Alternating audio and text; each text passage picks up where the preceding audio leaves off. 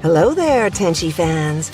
Patria Burchard here, the voice of Ryoko, with an exciting announcement. Armature Entertainment is launching a Kickstarter campaign to reintroduce the 1997 Tenchi Muyo comics to readers old and new. For those unaware, Tenchi Muyo started out as an OVA series or direct-to-video release in Japan in 1992. From there, it became popular the world over for its mixing of sci-fi, comedy, romance, and, of course, zany adventures. When it became popular in America, these comics were made to try to appeal directly to American comic fans. This release, Tenchi Muyo, the American Tenchi Continuity Omnibus Edition, combines all 6 issues of the storyline Ryo Oki's Day, created by artist Matt Lunsford and writer J.D. Calderon, into one complete collection.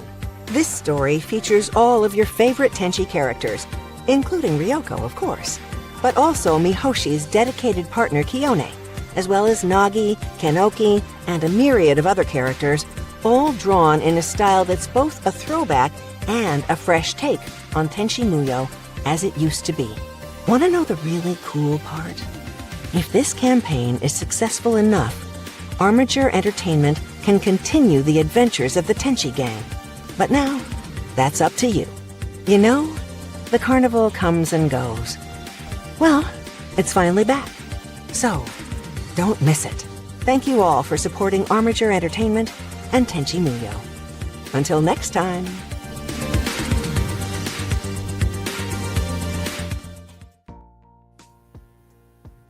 All right. Hey, everybody. We are live, and the campaign is live. Coming to you from this side of wherever we are. As you just heard, that is our good friend John Lobo. My name is Michael Purge. We have the president of Armature Entertainment, Wesley Vaughn, and of course, the man who very literally created this, helped create it, J.D. Calderon. Yep, I'm here. How you doing, guys? Thank you for having me. Man, thanks for being here, JD, and hosting, Mike. Yeah, this is great, man. It's been a long time coming. It feels really weird to see it finally go live, and let me see if I can pull it up here. Should be able to add it to the stage. See how this looks for everybody. Let me do this, maybe add it. There we go. So, oh, nice. There we go. All right. So we're live, and you can see there 50,000. That's what we need, folks. That's the minimum we need. You know, we need to be confident that we can deliver you all the product at the end of the day if we reach the minimum goal. And you know, as happens sometimes in different places, different parts of the world and history. Well, right now we are in a time when you kind of don't really know what's going to happen tomorrow or any given day regarding shipping costs, tariffs, all kinds of things like that. But you know, we are going to do everything we can. We wanted to, you know, just make sure that we are that, you know, one, we're gonna be okay at the other side of this, and number two, that, you know, that we can deliver. What did they say as of right now? This could change, I don't know, but Mike, what did the news say about like Hong Kong recently, for example? Is it can't go there, or it would have to be like USPS won't? So the way that Hong Kong just announced that you could still do FedEx, you could still do there was another one, they just weren't taking USPS, they weren't taking mail to and from Hong Kong. But I mean, if we have to shoot it out of a cannon to get it to you, and that's the only way to get it to you, we're going to do it that way. You know, it's been just, you know, logistically speaking, it has been very interesting to kind of figure out. There's a lot of countries I didn't even know existed when we were looking around at what to do. And but we finally got here, and we're going to get it to you as good as we can. And so, again, I'm seeing people pledging. It really, really means a lot to us that everybody's doing this. And of course, again, like, we would not be able to do this without the incredible support, not only of you guys, but of JD here. JD has run, he's not just the writer for this Tenchi Muyo series. He also has done, how many Kickstarters have you done, JD, at this point? Yeah, I think 49. Wow, between two accounts. 49? Only 49. 49, 48, somewhere in that area. Like, do you remember how many breads you've eaten in your life? It's somewhere in that area. And I've done some Indiegogos too. So, man, wow, man. So I mean, yeah, this is. I mean, look, I've never tried to raise this much money, but it's also. But I also don't have I'm working on the Oswald Chronicles, which is my own tiny little thing. It's my thing. But Tenchi Muyo is a huge property, man. You guys, it was on Toonami and all these different places, and it's been around for a while. So, and it's funny because whenever I talk to people about it on my podcast, they're like, "It's what? When? Really?" And they're always like really surprised about it. And they're like, "Oh, I got to sign up for that." And it's people I would have never have expected who have been touched by it. Like, there was a weird question had come up, and somebody asked, like, when do you even think about Tenchi Muyo, right? And one guy said, "Dude, I think about it every day." And I was like, what? that's his Roman Empire. So I think about it. Yeah, it was something very, very, very bizarre like that. Cool dude. It was another creator, and like I was like, okay. And I think this happened last Sunday, and I was just like, wow, okay, all right, cool. And I mean, and the one thing, like Daphne, my wife, she used the letter on the original series. She said she had posted up something on Blue Sky about it. And you know how these things go. You post something and people forget about it and it disappears or whatever after a few days. But she said that post just kept growing and growing and growing. And she just kept seeing engagement on that post because people are excited to see it. People like I know it because I wrote it. You guys know it because you're huge fans. But I think there are many, many fans that are undiscovered, which gives us huge potential. So I think this is going to be. I think it'll probably end up surprising all of us. Which is a good thing. Yeah. I told I've used this. Sorry, I didn't mean to jump in front of you, John. But like I actually had to tell everybody yesterday when we were talking about it. I dated myself by saying this like the Children of the Corn, and then I realized that like that movie came out in like 1987, and so Gen Z individuals they probably have never seen that movie. They don't know that reference. But maybe Stranger Things referenced it. I haven't watched it, so I don't know. Maybe. Well, I mean, I haven't seen Stranger Things, so I don't know. But Tenchi fans are fans that will come out of the woodwork. Like they will always show up. They will always like you may not know. You're like, I don't know if this is going to do that well, and you say Tenchi Muyo, and they just like start coming out, and it's crazy. It's crazy. I mean, the fact that we're sitting here almost 30 years later from the comic, and people still are like, "Hey, I remember this. Let's go." Mm-hmm. I just wanted to say on that, talking about Daphne posting about it, which was great because I saw that engagement kind of happening in real time, and like I'm sure experienced at different intervals throughout your career, JD, and stuff, like when people find out that you were involved with something Tenchi Muyo in any capacity.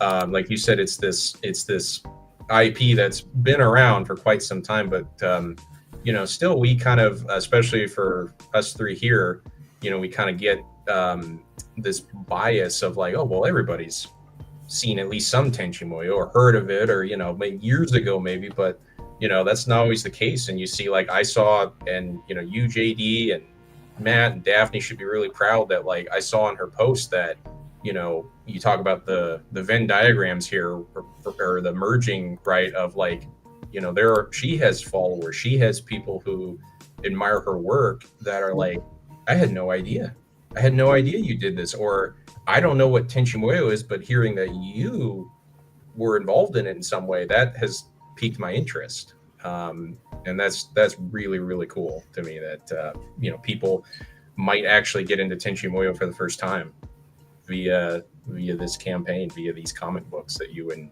Daphne and Matt, you know, made a reality all those years ago. Yeah.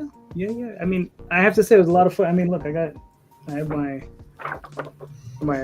There we go. There we go. OGs. Yeah.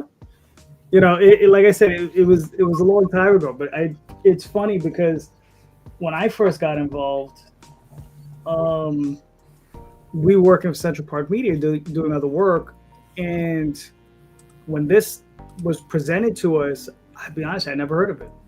You know what I mean? I was like, I just didn't know what it was, and I just remember getting that batch. And I told you guys, I told Mike when he interviewed us, you know, I got 12 VHS tapes at the time. You know, it was the entire Tenchi universe. You know, all the episodes, and I watched those suckers over the course of 2 days. You know, and they said okay, and then I put together 2 proposals. They picked the one they wanted. That was the one Ryoki's day, because Ryoki, I guess, was the character they were pushing at the time. They had the plush toy, which I think I still have somewhere. Oh wow, an OG. I mean, heck, I think I got one somewhere too. Yeah. I'm pretty sure. I'd have to dig them out, but I got them somewhere in my library. But yeah, man. I mean, they were really looking to push that character. So it was like, okay, so we'll go with Ryoki's day, and you know, it was a blast. You know, I just remember handing over the scripts and them approving them, Matt getting them. And it was always funny. The funniest thing that I ever found about those scripts was that I wrote them to be 24 pages each, right? But if you ever read the comics, you notice that 26 pages, 30 pages, you know, they're like all over the place as far as that's concerned. And that was Matthew, because we had already worked with one another. He knows how I work, I know how he worked. And he would just be like, I want to put in a splash page here. You know, it's like, that's just the way he worked. And it was just like he put in a splash page here and there. It would just, or he was like, you know, he would just say, okay, this scene needs 2 pages, not 1. So he would just go ahead and just do whatever, and you know. And the funniest thing is, he never spoke to me about it. He never spoke to the editorial staff about it. He just did it and turned in the pages. And it's just like, here you go. I mean, hey, seeing some of his work, I'm like, hey, let the man cook. You know, right? Yeah, exactly. And they never fought him on it. They never said anything counter to it. You know, I certainly didn't fight him over, because the more pages, you know, if it went up to 28 pages, I only did a 24-page book, and they paid me for 24 pages. Then they had to pay me for the other 4. Hey, thanks, Matt. There you go. I was just like, thanks, man. There you go, man. So, so was that always like, was that fun for you, JD, or were you just more like, oh, at first, like when you would see, I mean, again, how you kind of envisioned the scene and how you were writing it, okay, and you know, you're a comics guy, so you can kind of envision, okay, here's how many pages it should basically be, and then getting, you know, surprised like that, you know, seeing Matt do that, was that always fun or welcomed, or was it like, oh, sometimes? It's all right, it's never unwelcome, right? So I mean, I can't tell you it's welcome, but it's never unwelcome, because I do enjoy seeing it, right? Because it's like, it's my interpretation, it's his interpretation of my work, right? And then it's no longer my work, it's our work. Mm-hmm. Right. Mm-hmm. So that's what I enjoy seeing, is I enjoy that. I do that currently with the artists that I work with now, and like, just let them breathe, right? Let them do their thing. I mean, because I know there are writers out there and they go panel 1, scene 1, 3/4 worm's eye view, and it's like, okay, and it has to be, you know, it says, you know, I want the lighting from the left-hand side, and I want a certain chiaroscuro look to this panel, and I want to make sure this book is on the nightstand, and then okay, now onto panel 2, right? And they just do that for the whole script, and it's just like, you know, you're choking whatever creativity the artist can bring into the project for you. right? One Yeah. thing. Oh, sorry, JD. I mean to jump in No, front of no, you. Well, I was just gonna ask. There's that you guys were at conventions, in the '90s. What was that like? Oh, that was dealing with fans and like what was like being at the Pioneer booth and everything. yeah. No, that was crazy because I mean we went out there and we were young. We didn't know what we were doing. We were like, we were like, we were just we were just out of college. And we were just like, how do we handle this? But we were signing books and it was fun. It was a great experience. It never got as crazy as one would hope, but it did get crazy. And the other funny thing about the Pioneer booth at the time, they were giving away the copies, right? Yeah, at San Diego, they were giving away the copies because they would send us cases of the stuff out here to the East Coast, and we were selling them, and we sold tons of those books. I mean, we sold that stuff by the tonnage. At one point they were like, "Guys, we can't send you any more cases." We were like, "All right, fine." But we're making money. Like we were like, well, you guys, and it was one of those things, and that had more to do with the fact that we were young, we didn't know any better, so we were just like, yeah, just send us a few extra cases. What's the big deal, right? I'm sure we have like 3 skids of them at the warehouse, which they didn't. But yeah, it was just fun. It was a lot of fun. Would you mind if I showed the picture of Matt from the '90s? Go ahead. Sure. It's Matt. It's not me. Well, one of the ones they sent in with both of them, or is it just Matt? It's just Matt. Yeah, it's just Matt. Yeah. Right. I never. I don't think I don't think I ever snuck into one of those pictures, so it's okay. Well, yeah, I think your name is on the table. Right. On one of them. Oh. Yeah. You didn't photobomb it or anything. No, I was. I think I was camera shy those days. So. And yeah, if you got a mic, I mean, yeah, and not to air that dirty laundry again about the details of which, but that you guys had talked about in a Tenchi Cast episode with Mike here about there was a budget for more and then there wasn't, and so I really do I mean it sucks that happened, man, but like I'm glad we could have hopefully here we make that minimum here, but kind of I feel like, I mean, again, it's part of what we want to do, it's a part of Tenchi, but all of that, but it's also like like it's kind of this second chance for your guys' work too that I feel like really got which happens to a lot of great folks and happens in life and stuff, but like even though it's some years later, I love the idea of like, no, like let's bring these things back and get them in the limelight, because their time was cruelly and unjustly cut short. Yeah, I think that's the only part of it that that was kind of a shame, because it was what could have been, because they wanted us to do another 18 issues. Wow. They wanted 18 issues. El Hazard was supposed to come out. We were supposed to finish Phantom Quest Corps. Yeah, it was a thing. It was a thing. I just want to jump in here real quick and just say to everybody in the chat who is, saying, thanks for keeping it Tenchi in the public view, and the people who pledged to the Kickstarter. We really appreciate it, everybody. This has been, we just literally right as I said that we just hit 4K. So, Wow. it really means a lot to everybody that, we can finally kind of give this as you put it one time, JD, the trade paperback that it always deserved. Mm-hmm. For sure. Because, yeah, like I said, if I had any regret, it was that. It was like we never got the trade, because some of the other stuff that we produced through CPM, those ended up all in trades at one point. But this one never did, and it was just a shame. But it was because situations.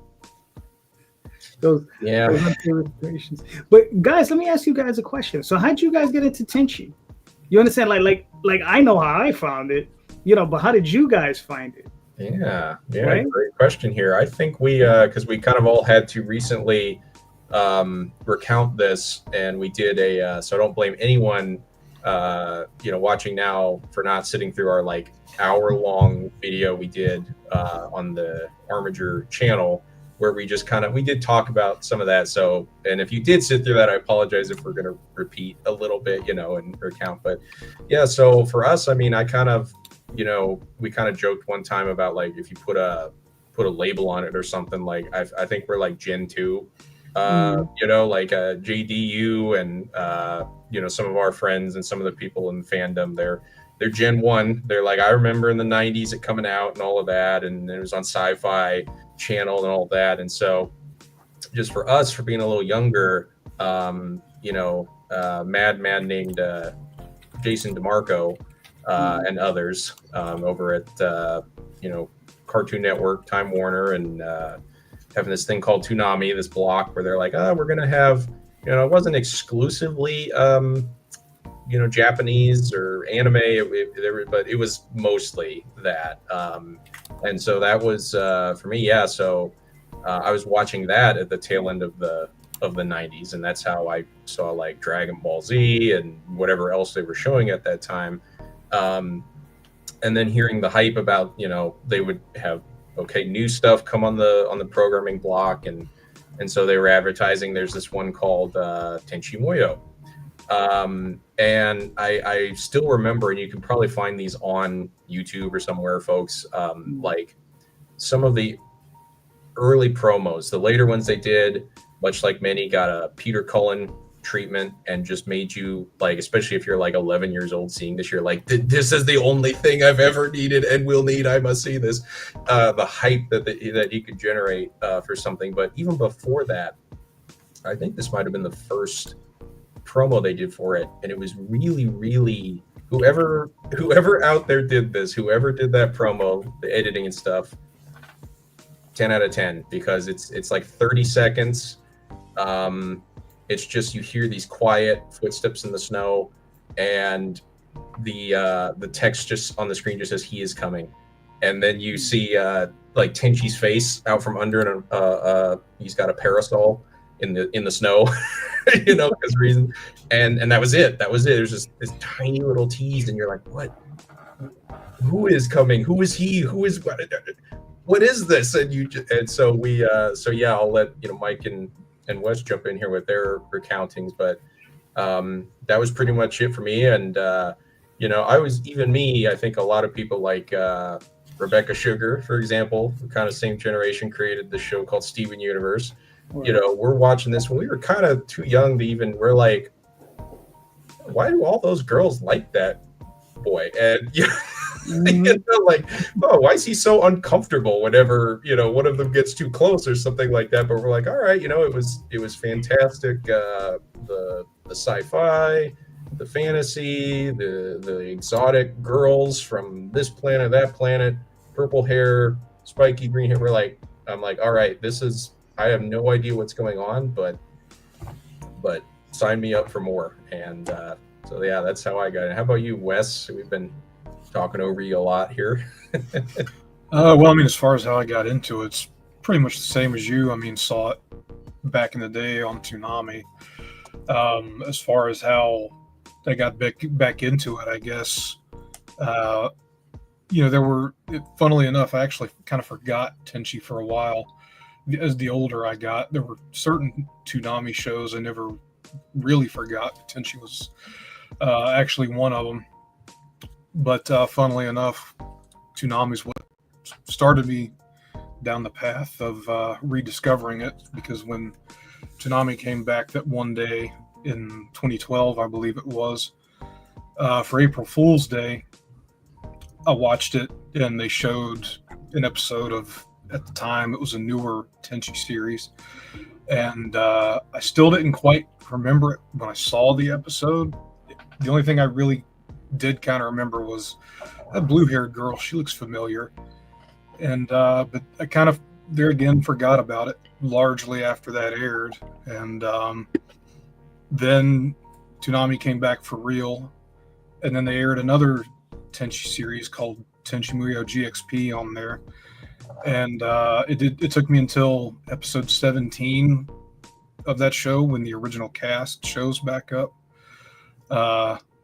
to kind of connect all the dots and remember it, like, oh, this was that show that I used to watch as a kid and had largely forgotten. And then after that, I bought a bootleg box set off of eBay because I didn't know any better.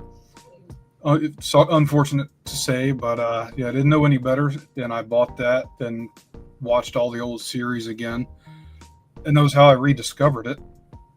And that was back when I was in college, and I was one of the kids who stayed home, went to community college. I didn't go off to a 4-year school, and all my friends had moved away, and it's like, well, I'll seek some friendship, I suppose. And I ended up joining this Tenchi fan site of all things. And I remember at the time I was like, I'm not quite sure why I'm doing this. It seems so out of character for me.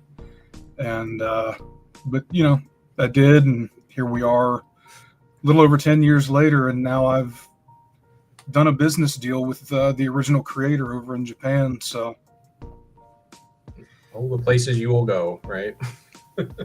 Tenchi has that ability to grab people. Everybody who is everybody who's ever touched this thing, whether it's a fan or whether it's somebody who is a creator like you, JD, or anybody, it sticks with you. And that was kind of the thing for me. It was like so many people, I saw it on Toonami. I remember I would watch the original Toonami, which was, Moltar and, DBZ, Sailor Moon and all that. And I don't remember if I saw He Is Coming, but I obviously would see it at some point. But there's that Toonami did a bunch of iconic 2-minute, minute-and-a-half long promos.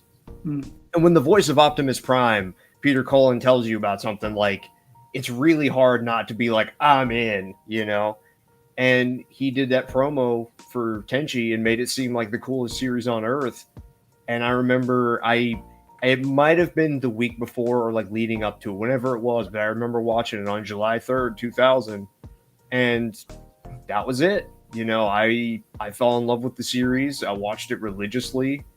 And basically here we are. I had the entire series on DVD, and throughout my high school experience I kind of got away from it a little bit, and then I came back to it. I got back into the fandom, and through a number of different instances of things happening, I created a website that a lot of people flocked to about Tenchi, and it became the website that people flocked to about Tenchi. And then one thing after another was, we started meeting the voice actors. We started, working on things with the show. We started, podcasting about the show. Podcasting when, before podcasting made people $100 million deals on Spotify, like back when nobody knew what a podcast was, And so, here we are. And it's been, no matter what has happened in my life, Tenchi has always kind of been there in the background. It's been a thing that's like, a totem. And also say, folks, I'll be the first one to break the ice here. So if you see one of us like I'm about to do, screen go dark, whatever, fret not, do not, and don't wait on me. Just gotta, we got a long stream here. So we're going to have to take little breaks, little pit stops along the way. You know what I mean? So BRB. There you go. Very nice. He's gone. He's fell into the abyss. Mm-hmm. Thank God. I mean, what? Yeah. But yeah, that's pretty much how we got all into it. And it's funny too, because I remember actually on the Tenchi Muyo Ultimate Edition DVD that came out, that got put out in, I think, 2001, 2000. They had the entire Tenchi comic on it, and Wow. that was actually the first time that I read through it was on there. Mhm. And it was really interesting because like Tenchi is one of those things, you know, I even saw it when, you know, Daphne posted it, that there were so many people who were like, whoa, I've been a huge Tenchi fan for so long, but I didn't know about these comics. Like Right. Tenchi is like I don't know if there's a video game metaphor I can use here, but it's like, I don't know, like Minecraft or something. Like no matter how far you dig, there's always something new to do with Tenchi. There's always some little thing that you might not have heard about. And it was just really exciting at that time. I was like, whoa, you know, Tenchi comics, this is pretty cool. Yeah. I mean, I know each issue had a print run of at least 10,000 books. So there was a decent amount of books out there. But yeah, I mean, it surprised me to see the prices on some of those books now. Oh my God, yeah. Trying to get all 6. Yeah. And I was just like, yeah. And what's really funny is sometimes I'll catch a copy in a dollar bin. You know, it's rare, but it's primarily because the retailer just doesn't know they just don't know what they have, and people they'll let go of their collections and they'll sell them to a retailer, and they'll just because they don't know what it is, we'll put it in a dollar box, and you know, you pull it out, you go, ooh, you know, you get lucky. Yeah, it is a lucky find. Wow, somebody got it for that, because I think as you all were talking here, yeah, once you know something goes out of print, particularly the anime adjacent realm, I'm sure others as well, like then it's like, oh man, that's scarcity value, you know. Yeah, because I mean, I've heard of all 6 issues going for $200 on eBay, which is, you know, Yeah, it's not uncommon. Wow. Yeah. Wow, man. crazy amount. Yeah, and I mean, you know, well, and considering the hardcover comparing the prices is a bargain. Oh yeah. You know, so. Yeah. Well, do you think, gentlemen, however you want to, I mean, proceed is fine. We've got plenty of time here, but you know, since we got JD with us and you know, Matt with us in spirit, I guess you could say in that way. Yeah. Like, you know, maybe we want to like, you know, talk a little bit about the tiers that we're offering and kind of what you know, what comes with those tiers. What do you think? Yeah, let me see. I think I could scroll down here. Okay, Yeah. cool. We can Some of scroll that down. involves you know, Matt and JD contributions here. If we take a look here, maybe you Scroll.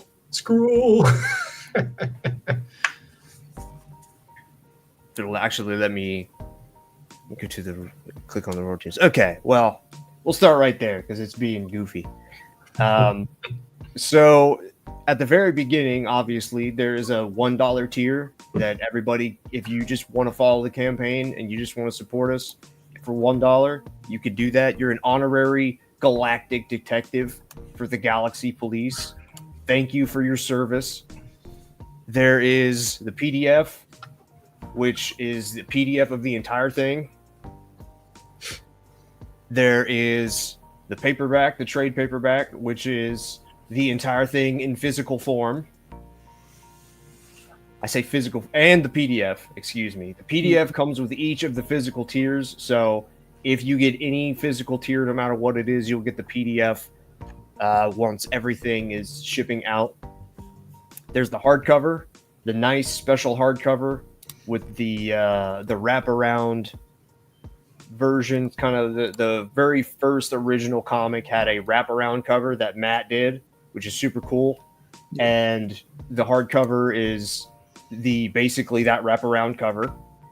The signed paperback, signed by one of the gentlemen with us today, Mr. JD Calderon, and of course, artist Matt Lunsford.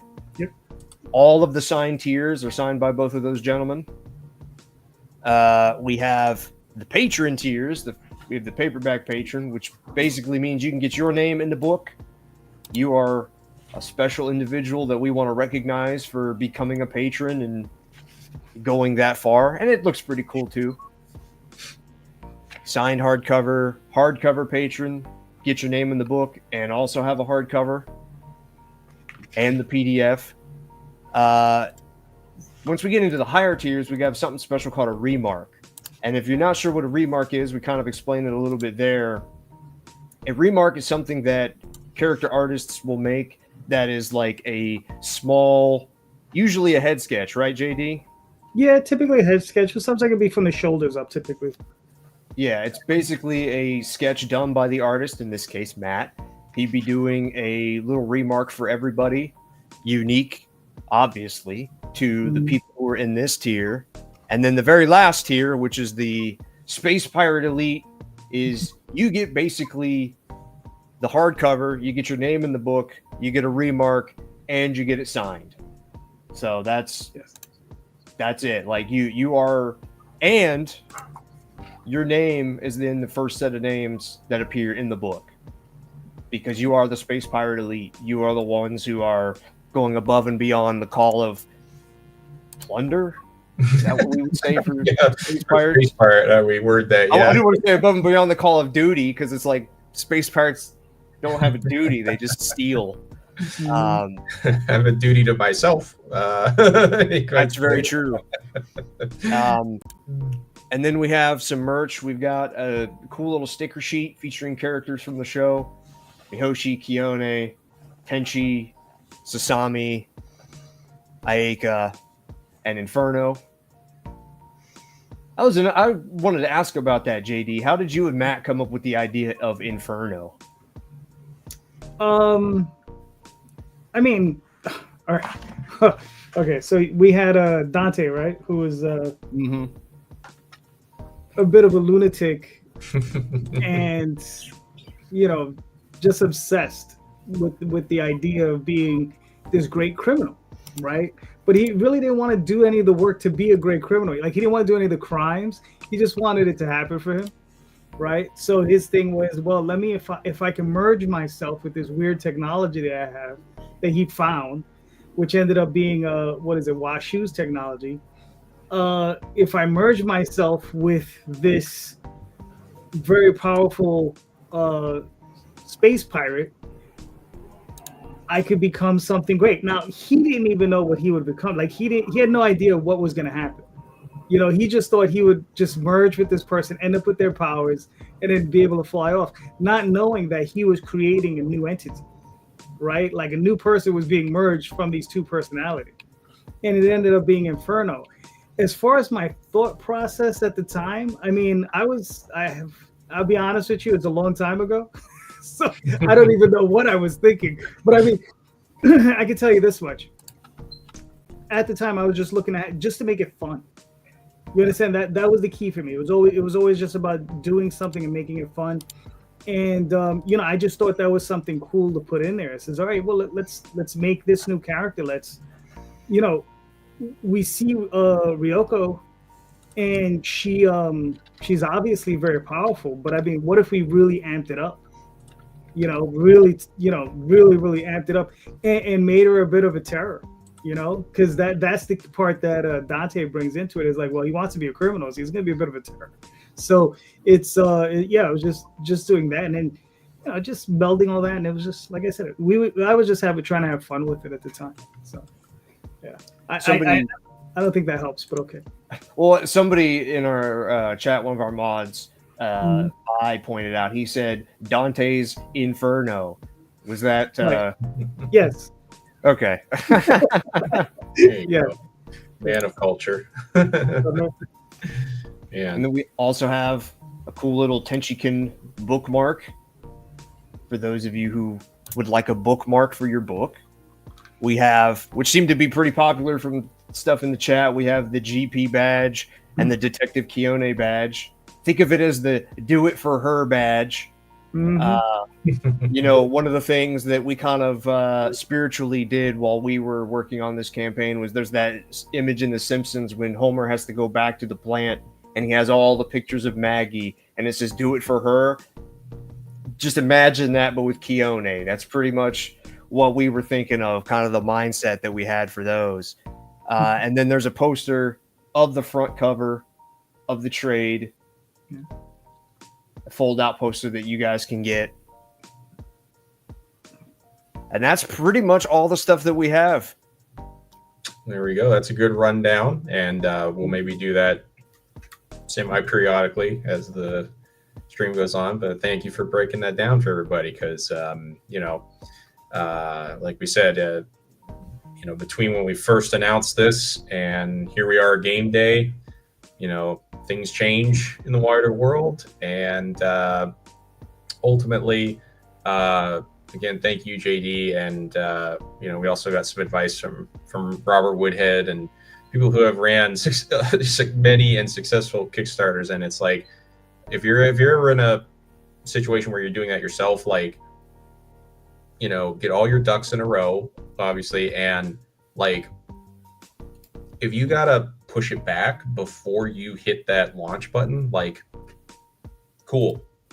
Like, it might be like, oh man, how much longer do I gotta wait, or how much other things do I gotta do? But like, that's why, again, folks, we are being so careful with everything, because like, once you click that launch, and as we're seeing right now, it's like, yeah, you won't get charged for it yet until, presumably, knock on wood, we reach the goal and the campaign ends and all of that. But like, once you start taking people's money, it's real. It's real at that point. That's, so if you can, as best you can, again, knock on wood here, if as best you can, avoid that kind of stuff before you get to that point where the clock is ticking, money's coming in, there are expectations now and all of that. Like, just do it. Just look before you leap, I guess. Good advice for anything, really. Yeah, I mean, like I said, I've done a few of these. So my advice to anyone is try to get the product, whatever it is. It could be anything, whatever you're doing. If you're going to do it through Kickstarter, try to get it as close to complete as you can before you launch. So if you can only get it to 80%, that's fine, but just keep working at it even while you're doing the campaign. And just, the campaign will allow you to set a date, expect your reward by X date. So just set out a realistic date. So if it's going to take you an extra 6 months, give yourself the 6 months, and at least this way, the fans will know. They'll be like, oh, okay, well, it's not going to be released till 6 months from now. So they're not going to start really hounding you until that point passes, right? Because sometimes they will get on you if you make them wait too long. There's been plenty of campaigns that have done that. But if you tell them, says, look, I promise it to you by X date, I'm going to get it to you by X date. But again, I would always say, push that date back as far as you can, realistically, and then always try to come in, what is that? Over promise, over deliver or whatever, make sure you get it in at least a couple months before you're supposed to. And then that way, everybody's happy. So yeah. Mm-hmm. There you go. The old Scotty method. Hey, there you go. Yeah, man.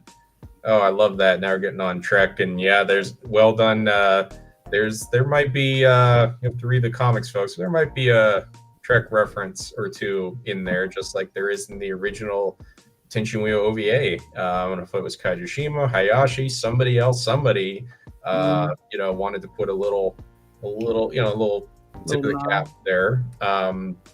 But man, I love that. I remember getting to the next generation and that being really, really, really fun for my dad, who, watched the original Star Trek way back when, and then seeing some of them in the next generation kind of thing, and him being there with LaForge, and LaForge being like, the commander, or maybe it was Picard, but being like, how long till you could fix the whatever? And he's like, I don't know, it's gonna take me like an hour at least.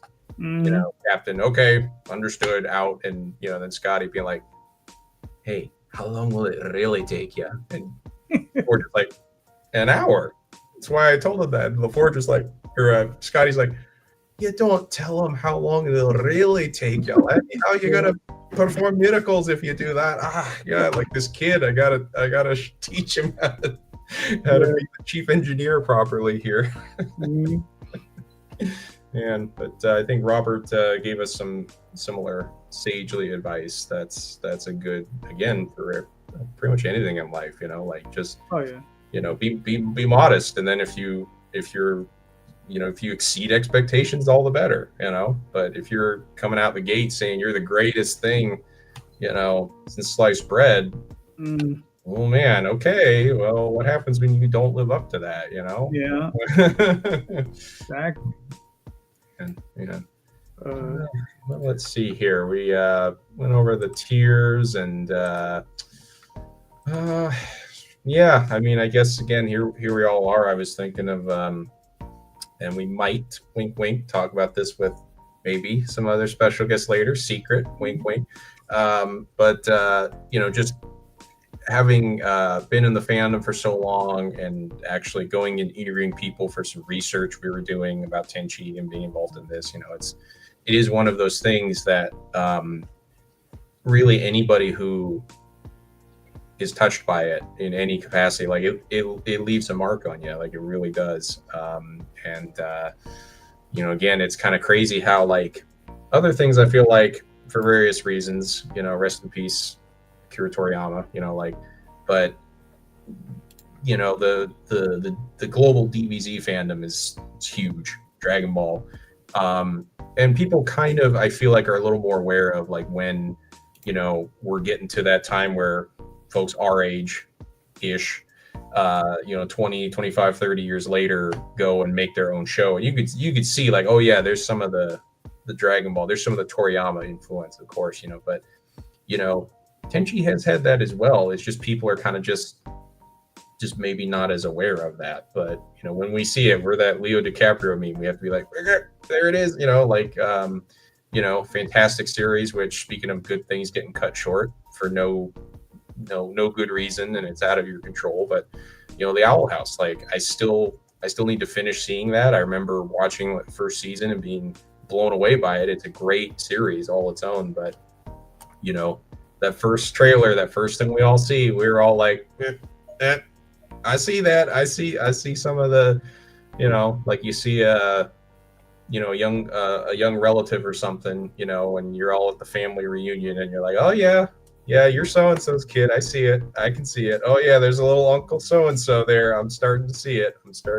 So that kind of stuff's really, really, really fun, and something that is, again, it's like, you want that creative thing to have wings of its own, and be allowed to be its own thing, but we're all inspired by things, and so it's really, really cool when you can see that creative lineage and realize how much of a, again, like, it's like Steven Universe.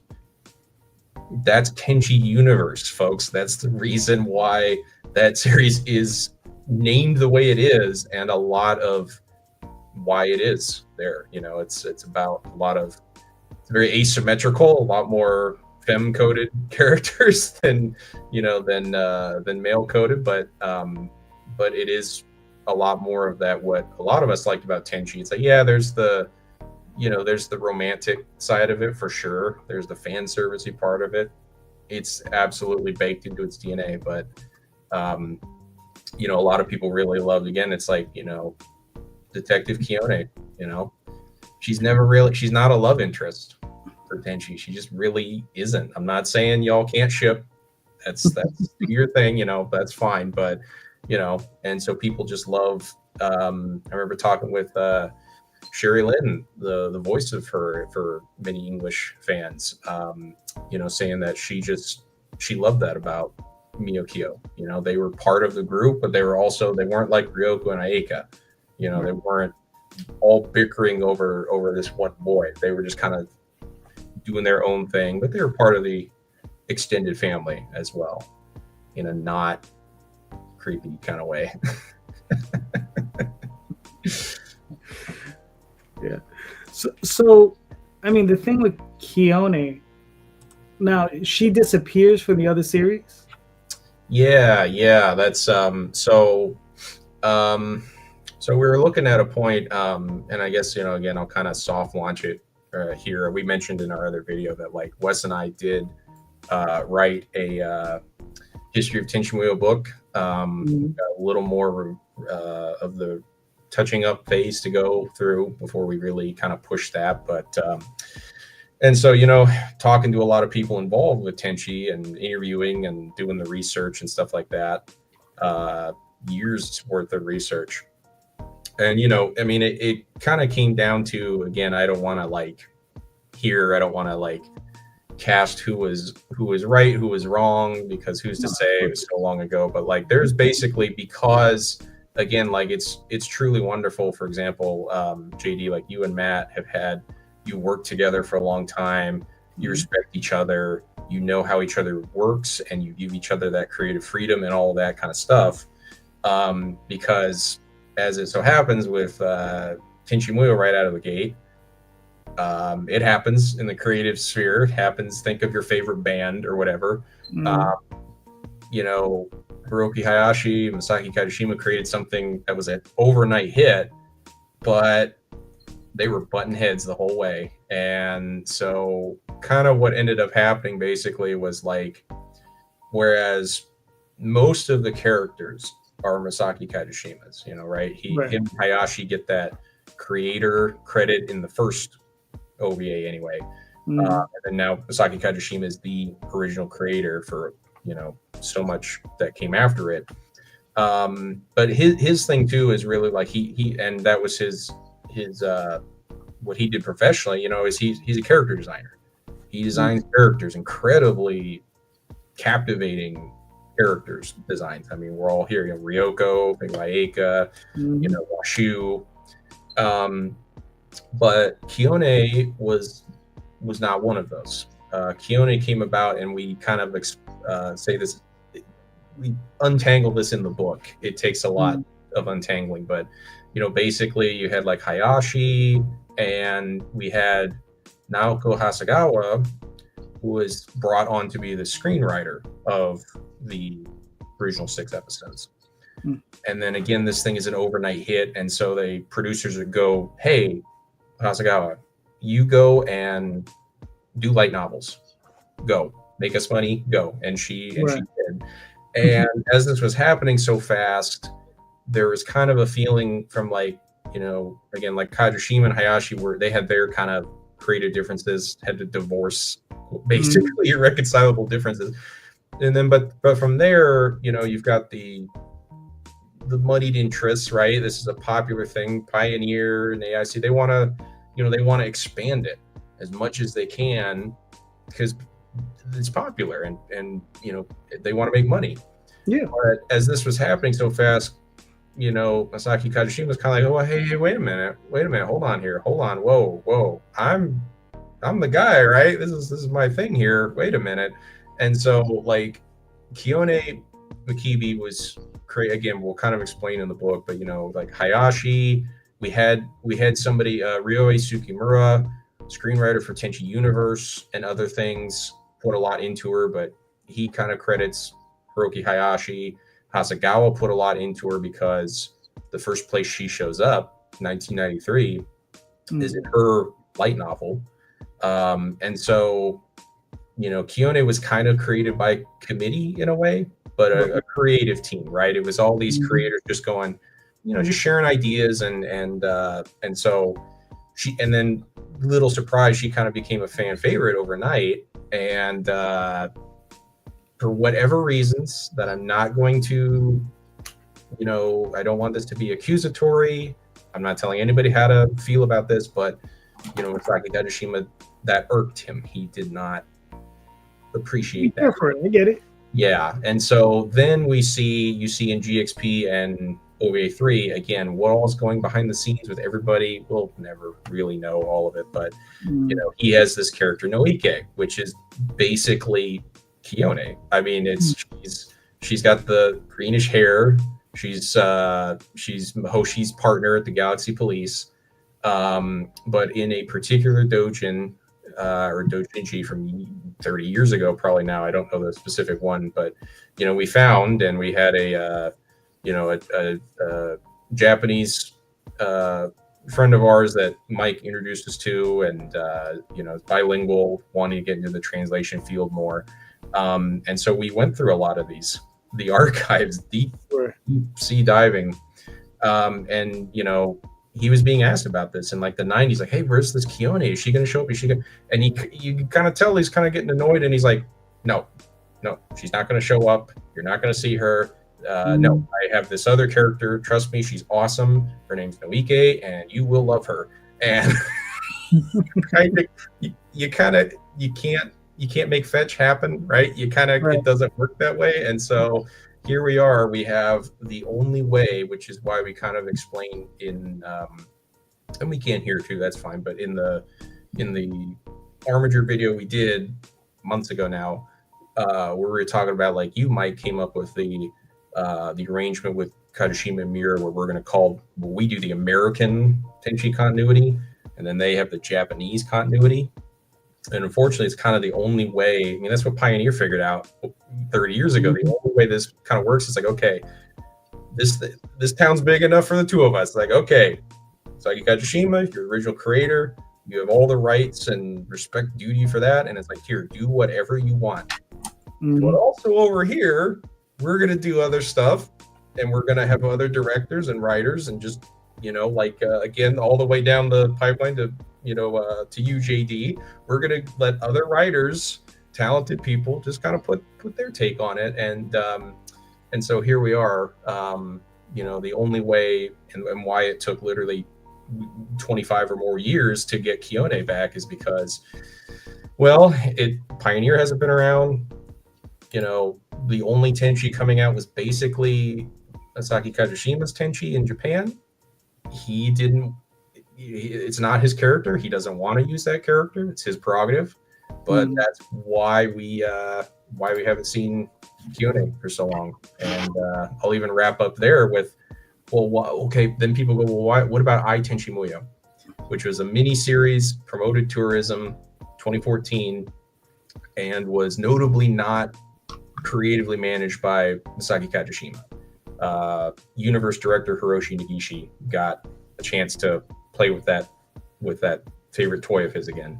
And people, okay, well, why didn't Keone show up there? Well, it's the first time I'm saying this anywhere, folks. It's like, well, we asked him, and this will be a detail in the book, but he basically said, like, well, I feel like, I'm paraphrasing here, but he's, Negishi's a team player.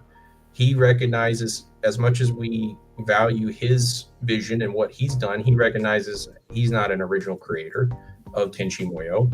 And so he kind of did it out of respect for Saki Kagoshima. He did it to not be divisive in the fandom over there. He's like, I just, was just kind of in a position of like, let's just let that sleeping dog lie. And but have some of the other characters like Ryoko and Aika and stuff come back for a little fun romp. And they did, and it was, but for all of us going, why couldn't it be had Keone? Well, I feel you there. I really do. But I see Negishi's point of view, where he was like, I don't want this. I don't want to make this a him versus me thing. I just want to I want Tenchi fans to have a good time. So here we are. But us, on the other hand, like, hey, it is what it is, man. No, with all due respect, Mr. Kagoshima, people over here, we love Keone. Matt loves Keone. Like, I love Keone. You love Keone. Everyone loves Keone. So it's like, we just want to hang out with her. For me, Mahoshi and Keone, that was the team. Right? Yep. That was the team. For a lot of people. Yep. Miyo Kyo. Yeah. And it was just like, I'm telling you, the high-pitched whine that will come out of Mahoshi's mouth as she said Keone's name, it always lives with me. That's the one word from the entire anime I still remember.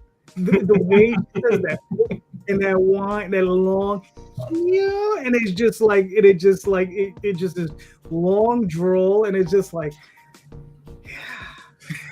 but it's endearing, because you can tell they're friends, you can tell they care about one another, and even though Keone is like frustrated as all hell by Mahoshi, she still loves her, as a friend, so that's one of the things I always thought they were cool teams. So yeah, and so it's just one of those things where it's like, well, you had Tenchi Universe, and then right after you had the movie, which is the theatrical movie, and it's kind of like, sorry, not sorry, Mr. Kajishima or anybody else. It's like, for many people, she's a part of that Tenchi Muyo experience. You might as well say, like, I want Tenchi Muyo, but no Washu. I want Tenchi Muyo, but I don't want Mahoshi.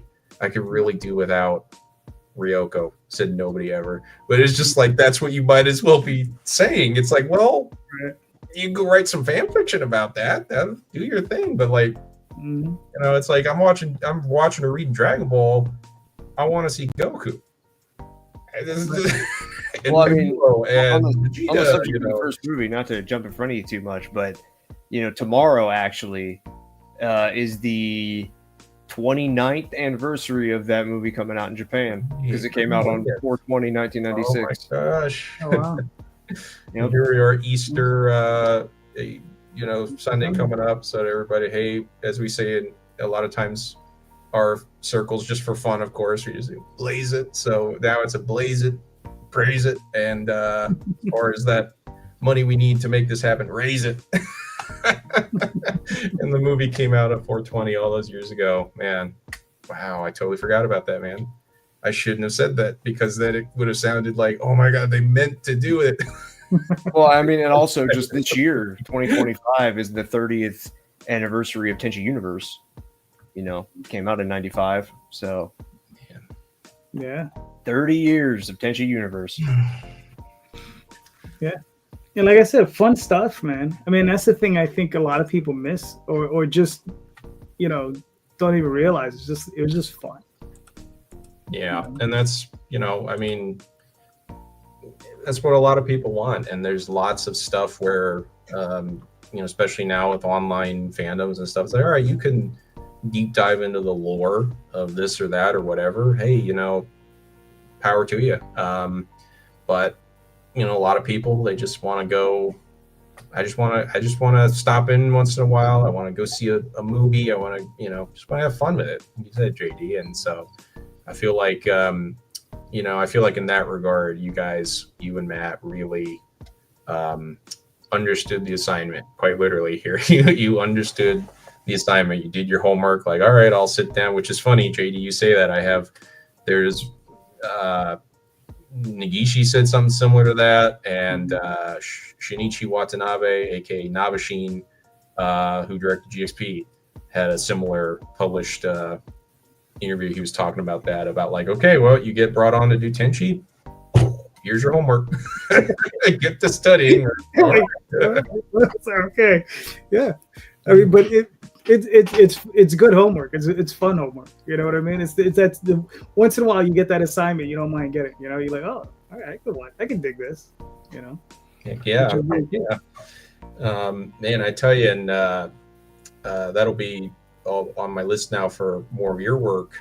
But also, I just kind of purposefully, like, there's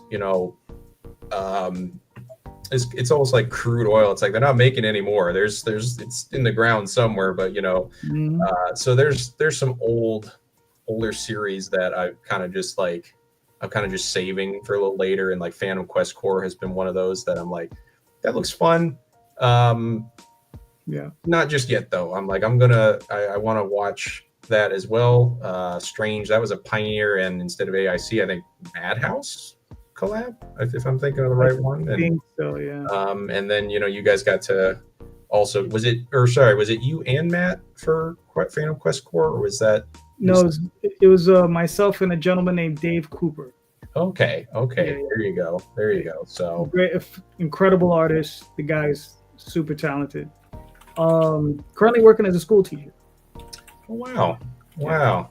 That's he teaches science. He'll teach science. He draws for fun. So. Oh, that's really cool. It shows people there, hey, you can, do whatever you want for fun. You can do whatever you want on the side, if the circumstances align right and you're good enough, you can do some professional thing. And then maybe that's completely unrelated to your day job, or what other things you are accredited to do or do.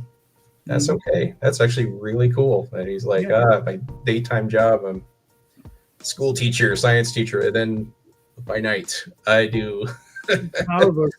Well, he worked professionally for DC for years, but he didn't. He did one or two. He did some inking work primarily, but most of the work he did was for the advertising department. So if you saw like, I don't know, a can of Chef Boyardee and it had like Batman on it, that might have been his artwork.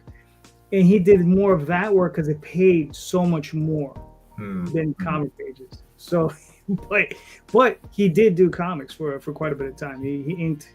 He was an inker, and he did, I don't know if he did any penciling, but I know he did a lot of inking. You know, and like he said, all the time at the desk inking was destroying him physically.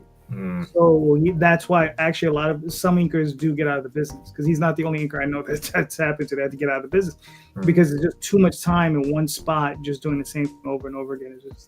It's a young man's game. Wow. Yeah, those guys who can do 30, 40 years of it, you know, you tip your hat to those guys. You know.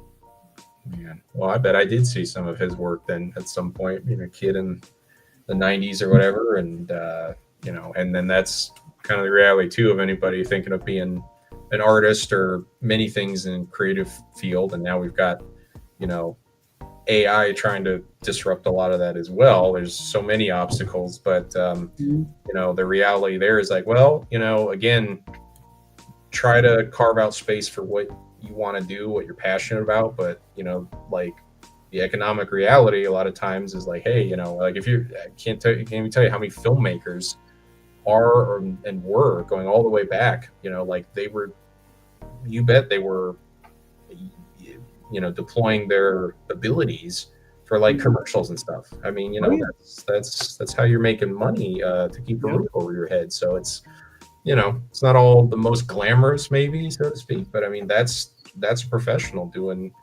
professional work, and you know, it's also really cool, you know. But man, poor guy. Yeah, I've always heard a lot of people watching this, I'm sure, have probably a favorite manga author or somebody who, if they've been at it a long time, that's hard on you. That's really, really hard on you. Yeah, it can be. It can be if you're not careful. You know, your head. You have to really be in the headspace to do it.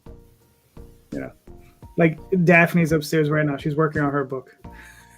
There you go. Speaking of, yeah, I mean, it's one of those things you have to be really impassioned with it. It's just like, you know, last night I was lettering one of my books for Oswald, and I mean, it's one of those things where it's just so you just keep going and keep going because you just want to do it. You know, I have a day job, so I do that, and then I come home to relax. I hang out with Daphne, and then I work on the books. You got Oswald there waiting for you. Yeah, exactly. Yeah, man. Also, gents and viewers and everyone, I will be right back. Goodbye forever. Can he finally be gone for this time? John is gone. So, JD, did you meet Daphne when you were working on Tenchi Muyo, or had you done that with the stuff at Central Park? No, it was long before that. Oh, okay. Yeah. It was long before that. When I originally had a company called Golden Realm Unlimited, and that was when we first started, like Tall Tales and Dreamweaver and all this other stuff. And that's where I met Matthew and Daphne at the same time. They were both going to high school, the High School of Art and Design. And I met a mutual friend introduced us, and then we did that early stuff, and that was basically the foundation for us to do Tenchi Muyo. You know, because that's the stuff that was our learning ground. That's where we learned our craft to get it up to a certain level where we could do something like Tenchi Muyo. Because if it wasn't for that work that we had, that pre-work that we had done, and literally hundreds and hundreds of pages between us, we would have never been able to do Tenchi. We wouldn't have been ready to do that. And that's the one thing. If there are any young creators out there, look, your first comic book is probably going to be bad. Your first 10 comics are probably going to be bad too. So you gotta have to get those out of your system. You just got to keep working, and it's going to take a few years. You know, there are very famous creators where you look, you know, there's a guy named Dave Sim. He did a book called Cerebus. If you look at the first 25 issues, you can see there's a promising creator there, but those 25 issues are kind of rough, right? But when he gets to that next stage, like at issue 26, and the run from 26 to the end of the series, the artwork is just incredible, and he just keeps getting better and better. You know, he becomes a master of his craft, you know, through that process. But it takes time. Nobody tells you when you're 19 years old, says, oh, you're not really gonna get good to you until you're in your 30s. You know, nobody tells you that. You know, there are very few people who just come out and they're like, oh, they're great. But even then, you have guys who are great in their 20s, but when they're in their 30s and 40s, if they continue, they're like in the moon. You know, like they're like, you think you were good, they were good at 26. Wait till you see when they're 46. You know, they're off the planet. That's the one thing with art. You know, unfortunately for athletes, it's the opposite direction. They're great when they're young, and then, you know, unfortunately we all age out. And then, but with art, you know, the longer you do it, the better you're probably going to get at it. There's a breaking point for some people. Some people start to diminish, but you know, a lot of people can do it well into their 60s, well into their 70s. I know John Buscema, Jack Kirby, a lot of these guys worked till the very end. Like you know, they're literally artists. They're in bed painting, and they like expire, you know, while they're working.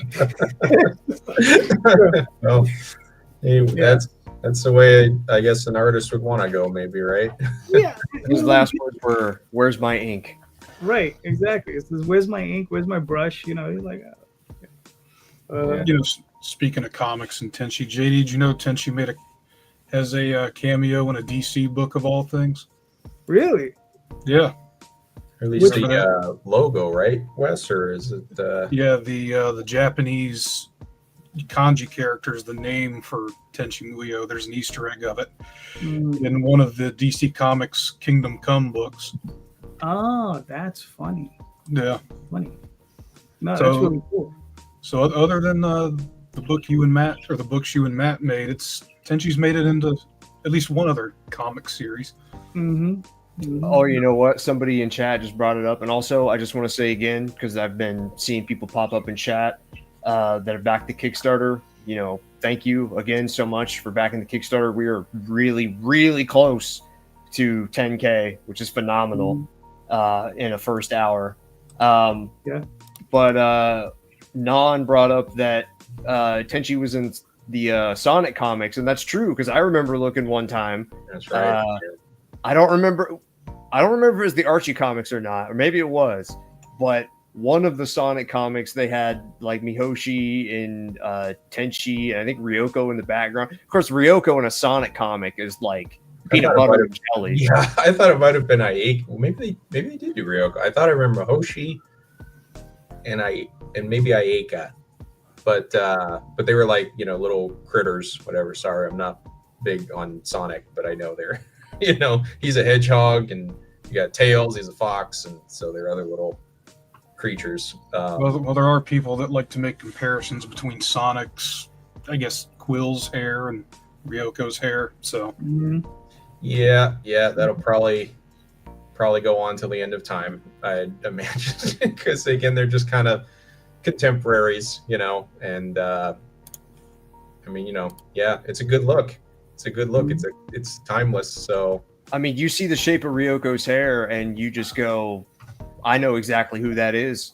You know, like I mean, some people might say Sonic, which is fair because Sonic is huge, but you know, it's one of those things you see it and you're like, oh, I remember that series. There was one I remember. I was talking to my cousin some time ago, and I had said something. I was like, hey, you remember that series you used to watch? He's like, the one with the big blue hair. I was like, yeah, that one. So that's the one. Yeah. Man.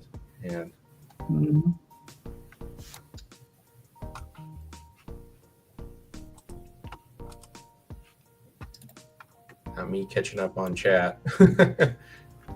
Everyone's thoroughly worried about me when I get up to use the bathroom.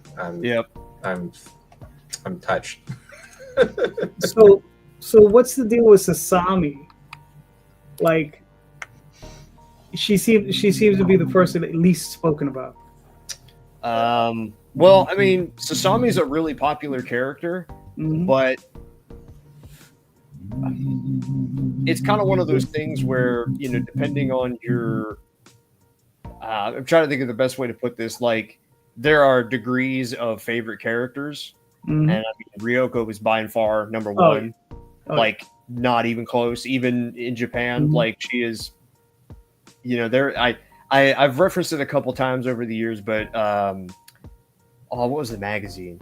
It was it was one of the Wizard ones Mhm. where they. This is going to bother me because I used to know this. Not in America, but even then, in America had a ton of. Every time they would do like favorite character, they would do like an end of the year thing. But in one of the ones in 2005, they asked people. This was right as OVA 3 was coming out. They said, who would you want Tenchi to get with? And Ryoko won like 51%, undeniable. That was New Type USA. Was that New Type? I think it was New Type USA. Yeah. I'd have to look again, but yeah, they did a web poll asking people like, hey, who's your favorite? And like Sasami, I think, was probably towards the middle or the bottom. And I think that's just because a lot of people view Sasami obviously as like a little girl, because unless you're talking about the OVA, it's she's just Aika's little sister. And so although they did this again, speaking of kind of the Keone thing, not that there haven't been and still are Keone fans in Japan, maybe more so here, maybe we're more vocal about that kind of thing, but like it might almost be the opposite with like Sasami, because then Pioneer spun her off as magical girl Pretty Sammy, right. And over here, like that just was never gonna be as big as Tenchi. I just think for multiple reasons. So I don't know about how it was received in Japan. I mean, I'm sure there were probably, but again, and us being in Tenchi fandom, of course we get the refugees or whatever. We got El Hazard fans, and we got some of that. So we got Pretty Sammy fans as well. A lot of people, you would think, and this is more often, you would think that anybody who like watches or is into Pretty Sammy kind of got there via Tenchi. That makes sense, but it's not to say they did make separate franchises basically. So it's not to say that, and we have met people, wonderful people who they actually, because it's more adjacent, it's the magical girl kind of realm, they got into Pretty Sammy that way, and then later got into Tenchi. They were like, okay, yeah, I've heard that this was, she was a character in Tenchi or whatever, and Tenchi and Ryoko, they pop up and have their own cameos in Pretty Sammy, but so there's no nobody said you couldn't do it that way. You could go one or the other, but in Pretty Sammy, does she have Ryo-Oki with her? Yes. I think kind of like Tenchi, they went ahead and went again, like, okay, they started as an OVA, then they did a TV version, and they went, because we can, let's just let's just have them be their own thing. So they're a little different, and I'm not as up on my Pretty Sammy as I am my Tenchi stuff, but Ryo-Oki is there. I'm glad that they kind of Pioneer definitely figured out, one, like you were saying earlier, JD, like push Ryo-Oki as the mascot. Right. They saw Pikachu, like they're like, I want some of that. Yeah. I get it.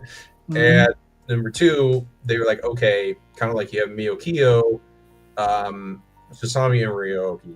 That's just kind of a natural winning combo. The cute little sister, the cute little pet, goes back to Speed Racer, or long before that.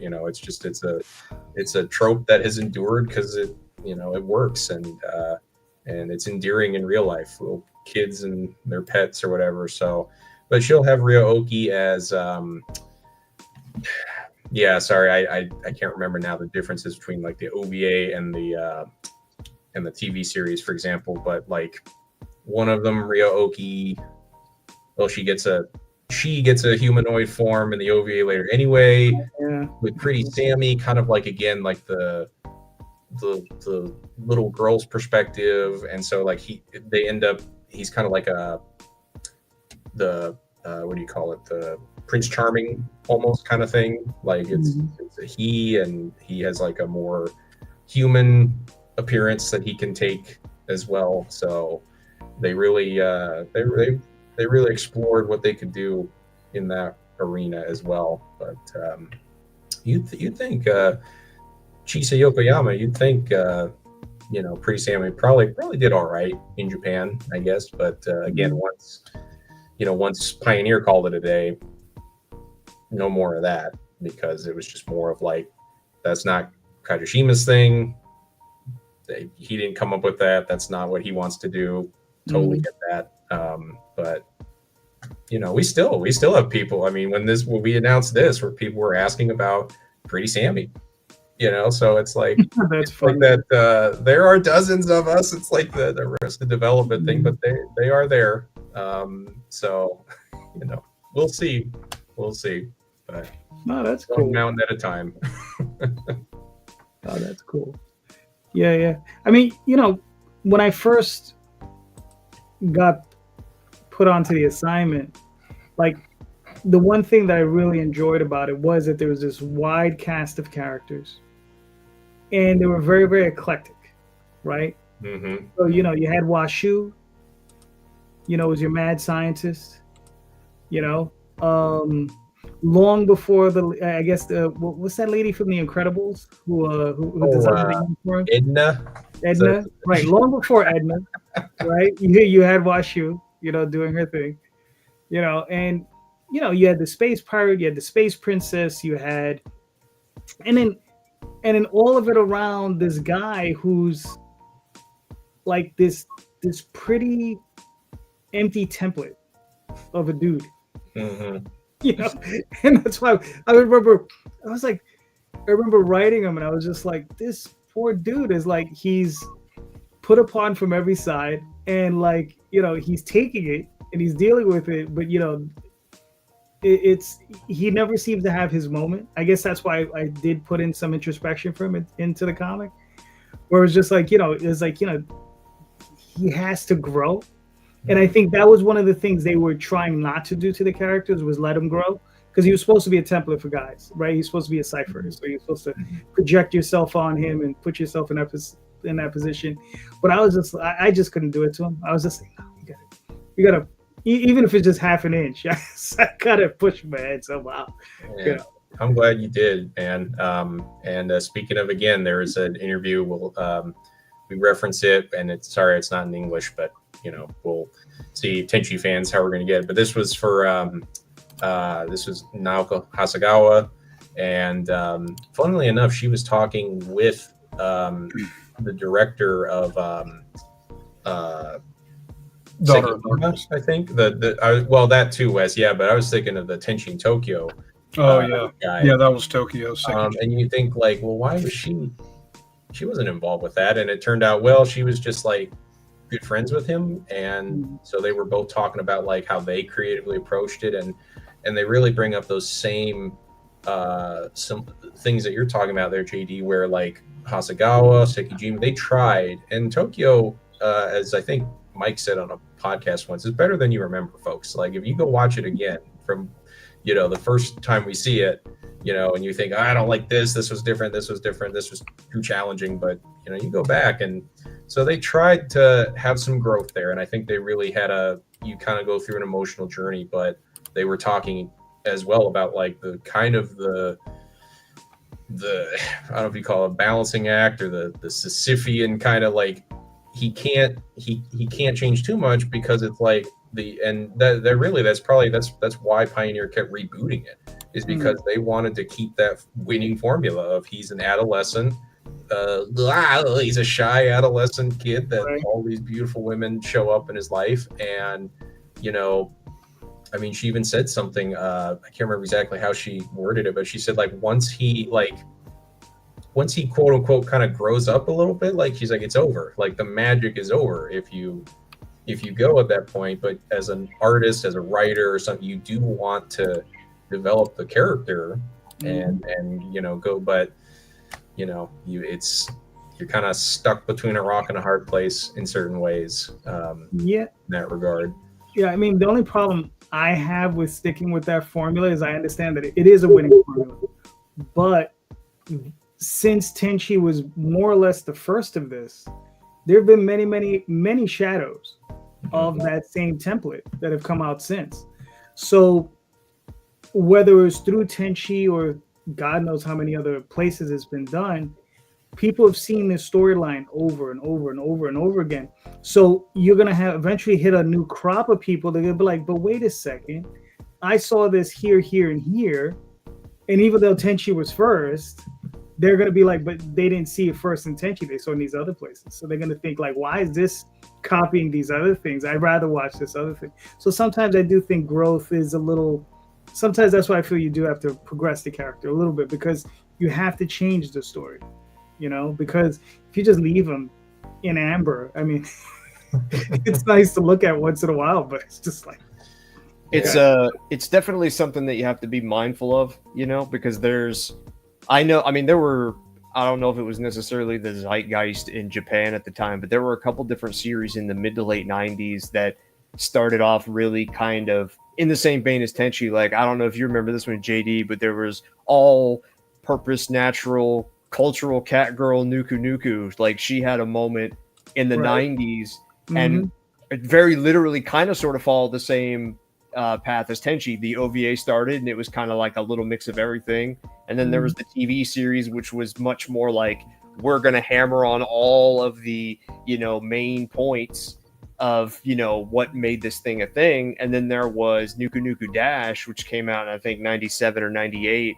And it was a complete flip. It was super serious. The tone had changed. You know, the main little boy character was now like a teenager. It was, you know, Nuku Nuku was no longer now like funny. She was like the Terminator because she was a robot, you know? right. And so a lot of people did not like it because they said, this isn't the Nuku Nuku that I remember. This isn't what I think it is. And so you run into that a little bit with Tenchi and Tokyo. Although I think Tokyo, I think, was kind of all of the gripes were not one individual gripe. It was like everybody was looking for a reason and they found it. And also, as I'm talking, we just made over 10K, Nice. 10,264. We're 1/5 of the way there. Wow. Thank you, everybody. Gosh. Thank you, everybody, Thank so you. much. Thank you. And, you know, it's been, you know, again, and kind of on that note, just like, again, these comics are kind of, in a way, kind of like that. They are a little bit different. You know, they go and do a couple different things. The one thing that I know when we talked years ago, I think it was 2020, you know, one of the things that I really liked about it was there's a lot of action. There's a lot of action in the comics. There's a lot of, you know, like Rob, his thing is like, I really like Rob as a character. He's an interesting character because he is, you know, you've got the side part of him being the mailman and all that entails. And then he gets in a giant mecha suit and he's fighting Ryoko and all that. And Rob being an action villain, I think is something that, you know, you talk about Tenchi being what it is. Tenchi has it's the hero's journey in many ways. You know, he's got all of these characters who, you know, for whatever reason, there has to be some kind of conflict. Tenchi is definitely a journey and not the destination thing, but it really, really helps when you have a character like Rob or you have a character like Inferno who can show up and, you know, blow up a car or whatever. And so, you know, because I mean, you have all these moments in Tenchi where you have, you know, the sword. You've got Tenchi's sword. You've got Ryoko, who's got beam weapons. You've got Aika, who can, you know, she can summon the Guardians. You've got, you know, Mihoshi and Kione can use all of their gadgets, and yet you see it very rarely. Right. And, you know, there's in the comic, it's like all of them, to some degree, use their powers. So it's really cool to, like, see something like that, you know? Yeah. Yeah, I remember, I mean, for me, it was just like, okay, let's hit the ground running, right? And just keep running. Just don't stop. Yep. Slow down once in a while. You give a nice, but you gotta. That's just to slow down your heart rate before you start on that sprint again. And that's just just a style of writing that I personally employ and prefer. So you have your quiet moments, but they're moments. But you gotta move that story along. You gotta hit the ground running. Gentlemen, unfortunately, I gotta go. All right. This was great. I mean, I think I was here. I was here, and I'm happy to see that it got over 10,000. So congratulations on that, and I think it's gonna continue on. So this was great. I'm gonna continue pushing. Anybody wants to reach out to me, you know where to find me. So yeah, man, this was great. Thank you so much. And I'm gonna actually leave my little screen on. It's gonna go. You'll see Oswald on there, just so it continues to run through my channel. Because if I just cut out, it'll cut out. Oh, all right. So I'm gonna let it run. But Thank I you. won't be in front of the computer. Fair enough. Man. All right. So Mike, Wes, John, this was awesome. Thank you so much. You guys are incredible. All right. Thank you, JD. Thank you again for everything, JD. Thanks, JD. Yeah. Thanks so much, All right. man. Take it easy. Take it easy, guys. I'll talk to you later. All right. All right, Thank man. you. Peace out. All right. Peace. Oh man. And there were 3. Yeah, man. Thank you. Is it my turn now? I know y'all are saying bad things about me when I got up and left. I bet you did. No. I like how you always assume the worst out of your friends, John. Yeah, let's talk about Eddie behind his back, like we always do. You think we'd really do that? You're right. Yeah, no. I'm sure checking the footage later too will prove my. Well, you don't need to do that, but Man. But no, I mean, again, thank you everybody for getting us to 10K. We're 1/5 of the way there. That's wild. To do that in an hour and a half is actually like really, really awesome. I mean, it really just kind of goes to show that, the power of Tenchi fandom. It's like, thank you. And I also, JD just stepped out, but at some points throughout the streams, we will have some other guests jump in with us and, kind of chat with us and have a good time. So, do what you got to do. Stick around. I know there are some people who are in Europe, in the UK, who are around the world who are watching with us. Thank you very much for staying up with us late. We really appreciate it. And to everybody who has been chatting, we see you. We appreciate you. Thank you to the mods and everybody who's, doing that all for you. We appreciate you very much too. So, yes, getting that coffee brewing, and so if you need a time to bow out, this might be a good time. But so I'll say now that hopefully we're like in maybe 1 or 2 more special guests, and we're looking at probably, let's see here, about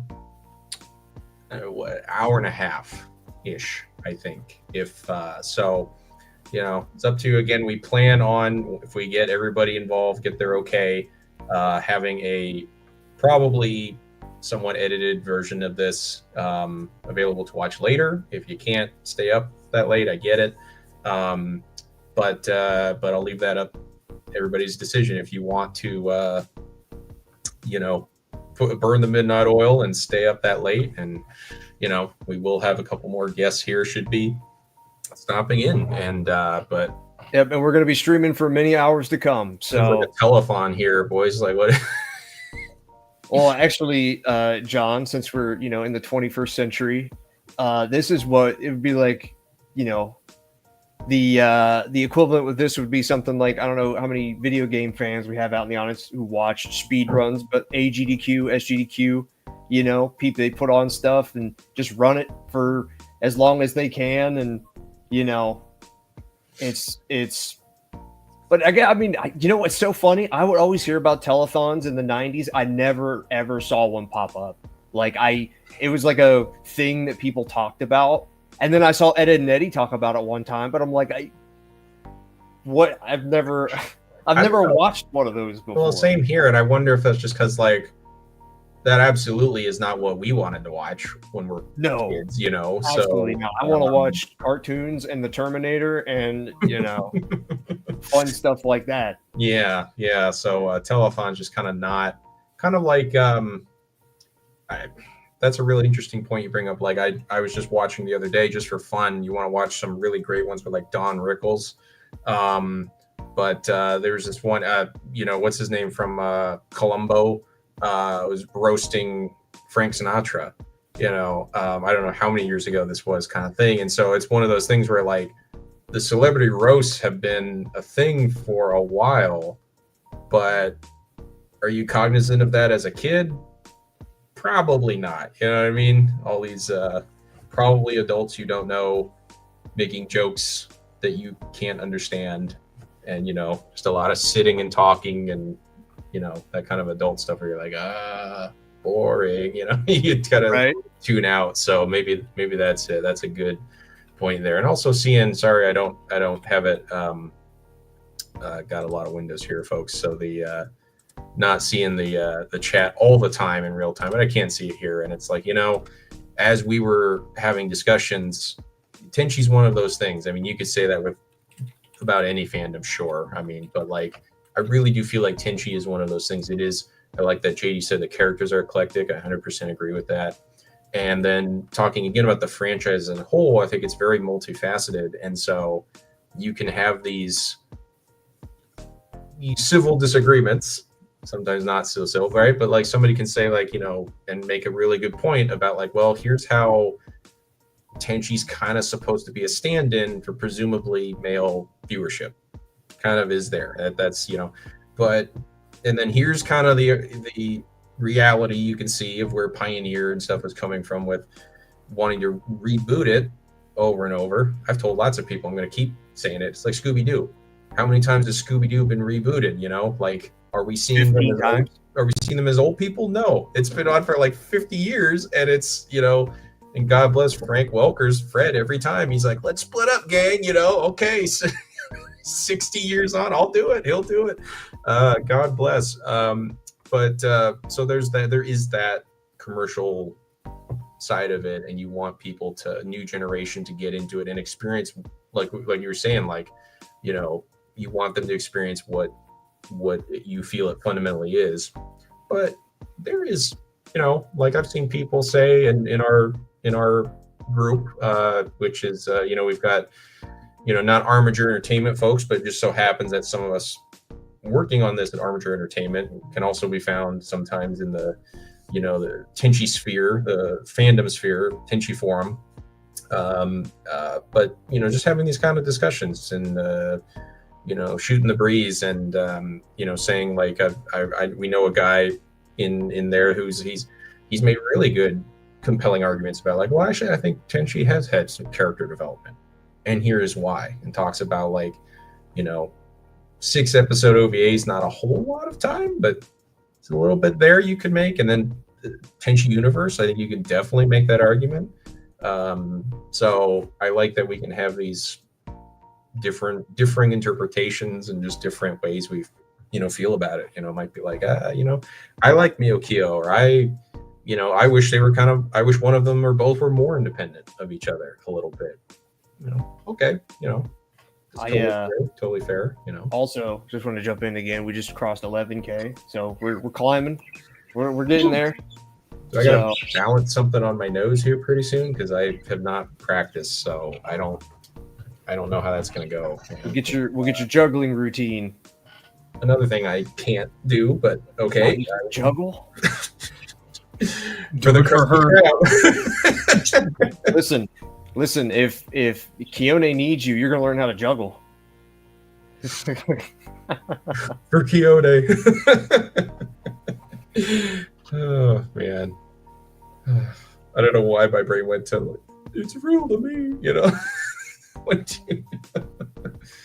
Oh man. But I'm glad we workshopped, and Patria did an amazing job with that, the promo vid, and I Yes. remember us talking about, and I'm glad that it resonated with, I don't care if it was one other person, but I know it was more than one, but just the whole, again, like, and kind of being playful and cute how we worded it, but like Kione, if you recall, after like say the Mahoshi special, she'd been drifting out in space for the last 25, and I saw people, people saw that, people noticed that, and we're like, I feel seen, it's like, yeah, you're not alone. Like, there are many of us who have been just kind of silently waiting and like, man, could we have some fun Tenchi again? Could we have Kione join the gang again? We're getting there, and everybody's showing, through their support here, that that's something that they want. So, share it with your friends, your family, share it with everyone share it with people you don't know. Share it with that homeless guy on the street, Well, just share it with anybody, and I think that's something that if this Kickstarter is successful enough, we could go into waters like that. We could I see somebody mentioning Mihoshi. It's like, I think that Mihoshi and Kione had little moments that don't get brought up as the series goes along in the OVA. It's like, no, we could do more moments like that. Little things where that might get overlooked like they have in the past. So, and again, we appreciate everybody who has been pledging to the campaign, because it took us a long time to get here, everybody. Like, it's like going all the way back to, I mean, we could say the beginning of when we started getting into this, but I mean, at the very least, technically speaking, the beginning of 2024 was kind of like the real genesis of all of it. Even though specifically, there might have been a decade before then that really kind of, started pushing the boundaries there. But, it's everything got pushed. Somebody just asked, did the comic take place before Tenchi Muyo Forever? Well, technically, yes, because Tenchi Forever came out in 1999. And the Tenchi comics came out in 1997. So anything that would have been a part of it up to that point, Matt and JD probably, like JD had just got done saying earlier, the comics were kind of inspired by Tenchi Universe. That was the thing that they took as inspiration, the thing that really kind of, really was given to them, to kind of use as their homework. And as far as the American Tenchi continuity is concerned, it technically speaking, it is before Tenchi Forever, but is its own thing. Yeah, so they're not directly connected in that way. Right. So, and I was kind of like, I shouldn't say like surprised, because it's like, they didn't have the obligation to at that point, certainly. And, like we all said, you just move on with your life. But like, was it Matt who told us, or one of them that told us something the other day, like they hadn't seen the movies yet? And that was JD. Are those worth it? And we were like, heck yeah, dude. Like, they are, I'll say that to anybody. Like, they're worth your time. They are worth a watch. They're really fun.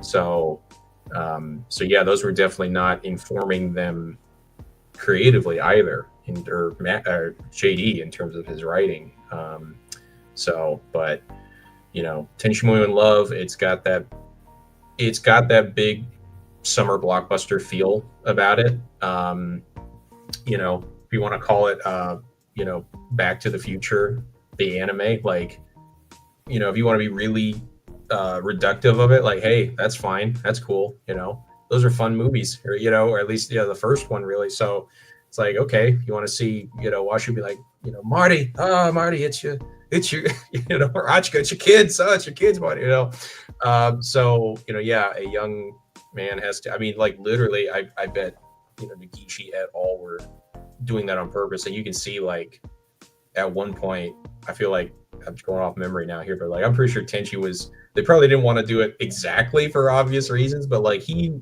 was wearing like a puffy sweater vest or like a coat that was like he was channeling Marty McFly pretty hard there, and like I doubt that was coincidence.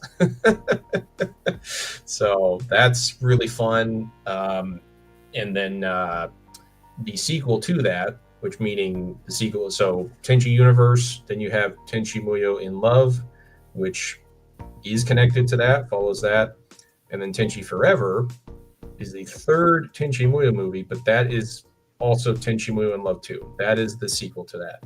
So between those, you can watch them in whatever order you want, but if you watch them in the order they came out, you can't go wrong. But Daughter of Darkness technically is not connected to the other movies. It is technically not connected to the comics. It is technically not connected to Universe. It's it's written by Naoko Hasegawa, who was doing her own kind of continuity with the light novels. But even then, I think it fits into those. I mean, she called all her other novels Tenchi Muyo Ryo-Oki, and then wrote basically, I think she had said again in an interview, she wrote the screenplay and the light novel for Daughter of Darkness, because that happens sometimes, going all the way back to really old anime franchises, anime and manga, people trying to go, well, which one came first? Well, sometimes you can figure out technically which one was released first, but the reality is they were like created at the same time in mind to promote each other. So she was basically doing that with the light novel version, Daughter of Darkness, and the movie, also called Manatsu no Eve, but also as Daughter of Darkness. And yeah, I mean, I think they're all good watches. They all got kind of like when we watched I can't believe how long ago that's been now, Mike, but us going to see, we've been out of the Dragon Ball Super, that kind of game a long time. But you put out a big budget Broly movie, and we're there, we're there, and went and had a great time. And just seeing something like that with the big budget behind it, seeing the theatrical feature length film budget behind it, just imagine that with Tenchi characters. I mean, somebody in chat was asking if the comics take the movies into account. I don't think they do, because I don't. Again, the comics were their own thing. They kind of they took from Tenchi Universe, but they weren't beholden to Tenchi Universe, so to speak. Yeah. They existed as their own little thing and have a fun, very actiony. They've got some comedy gags. They do some things that are very of the American just comic landscape at that time. Like, I don't know how many people in here were reading like DC and Marvel in the mid to late 90s, but very kind of that time. But it still very much was Tenchi Muyo. Like, there was no part of it that you're like, oh, that's kind of weird. No, it very much was like, okay, how do we do our own thing with Tenchi Muyo, make it an American comic, but also have it appeal to Tenchi Muyo fans? And I think they did a really good job, because I mean, there's just a whole bunch of stuff in there. Like, Matt and JD really understood, like, hey, this is something that's like action, you need it. Comedy, you need it. Space, going into space, that's a thing. They very much are going on an adventure. And I think that, it really, really comes out in this. And I mean, I don't want to spoil too much. Obviously, there's some people who know it, and that's why they're pledging, and thank you very much. But, I mean, they even have a scene on the beach, and everybody's in beachwear. And so it's like, Tenchi's a party, Like, Tenchi at its best is everybody having a good time. And like somebody in chat said, they're not really in it for the continuity, or they're in it for having a good time. And I think that's what most Tenchi fans want. They want to have a good time. Tenchi reminds a lot of people of summer. It's got very much a summer feel, especially with Tenchi Universe. Tenchi's getting out of school, and or I guess going into school, depending on your perspective. and it kind of just gives you that vibe. And I think that the comics do a really good job of kind of putting you there, because you're like, okay, I'm going to go on an adventure, but you know, we'll have our beach episode, we'll have our, you know, we'll have all of that fun stuff that you know from the 90s. So it's very much, and again, for a lot of people who in here who might not have ever heard of them, they are, I guess, make a Jurassic Park reference. It's like bingo, Dino DNA. Like, this is right at the center of everything that was going on with Tenchi in the 90s. And so, you know, it's very much, if you're looking for something that's Tenchi 90s that you've never seen before, these comics are a really good way to jump into it. Yeah, and also I took a peek there. I hope I hope some of the folks in chat will do the kindness of, you know, like not spoiling the Okuda manga, preferably. I know they've been around for a while, but you know, there's probably a lot of people who haven't read them.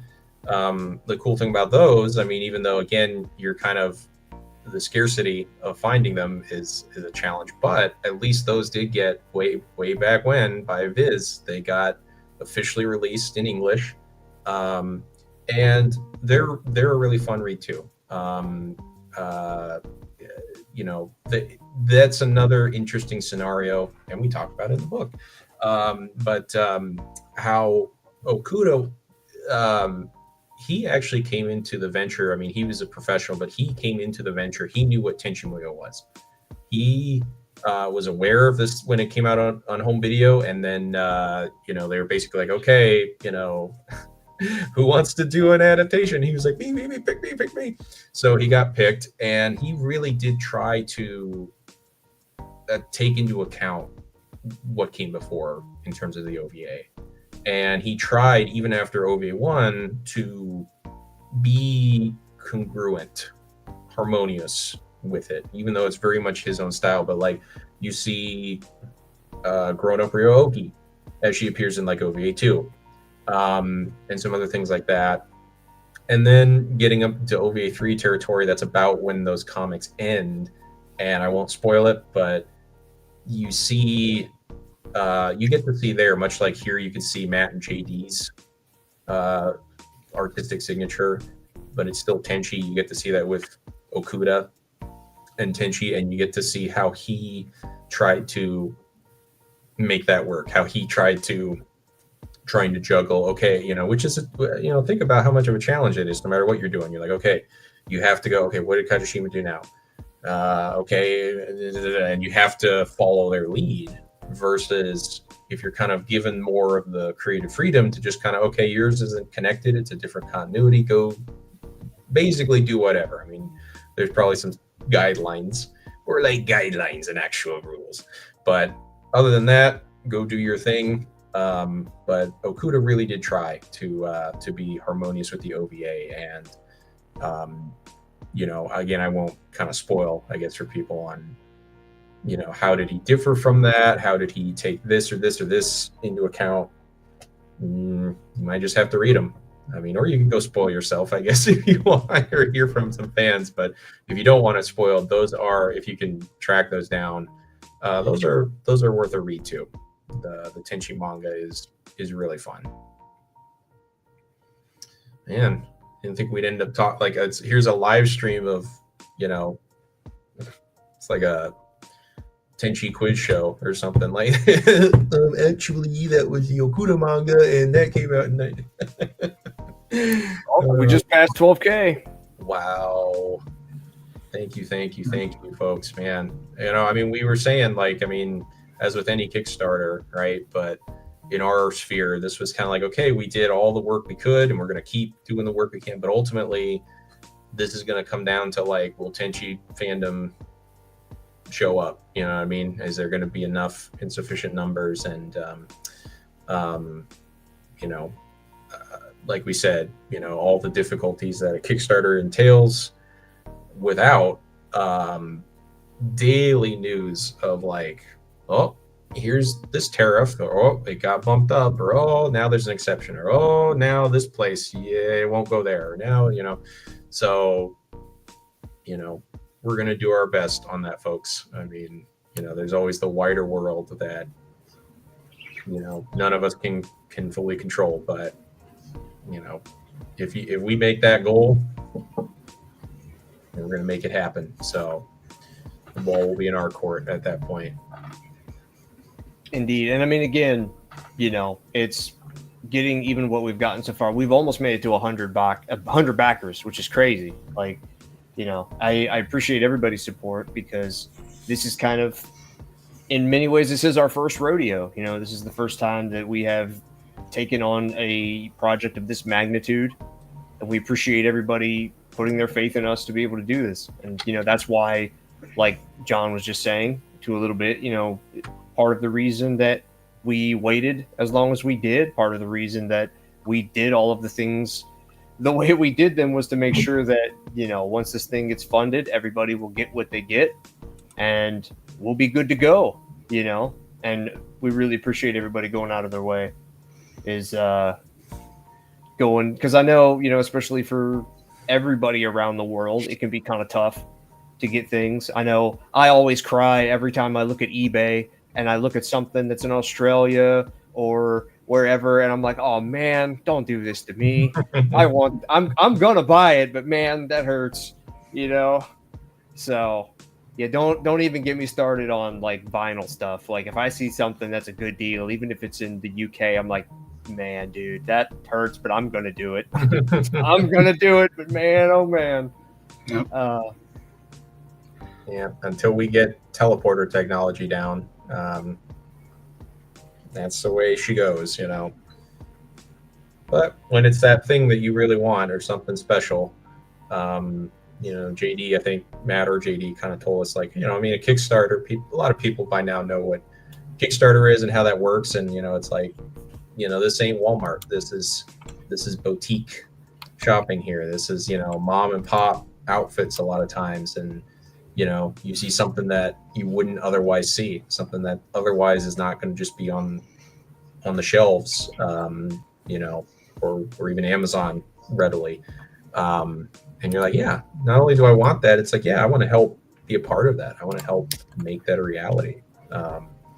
So that's why we have the various, read the descriptions, folks, on the tiers, and maybe we could go over those again here, Mike.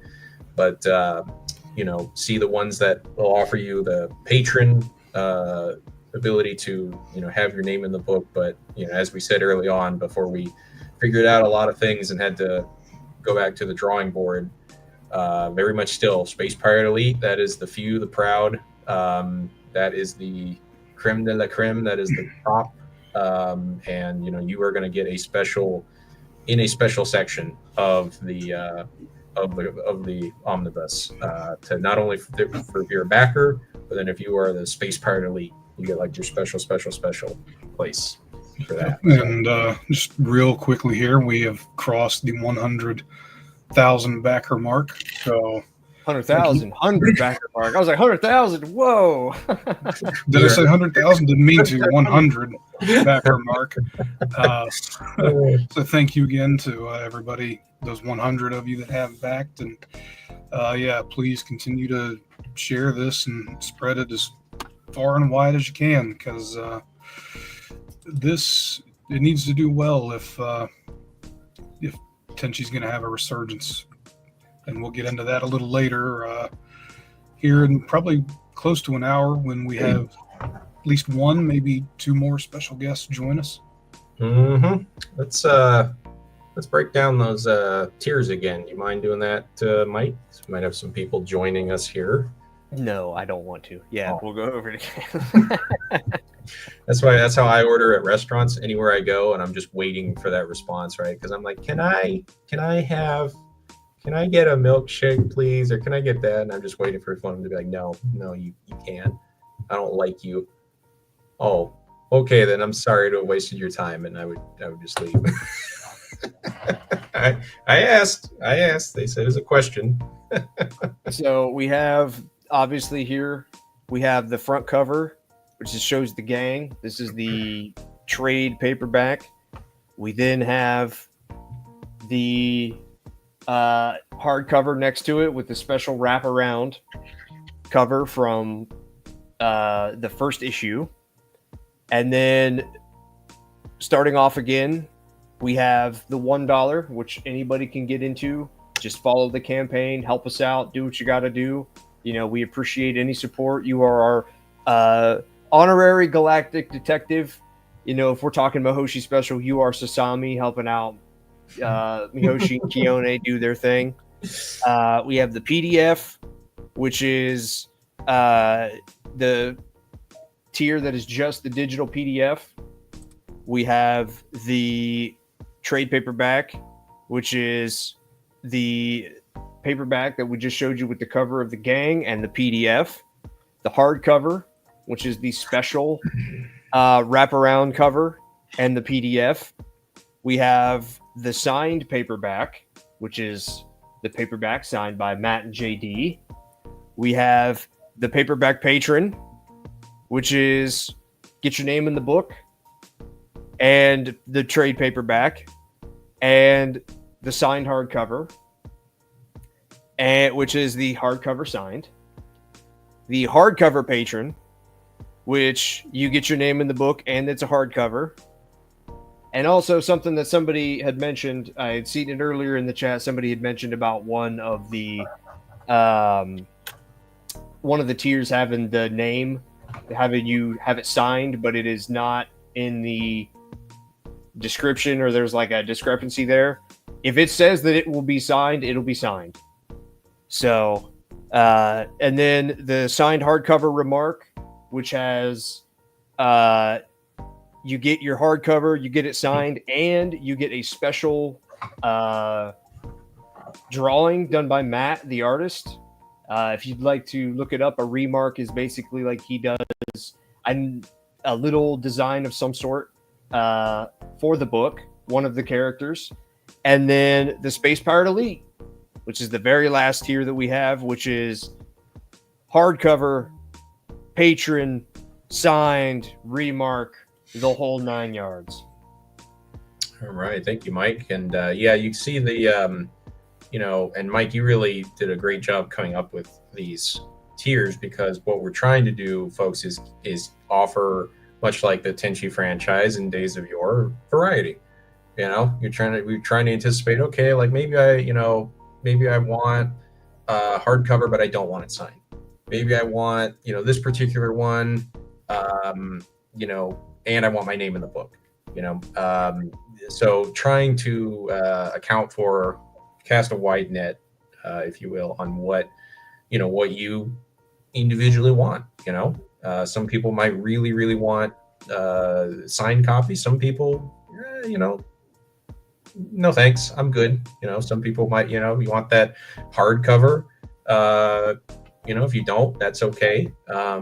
So yeah, and the hardcover variant, you can see again, like the promo video we did, and even what we have up here right now, for various obligatory reasons, we say not, may not reflect the final version thereof. So for example, part of learning this whole process was, like, initially going in, we thought, maybe a slipcase would be a cool variant. Like, we thought that would be a cool idea.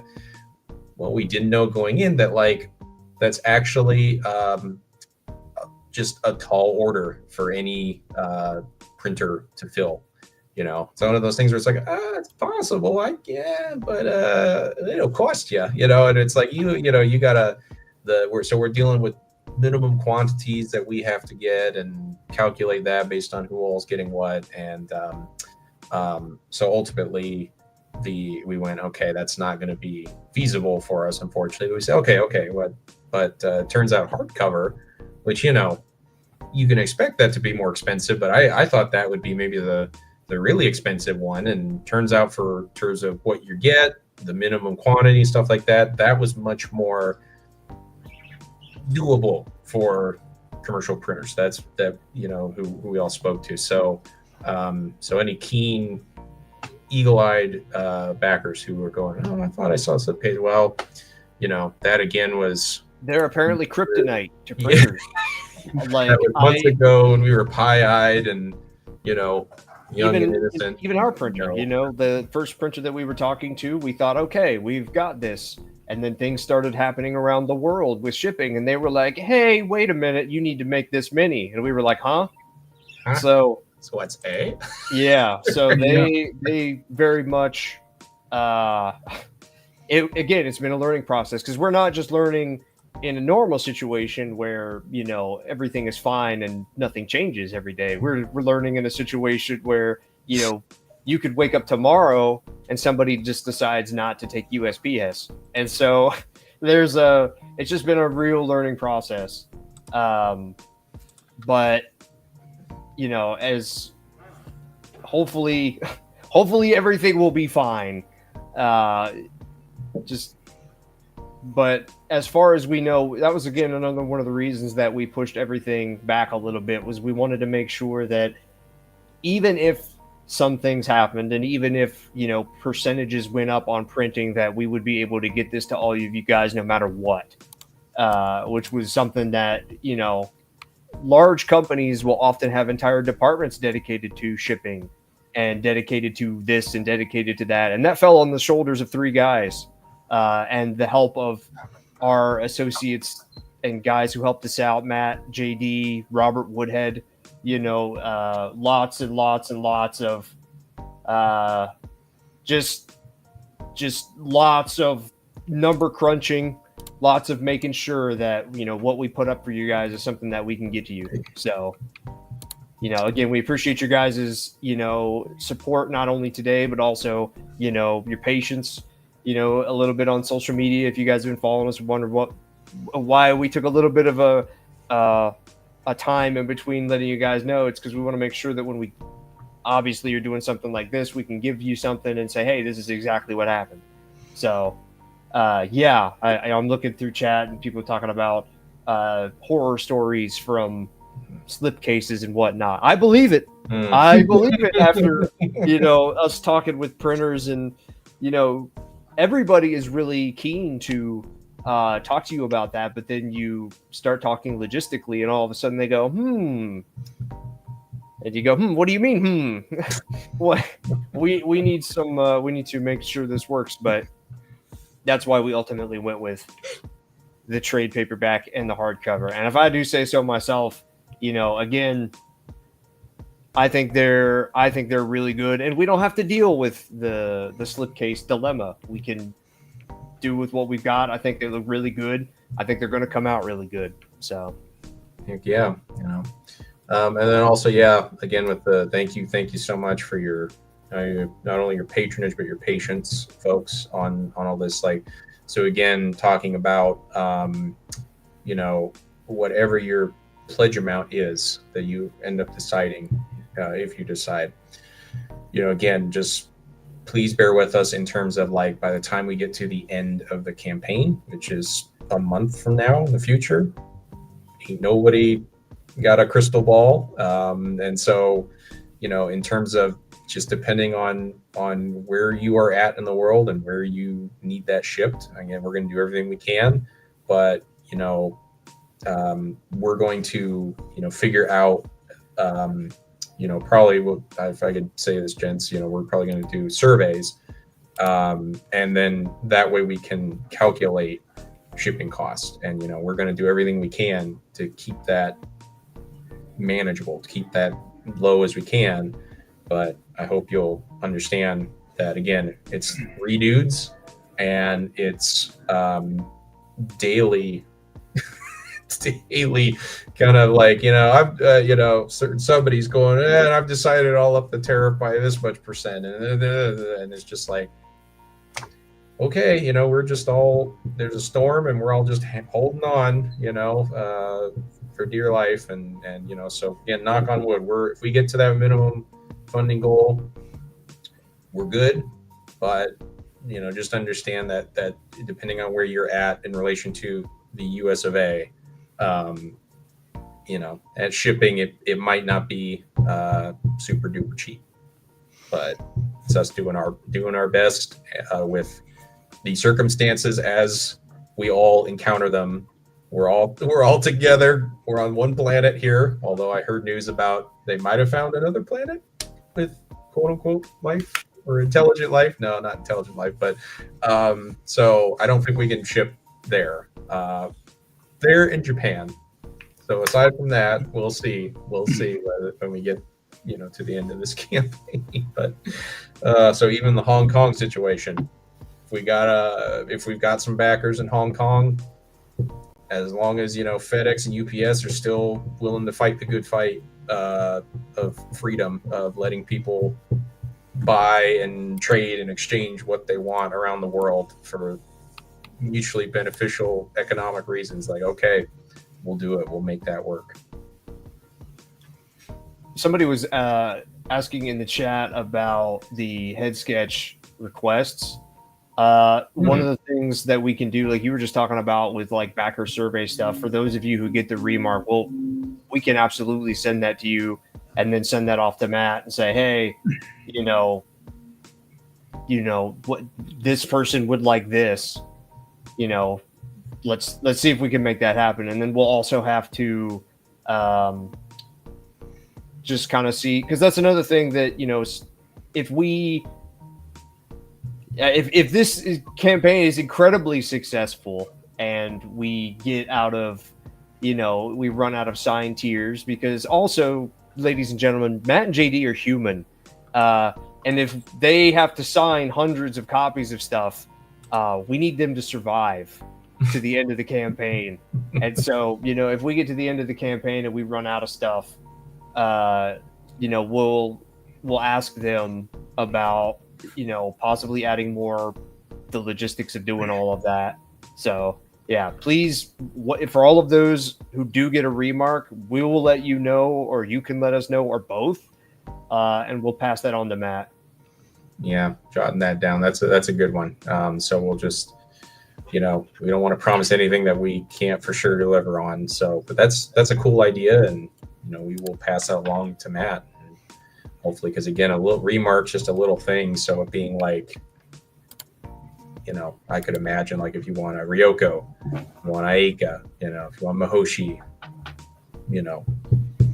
I think I would think that's doable, but I'm not the one who's having to do all that. So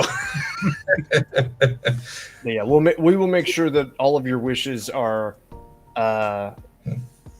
passed on to them. yeah, in a timely fashion. All right.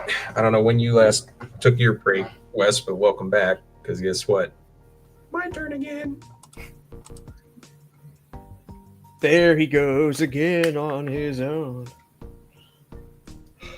Finally. No, I'm just kidding. Yeah, no, as far as the remarks go, I don't foresee that really being a problem. I mean, I'm not, obviously don't want to speak for him, but yeah, I mean, I don't see why we couldn't run that by Matt and see what he thinks. Yeah, he didn't say, at least the last time that we talked to him, I don't remember him saying anything specific about not being able to do that. So we'll make sure.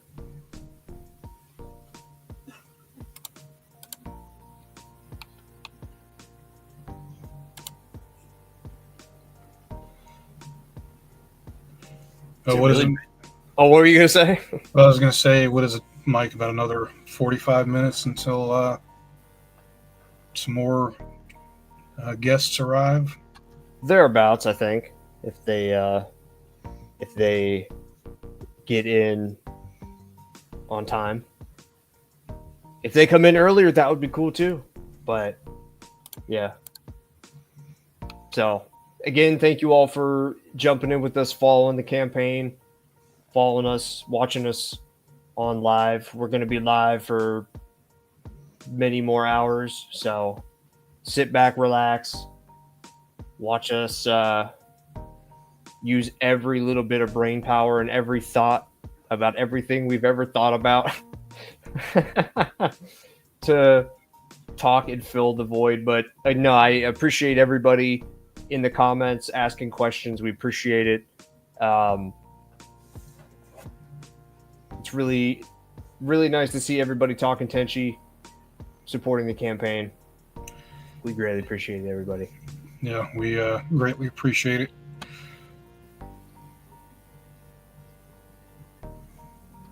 Welcome back. Thank you, thank you. This might be too noisy for the stream, but I realized I had a couple peeps left. Give we got me, The Give blood me- sugar up. Wait, you had left? Does that mean you had them from last year and you just held on to them? Oh, no. Peeps.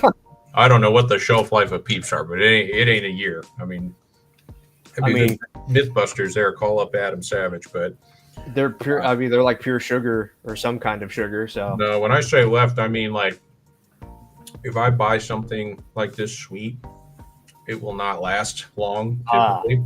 And so for me to be like, well, looky here, there's a couple left after all. I managed to hide them from me. You thought you could get the best of me, didn't you? Me. Ha ha ha. I don't know if anyone outside of the US is familiar with these, but yeah, they are pretty they're pretty atrocious in terms of like the sugar on them. It's just marshmallow and sugar. And they look like a little now they do all kinds of varieties of it, but it's supposed to look like a little baby chick. That sounds horrific now that I say it out loud, but we just need to get to the point where we can make a deal with Peeps, and we'll do Ryo-Oki themed Peeps. How about that?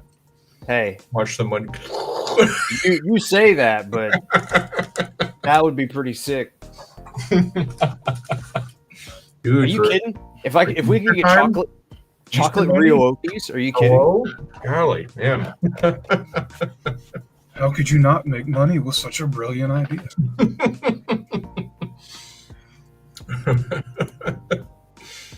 Pretty patties going on right here now. I mean, Tenchi's just one of those things that it lends itself to, so many different cool things. I like that. The campaign was delayed to ensure that a steady stream of discounted Easter candy was available to fuel the boys. It's come out now. Amen. The truth has come out at last. Yeah, that was pretty much it. We if you're gonna go embark on something like this, you need some snacks. I mean, you gotta have some snackage along the way. I mean, yeah, real talk. Yeah. Well, I mean, this has been a marathon, not a sprint, right? Just keep breathing. That's the key. That's the Skippy marathon, where there's no end in sight. Oh man, you ever feel like sometimes like you just want somebody who's like 8 feet tall, just like grab your neck? Ah, man, no. I'm too No, scared. I don't think I about don't know that. what that feels like. No. Why would I want that? No, I'm too scared to go to the chiropractor because it's like I don't want something to go wrong. But it's like, man, I don't know. It's not like I've been doing anything remotely stressful for the last few months. Why would I feel like there's some tension there or something that needs like? If you always, that's the thing though. You feel like one little would do it, but maybe for a little while, but it doesn't really work that way. There's no magic bullet, but oh man, what were we talking about? The snacks and the peeps and You were talking about getting picked up by someone 8 feet tall and then I got onto that tangent. Yeah. Man, if you ever have, I didn't know this dude until like a few days ago, but like if you ever just want for goofs and grins, Google this guy. He's called the Dutch Giant. I saw him on a video with Eddie Hall, who was AKA the world's strongest man, and I just find that just entertaining to me because, like, I mean, compared to us, he's maybe not so much West, but compared to us, like he's not super short, but compared to like these other guys, he is. So he literally is like if Eddie from Ed and Eddie was like, "I'll show you, Kevin," and goes out and breaks the world record, for a deadlift or. So he's just this guy who's about it. At one time was about as wide as he was tall, but so he'll do some videos like that. And this one dude he was with, I was like, "Who's this Dutch guy?" This guy was like, it's like, I don't know. I don't know right off the top of my head compared to him and Shaq, but they could see eye to eye, quite literally.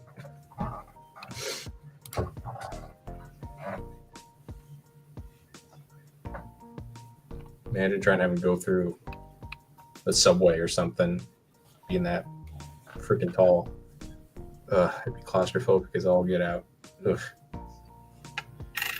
All right, 2 seconds, everybody. I'll be back. Haha, it's his turn now. Hey, now we make fun of Eddie behind his back, right, Ed? Like we always do. Aha. Oh, man. Yeah, we've been throwing a lot of references here and there for this unscripted thing here, but it's like, we're of a generation, in addition to Tenchi and stuff, like Ed and Eddie, that was another one that we all three watched back in the day. You wouldn't think it maybe, but like I remember seeing one time, I mean, I've seen, again, fan art, like, about everything has been crossed over at some point. But like even stuff you wouldn't think of. Like I saw this one time, like, somebody doing like Ed and Eddie crossed with Tenchi Muyo fan art. And I'm like, what? I never would have thought of doing that, but it's a lot of creative folks out there. Well, I mean, I could believe it. To me, they were both of that era, so. Yeah, so somebody, I guess, probably our age was like, hey, what if these two things that I like, what if I took peanut butter and chocolate and put them together? I don't know if Ed and Eddie and Tenchi Muyo were peanut butter and chocolate, but for somebody it was, I guess. Oh, man. I mean, there's been all kinds of crossovers in fiction over the years, so that one's, I don't think that'd be the strangest one. Yeah, I guess not. Yeah.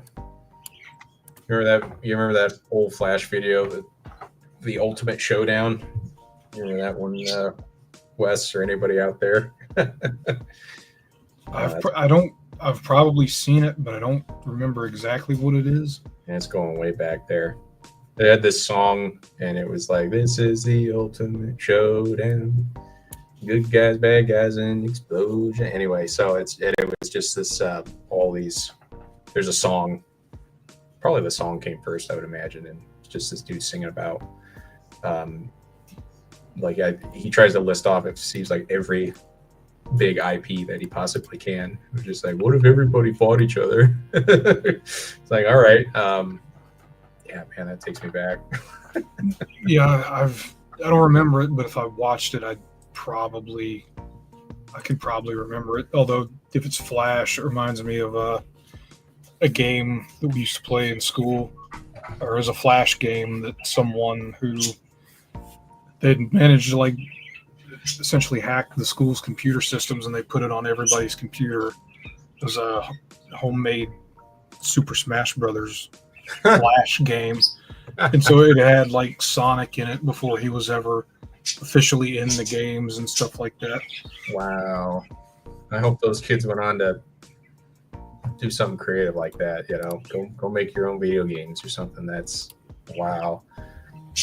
Oh, man, I remember some of those in my day, man, some of those simple Flash games, but were kind of fun. Like there's this one, it was just you and somebody else just sitting at the same computer, folks, not like online or anything, but you would have to go online to play it. And this one was just, it was called Bowman, but it's just literally stick figures, and you each got to take turns, bow and arrow shooting, and so you couldn't see where each other was. It was just this, like, you had to just try to pick the right angle and then the right velocity, and then you'd follow the arrow and you'd see, oh, nope, not quite. And then it was the other person's turn. And yeah, kind of tried to kill each other that way. Kind of be pretty grisly if it weren't just little stickmen, but fortunately it was just little stickmen. So on that note, John, think we could ever get Tenchi characters in a video game? I tell you what, Ryoko in Fortnite. oh, man, um, where there's a will, there's a way, I guess. Yeah. I mean, hey, I told Miura, why not? Let's do it. I mean, the thing is I think we've hopefully been really clear about and telling people is like, I mean, we love the ideas and thinking about, what could be, but, it's like, well, we have to go back to Toru Miura and work out whatever we could, so if he's willing to play ball, if we're able to do that, I also I know enough to know that I don't know, kind of thing, right? About, for some reason, like, I mean, it's comparable, but for some reason, video games under Japanese copyright law, like, have their own little carve out sections. And so maybe for whatever reason, when they updated it, when video games were new, like 40 years ago, they just wanted to do that for some reason. So it might have some other little kind of weird little hiccups about it that, again, we're kind of learning as we go here. But, like you said, I think on our previous video, Wes, it's like, I mean, if the opportunity presents itself and we're able, I mean, hey, I think a lot of people would love a Tenchi video game, whether, new or, boy, getting the old ones, that would be, it's always difficult because, when you're dealing with, you have to play that game of tracking down, rights holders. And, folks, if you're ever doing something, just understand that, like, even if it seems like somebody hasn't done something with something in a long time or whatever, it's like, you got to, you still gotta do your homework if you're gonna do something like this. Just be aware of that. So for the Japanese side of things, we definitely had professional help on that front. We definitely did and needed. If you've ever watched, I know that Justin has done stuff with Discotech and Animego now. If you've ever heard anyone talk about, or back in the past, Funimation or Crunchyroll or whoever, if you've ever heard somebody talk about there being problems with licensing as the reason that something couldn't happen, they're not lying. Like, it is shocking how hard it can be to do something very simple when it comes to licensing something from Japan. In America and in a lot of Western companies, they will just kind of own everything outright, and that's not necessarily how it works in Japan, especially for stuff back then. And so being able to find the rights once something has lapsed can be very, very hard. And so, I think that there's a lot of possibilities in Tenchi video games. I know I've told the boys before, like, I love deck builder games like Slay the Spire, Monster Train, stuff like that. Those games are addictive as heck. Like, I put way more hours into those than I should. But I would love to see something Tenchi related do something like that, because it's something that's very fun. It's very easy to get into. But it's, if you have to go back to an older company or any company, sometimes it can be very hard to figure out who has the rights to something. And, I noticed people were talking about Ed, Edd n Eddy in here earlier. It's like, it literally is like that episode sometimes where they're having to trade stuff. Like, I'll trade you this for this, and you have to go over here and do this. And then I'll trade you this for this. And then you go over here and you do this. Oh, well, actually, I'd like this. Oh. And then you got to run back over to the person that you were just talking to make sure that it was all right. And is it true that sometimes a Japanese company will ask for changes for an English dub? Well, when generally, I'm not going to speak for every company ever that has ever licensed anything ever, but in the experience that I've seen, when you license something, the license holder has pretty much the say. So, like, if they say, I want you to do X, you kind of have to, like, you can make suggestions, and depending on what the change is, you can stand your ground on something, but it is oftentimes like a lot of I just am speaking just a little bit here. Like I know, for instance, like when Attack on Titan came out, lots of people said, why is it called Attack on Titan? Well, Attack on Titan was a name that the Japanese came up with. They used that name. And so generally, and it's not a bad title either. It's a cool title. So generally that would just follow to the English licensor or whoever and maybe part of their deal was you have to use this name. And that's just it. Like I know that it's all about what's in the deal. Yeah, and it used to be the old days. The Japanese licensors didn't have as much leverage in that regard, and also weren't always that concerned about it or thinking about it globally. Going back to Speed Racer and stuff like that. There's a lot of changes to that product of its time. I'm not talking bad about the Speed Racer localization. It is what it is kind of thing.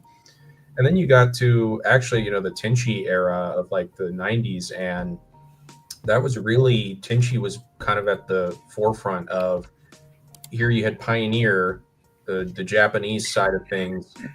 Then they had they had Pioneer Entertainment in California. So they had through their subsidiaries, the Japanese licensors so they were overseeing the localization. And so maybe they made some choices again that like you don't see as much with anime now. For example, like Washu-chan became Little Washu because at the time, for a lot of flyover country, I could I definitely attest to that. It's like the Japanese honorifics were just not well known at all, and so there was this they made the decision, the Japanese. We interviewed some of the folks too who were behind the localization, so we'll have more on that in the book as well about how the process, and they kind of creatively collaborated on some things. But so that was a decision they made, and then like Mike was also alluding to, each thing is its own beast, and so look at you probably wouldn't see this kind of defiance as much now, I think is the right way to put it. Feel however you want about it. But like, for example, Matt Greenfield back in the day, ADV with Evangelion, like now, if you watch the newly dubbed Ava, and you might hear something that sounds a little off in English naturally, like if you hear children being used as a singular noun, instead of like child, she's the third children, and you're like that, again, maybe some people want, well, that's more because basically the reason for that is that's what the Japanese end of things, Kara, that's what they wanted, and so whoever's doing that, Netflix or whoever, they're by and large now they're going to oblige by that. Turns out, Lo, and if I'm getting a little detail here or there off, Mike, please let me know after, because I know you talked with Tiffany Grant about this a little bit. But the way I understood it was like, in the ADV dub of Ava, which I still say is great, holds up kind of thing. No disrespect to the original. We're getting to an era now where you can have, kind of almost like Shakespeare or something, right? There is no just one version. You're getting other actors, the new generations having another take on it. But in that instance, Matt Greenfield just on principle, he just stood his ground and was just like, I'm not going to change that because that sounds stupid in English. And I'm no, and again, was he right to do that? Was that too out of line? That's I'll leave that for whoever to have your opinion about it. But that was just an example of somebody who was, the different company, ADV, and back then it was Gynex. And, normally they'd be on the same page with a lot of stuff. But if the Japanese end of things was going to insist, or if Ano or whoever really, really wanted, well, I want it to be children because it sounds cool to me, because he doesn't speak English. And so it just sounds cool to him or whatever. But then you've got someone who is a native English speaker saying, that doesn't sound cool. with all due respect, honestly, that doesn't sound cool like you think it does. It sounds awful, and I'm not going to do it. And here we are. So that is really is a case by case basis, I think, as I've understood it. I mean, that's pretty on point. Obviously, when they were doing it, it was still kind of the '90s, the late '90s, so the environment is a little bit different. But ultimately, I think for most companies, Pioneer included, Bondi, whoever, they whatever they see as what they want that thing to be, they will kind of impress upon you that is how they want it to be. And sometimes that can be, oftentimes that, especially now, that's something that is contractually obligated. And, you can only do so much to go against that. Now, obviously, I think there are some changes that it's a pick your battle thing. It's are you going to pick your battle and fight against a licensor, or are you going to actually just say, hey, you know what, it is what it is. Our working with Miura and Kajishima and AIC has been very, very, it has been a very, very I don't want to say smooth process, but it's been a good process. Like both sides have been very understanding about what everybody wants. Yeah, like everybody kind of understands where everybody's coming from.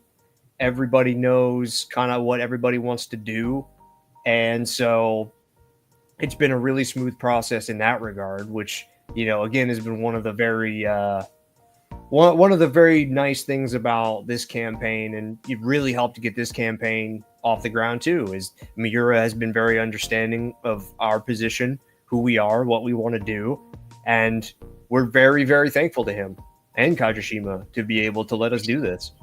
Because, it's one thing coming from the fandom to then be able to do something like this on an official level with the blessing of the original company, AIC, Mr. Miura, Mr. Kajishima. It's crazy. But it's been just fantastic at the same time that they would give us an opportunity like this and said, okay, I like what you're talking about. I like what you're doing.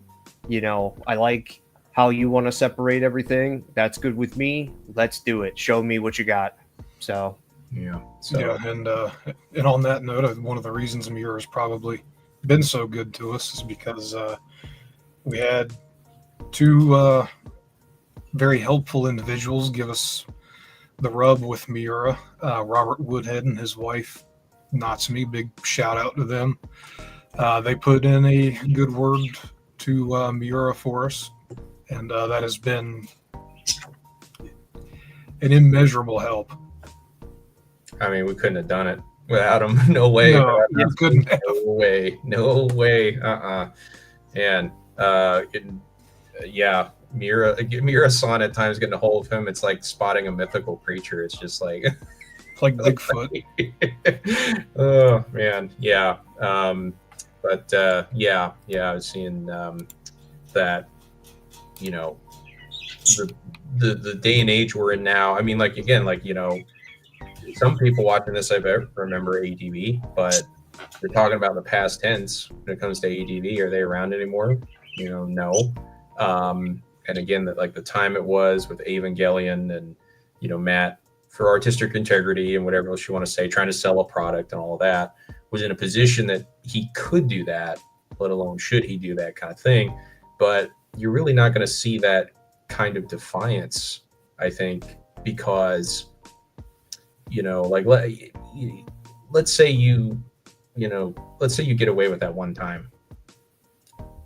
Is that company going to want to keep working with you? Do they got other options? I don't know. So I think, I saw, as was said, there requires concessions and compromise and all that. Absolutely. You're doing something business or creative, especially, it requires that. And so if somebody just kind of goes in immediately with kind of just just that kind of stance, I mean, you again pick your battles. Like Mike said, it's like, okay, if that's why we have the expression, die on this hill. It's like, all right, like whatever that thing is, like, okay, if you feel that's worth it, but like that's your last stand, so to speak. So, and the way it is now, people we're just now getting into this, and other companies and stuff, they want to maintain good business relations. So you're pretty much not going to see a lot of rocking the boat in that department. I would Well, imagine. and I'll just go say this, because I don't want people to get the wrong impression and think that we didn't fight for anything. We absolutely did, but again, it was both parties were very on the same page, which was something that we were super duper happy about. We talked about it a little bit in our who we are and how we got here video, but for those of you who didn't watch that video or are new, we went into it with the mindset of like, okay, this is what we want to do. And we started pitching everything to Miura. That's when I started pitching the idea to Miura about the ATC and the JTC, the two separate continuities. And he was really receptive to it. He immediately took to it. One of the things that he really liked was that it was something that was easy to explain to Kajishima. And it was just one of those things where, like, even though for some licensors and some people, there are certain things that are hard because of, a difference in opinion or a difference in creative, whatever. We didn't have that. We very much, everybody was on the same page. And that also really helped us out, when we were doing legal stuff too, because even though it was a long process, it probably could have been a lot longer had we, had anything that was, a hill to die on, but thankfully we didn't. And so, like I said, the only exception that we had to anything was we just can't ship it to Japan. Everything else was pretty much, you're good, or in Japanese. Right. We also cannot put it in Japanese, not in Japan and not in Japanese. But if you are anywhere in the world listening right now, anywhere in the world, very literally, legally anywhere in the world, let me repeat that one more time. Anywhere in the world, we can ship it to you if it is physically possible to do so. And we have the right to do so. Indeed. Yeah, the other economic side of it. And Muyo was cool with that, and so it's like, all right, cool, Yep. Also kind of cool. I mean, I guess I'll mention here because I think this is going to show up. I don't think it's up yet, but we do have someone who's doing the PR for us, and so be expecting at some point, folks. Again, we're gonna, we'll have a ANN article, kind of do the rounds there, kind of thing, to continue to spread the word and all of that. But something I think is going to go in the press release, and I think we've talked about elsewhere before too, is like, and we were counseled on this, and again, Miura, Kajishima were very gracious about this, as we negotiated right of first refusal, and so that's trying to think what else you might have heard that called, right of first refusal. Well, I mean, that is what it's called, but there's another term for it. I can't remember. But anyway, so it's just like, say like, okay, let's say I sell something to a buddy of mine. Say I sell my truck, I need the money. I like that truck, but I don't really use it much anymore. He could use it. Go into my friend. All right. And I'll give it to him for a good price. Okay, whatever. All of this is just hypothetical I'm making up. That is not necessitated with the right of first refusal. But here's where that part comes in. So let's say I sell it to my buddy, but the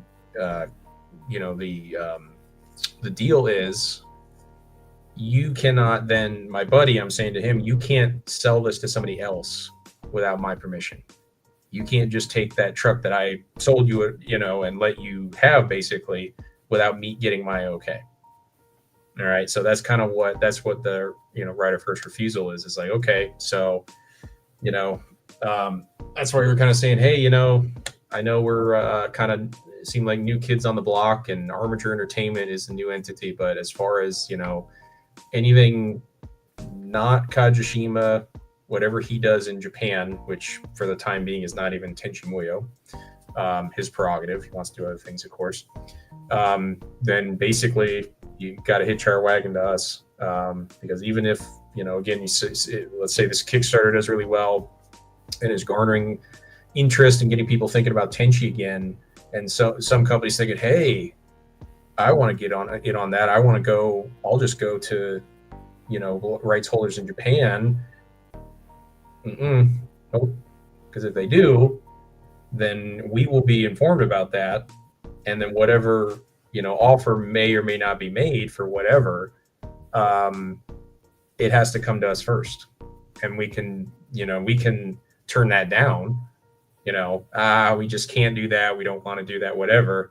And then it could go through. But if we say no to that, or actually, no, we want to do that, we want to be involved in that, then we will be. So that's obviously a boon to us. I'm not going to lie. But, also, again, talking about just, again, this wasn't like a stand your ground moment, I think, for us here. But it was a moment of, when you go into these negotiations, you are going to obviously kind of swing for the fences, ideally, but then you got to compromise, and then so you want to push forward what's in your interests, and they're doing the same, and eventually you come to an agreement. So yeah, for the foreseeable future, we have that, and so pretty much if it's Tenchi coming to you in English, it's going to be Armature Entertainment, baby. So also, indeed, and also, asking in chat about access to Pretty Sammy characters and all that. Ultimately, if this campaign is successful enough, if it hits the 50K goal and smashes past it, then whatever we do after that ultimately is up to Kajishima and Miura. We have to, every deal that we do has to be, they have to look over it. They have to okay it. They have to make sure that, whatever we are doing is, what's the right word? It is not going to interfere with Tenchi Muyo Ryo-Oki, and the Japanese Tenchi continuity, but that doesn't preclude us from using any character. It just means that we have to run it by them first. And so, in a possible hypothetical future event where this campaign makes $1 squillion and something like that happens, it's all going to be up to Kajishima and Miura, and how well, what the story that we want to put together, the thing that we want to do. And, it's, we were really incredibly happy that working with Miura and Kajishima, they were super receptive to letting us work with Kiyone again, because that was something that was really important to us. And when we were working it, we sent it off to Miura to get everything worked on. He said, that's cool. Kajishima said, that's cool. Sign, done. And so, as long as it's good with them, if there is a character, if there's a want for a character, if we want to use a character, there's definitely a greater chance, if they're outside of Tenchi Muyo Ryo-Oki, that they could end up in something that we do. But as far as who might show up in something, I mean, the main Tenchi cast for sure. That's kind of something that we've already broached, that Miura and Kajishima are already aware of. But anything after that, we would have to get approved by them. But again, it's very, very positive. It's been very positive so far. Miura and Kajishima okayed everything. They looked over what we put in front of them, and so far they've been like, yep, that looks cool, that looks good. So we'll see. Indeed. I think we're hard to believe it. We're getting to, again, our next guest. We're not sure if it's going to be on the hour or if it's like going to be 20 or 30 minutes after that because schedules and whatnot. But there is a possibility, I believe, within the next 10-ish minutes, we might have another guest or even two, maybe, popping in here. So Or 10. Yes, 10 because we're really hungry. No, we're not going to have 10 guests. That would be what a It's just silly. yeah. Too many. That's silly. But again, thank you guys to 111 backers, 111, for all that you guys have helped us out with so far. I know, there's a lot of familiar names and faces in the chats. I appreciate it. Appreciate all that you guys have done and supported us. It means the world to us. It's wild looking at it and seeing 29 days to go. I'm like, man, just as I say that, we cross over into 14K. It's like, goodness. I again, it means the world to us. And, I'm trying to keep it all inside a little bit. I'm trying to stay level headed, especially if one of our guests jump in and, not explode when they jump in and us be like, oh no, sorry. What's that sound? But no, thank you guys. We appreciate it. Yeah, that's wild.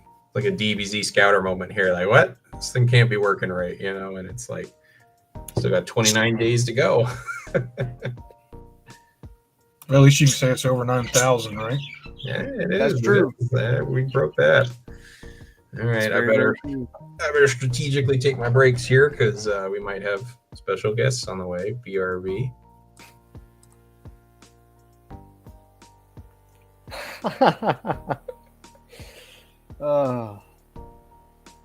Man has the bladder of a small child. Hey, I don't blame him. If you're anxious, there's a part of me when I woke up this morning, I was like, Oh, I get it.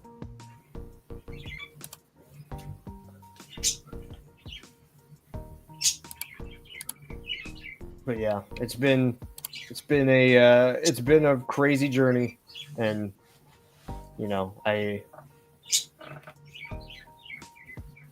like I said, if I don't know how long our guests are going to be with us, but they will be with us for a little while. So hopefully, if anybody jumps in or jumps out, you will be able to see them. A John break counter, yeah, there you go.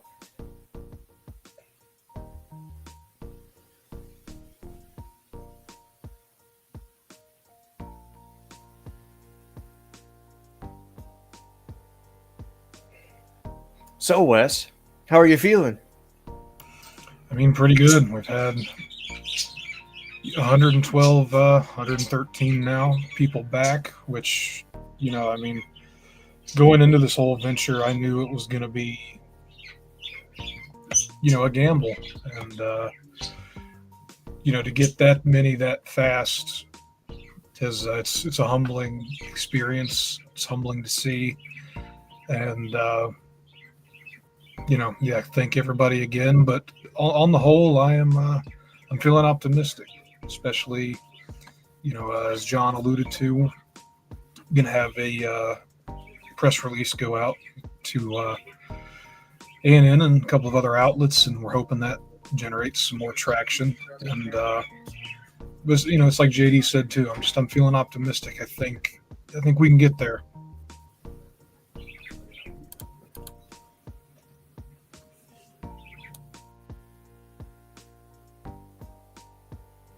Welcome back. Thank you. All right, man. So we got a little killing time here a bit. That's just at some point we got to do favorite Tenchi character or characters and why. Oh, favorite? Yeah. Ooh. Wow. So really separates the men from the boys. That. Well, yeah. I mean, see, that's the thing. Like, ladies and gentlemen, Oh, we have a very special guest possibly joining us here in a couple seconds. oh. Hi, Patria. Hi, Can you guys. hear us? Yeah, I can hear you. Can you hear me? Sure Mhm. can. Okay, Here, good. Patricia, Oh, everything welcome. works. Yay. Yeah. Yay! I know my camera's just going to fall off the computer at any moment, but everything else is working. Oh yeah, Oh, it's good to see you guys. Yeah, it's good to see you, Patria. Oh, you look wonderful. Oh, thank you. How you doing with everything going on in the world? I don't know if you really want to know. Yeah, yeah. This may not be the stream for that one, but Yeah, I was going to say can of worms. Can of worms. Yeah. yeah, Yeah, man. So how's it going today? Hey, wow, fabulous. we're doing pretty good so far. good. Yeah. Great. Oh, and just FYI, I think if it still shows in the room here with us or not, Patria, the virtual room, that so we had on earlier the writer JD Calderon, Mm-hmm. and he so he's not with us still on the stream, but Right.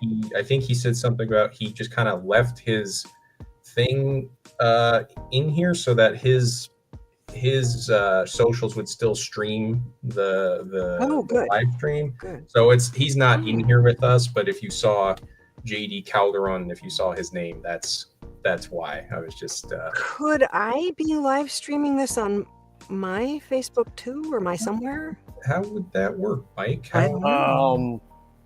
I am not entirely sure. Yeah, Uh, I linked people to it. I posted the link. Yeah. So we had a couple yeah, people shoot, earlier because who- JD's the one who put us onto this this program here, so I Cool. guess he kind of knows the ins and outs, and maybe we don't yet.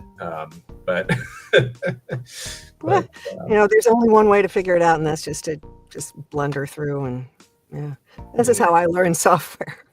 I hey, blunder through. Yeah. well, there you go. You're Wes, staying. I haven't seen you since Florida. Yeah, it's been a hot minute. Yeah. Wow. Michael and John were out here in LA at one point. And Yeah, we got to hang yeah. out a little bit. Yeah. Yeah, I wish we could have gone to a few more coffee shops before a certain something happened that shut the world down. And That. yeah, that, yeah, That's the other can of worms. yeah. Oh, there's so many now, but Yeah. oh man, but yeah, we were just thinking about a little bit about the Chibi Paw convention in Mhm. 2014. That's what it was, Chibi-Paw. 2014. 2014. Over 10 years Well, ago. that explains why my hair is all gray and Michael doesn't have any, and you've got a Yep. beard, because that was a long time ago. Hard we to were believe so that. young and full of, Yeah. all Mm. kinds of vitality. Full of gumption, and I have a lot of vitality. I don't know if it's because I exercise or, whatever, but I keep expecting, well, not expecting, but I know people get elderly. I've heard tell. It's going to happen any minute. You guys, I'm 70. I just turned 70. Really? that is I know. literally unbelievable. Same here. Same here. Wow. Hey, Yeah. knock on wood, just okay, must, like you said, must be doing something right. So, Well, right. When we started doing Tenchi, you guys were kids, but I was 40. wow. So, yeah. But That's now so- you're not kids. You're grown men. uh, Still looking at anime. Thanks for putting it that way, Patria. is we gotta make some money doing it now that we're I get up and go, I'm in my 30s. What? I'd get this far. What the heck am I Yeah. supposed to be doing again? Oh, No, I think most of the Tenchi fans are in their 30s and 40s now, right? Yeah. yeah, because there were some who Is that music that I'm playing? oh, sorry, no, Oh, okay. We have All right. music in the background. All right. As long as it's you and not me. yeah, Yeah. sorry if it's No, bothering. no, that's you know. no. I just didn't want to be like interrupting or something. Oh yeah, with no, something that I had turned on or whatever. I Yeah. did the same thing when we did a test run, didn't I? Mm. The other night, I was like, Music? Who is that? Is that me? What? That's nice music. Hmm. Yeah, so that's a nice movie. So, No, it's on my phone. oh dear, that one is. I'm sorry. Sorry, that was me. All right. Yeah, you know what? That was my alarm reminding me to sign on. Hey, there we go. Alarm's working. There we go. Here we go. Oh man. God. I'm sorry. You're like, So- "Oh, I am hearing something." We're like, no, it's fine. It's. Uh, Oh my goodness. so how's it been going today? What have you been doing? Well, we did have for about an hour or an hour and a half. I can't recall. We talked with JD Calderon, and Mhm. he had some questions about kind of our Tenchi journey, and we asked him about a little more, share with the viewers about his journey in comics. Another guest has appeared. What? Hey, Matt. Hey, How's it going, Matt? Hey, man. guys. Looking good. Oh, it's so Yeah. cool to see you. You too. Oh, man. Wow. Well, here we all are. You know, we were just talking about Chibi Pa. We're in Florida, which was, I think, the last time all of us were in the same place. I think you're right. Mhm. Yeah. Oh man, that is crazy. We keep thinking, whether it's a book signing or maybe something with this venture here, I keep thinking we'll stumble into some circumstance where we can all There you meet go. up again. Oh, wow. That's Oh. it. There we are. Yep. Oh, my God. Uh, Look at us. Yeah. Look at all that hair I don't have. Really? Yeah. What year was that? That was, 2014. 2014. 14. Okay. that's 11 years. Wow. Man, that's pretty wild. Yeah. Yeah. I still remember now.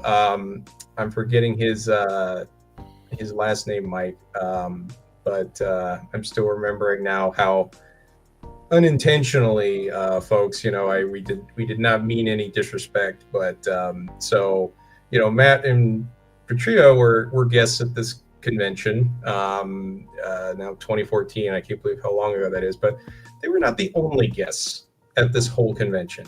But Right. in our minds, they were. We were there to see them, and so it resulted in a couple times there's this awkward interactions. There was another fella there, and I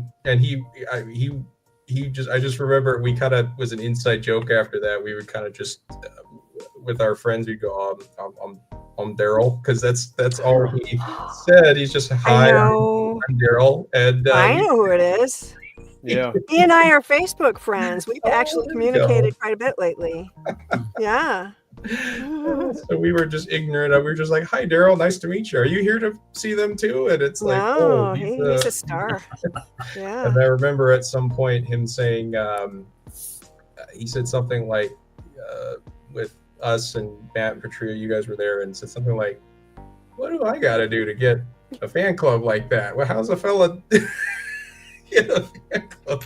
And you two were just like, "Yeah." Well, I think Matt and I just did our jobs. I don't think we had any idea that, Yeah.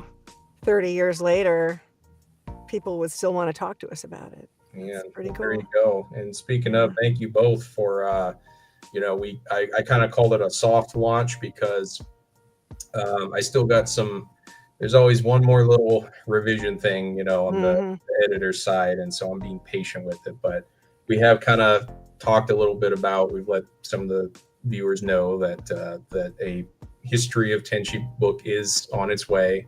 And so I don't know, I don't think I mentioned this part to anyone yet, but thank you both again so much for, you wrote the forward to Oh, yeah. that Remember, book. Matt? Yeah. We did it together, and it ended up just being really, really just really sweet because everybody thinks of Tenchi and Ryoko, first people they think of with Tenchi, and as we've heard recounted from you two, many times, but maybe we could do again here for the listeners here of just how, you two and your friendship and both being professionals, but that has been a continuing, recurrent undertone, I think, to all of the, at least on this continent, this side of the Pacific has been it started that way, and here we are still now with, you two, and have been friends all these years. I don't know what year it was, but I know Matt and I met in Chicago. We were friends in the Chicago theater scene. And Matt, I know you were doing a show. So you might know what year it was. It was one of those shows that was really big and really popular, and I wasn't in it. Huh? That I one? can't see it. What does it say? Oh, Sheer Madness? he's got it right behind him. I think that's what it was. I think it was Sheer Madness. Do you know what year that was? Well, you've been talking about the first when we met in Chicago, or I think we met around the time you were doing Sheer Madness, or maybe a little before. Yeah, I want to say it was Sheer Madness, because I think I stepped in, and you were like friends with Dennis Cockrum, and remember and I stepped in temporarily, and when my temporary stint was over in Sheer Madness, I think we all had like a little closing party. Remember Peter Saragusa and Dennis and you and me and somebody else? We all went out. I don't know, but yeah. Yeah, there were a lot of places to go out to in Chicago. Right. Chicago likes beer. Yeah. So I would say that couldn't have been earlier than 86, because that was the first time I did Sheer Madness. Yeah. So it was probably around mid 80s. Oh, wow. So if we've known each other since 85-ish, what is that, 40 years? Yeah. Oh, my God. Oh, my God. Lord. So, and then Tenchi came 10 years later. 93, yeah. And I was doing Sheer Madness in Oh, LA. you were? Because I remember my first day of recording was opening night at the Improv in Santa Monica of Sheer Madness. So Jack was very cognizant. He's like, I don't want to kill you in here because I know it's opening night for you tonight. So still, I did 8 hours in the booth going for 8 hours, and then opened a show that night. Say Jack's last name. Jack Fletcher? Fletcher, yes. Yeah. He was our director in the early episodes, and he also didn't he have a hand in writing the scripts as well? I think he did polishes. Yeah, I believe so. Yeah, he didn't do the translations, but he would polish it. Yeah. So that we had the right number of syllables to match the mouth moves of the characters. And he had to vernacularize, I don't know if that's a word, American vernacular for the dialogue as well, because it would be very clunky and right. Yeah. I remember him explaining to me that the jokes that worked in Japan would not work in the States. Yeah. They had to redo a lot of the jokes. A lot of the jokes. Because remember, we'd be in the booth looking at the script, and we're like, what? And Miyoko is in there just giggling in the control. This is hysterical. We're like, why is it funny? I don't even know what it means. Really? She was our Japanese producer. Yeah. That's right. That was wonderful. Both of you recounting when I was, Wes and I were asking you for the book, some of this stuff. And it's very fortunate that you had something so, so distinct that you can specifically remember, Matt. It's like, oh yeah, it was that year, that night, because you had that, that big premiere. Yeah, that's really great, Matt. Yeah. I remember being in the booth with you that day, because remember when we started, first couple of episodes, maybe just 2 or 3, we actually were in the same sound booth together, acting at the same time on either side of the mic, which became a nightmare for the engineers. It was impossible. It was impossible. And we didn't know what we were doing, so we tried doing it at the same time, but it just was impossible. You can't dub that way. So yeah. Yeah. I remember when we spoke with KT a few years ago, and I didn't even didn't pick up on it, but even Jack Fletcher, I think his sister Julia Fletcher, she also did a voice for a really prominent character, Ryoko's rival Nagi. That was Julia. Oh, I didn't know that. Yeah. Right. Oh, you learn something new every day. That was Jack's sister. Yeah. Wow. Oh my gosh. I think I remember that, Mike. I think you're right Yeah. on that. I think we Because I was just like, whoa, that's so cool. And Yeah. KT spoke also really highly of Jack, like Oh, when yeah. she was talking about everything. And we've also heard nothing but good things about Miyoko as well. It seemed like Oh, you yeah. guys were all a really tight-knit group. I don't think there was anybody there who wasn't Right. really talented and smart and fun and dedicated. Yeah. It was a good crew. It really Yeah. was. We were just speaking of, because we've been doing this for a few hours now, and we've got the live stream, and we've got a chat. Some folks watching live can comment or put a question in on YouTube. They're doing that. But so they kind of had some questions for us, and we did the best we could, but maybe hearing a bit from YouTube, because they were asking about, like, well, yeah, how did they word that, Mike? They were talking about when you've got the translation thing, but you've got a licensor wants to handle this a certain way, and how do you how do localization choices get made? And so it sounds like for you two, and talking about the Tenchi experience anyways, it really was this it was this, you had Miyoko as this bridge, you had Jack, who was really working with the actors and doing polishes and stuff. So can you, And Jessica Coppola. yeah, can you speak about that kind of process a little bit more, about just how they kind of made that, you felt they made that work? Or Well, I think at the beginning, I don't know about you, Tria, but it seemed like they really invested. It's sometimes even in our business, it's you get what you pay for. So Miyoko did a great job of investing in someone to do a great translation of the script, and then to someone to do a great polish of the script, and then a good director like Jack to really bring out performances on top of our job of dubbing and matching lip flaps and character voice and everything, and then doing a performance on top of that. Everyone was in place for that, and everyone was doing, I thought, really, really good job. But I really liked Jack. Yeah, everybody was great. And later on, Doug Stone directed some episodes, and he was great. And what I particularly remember is, because after those first couple of episodes, when we figured out we couldn't be in the booth at the same time, and so each of us had to record separately and respond sometimes to nobody. So I wouldn't know how Matt was going to do a certain line. I would just have to respond to how I imagined Matt was going to do it if I was there first, if my session was before his, that kind of thing. And I remember everybody was so good.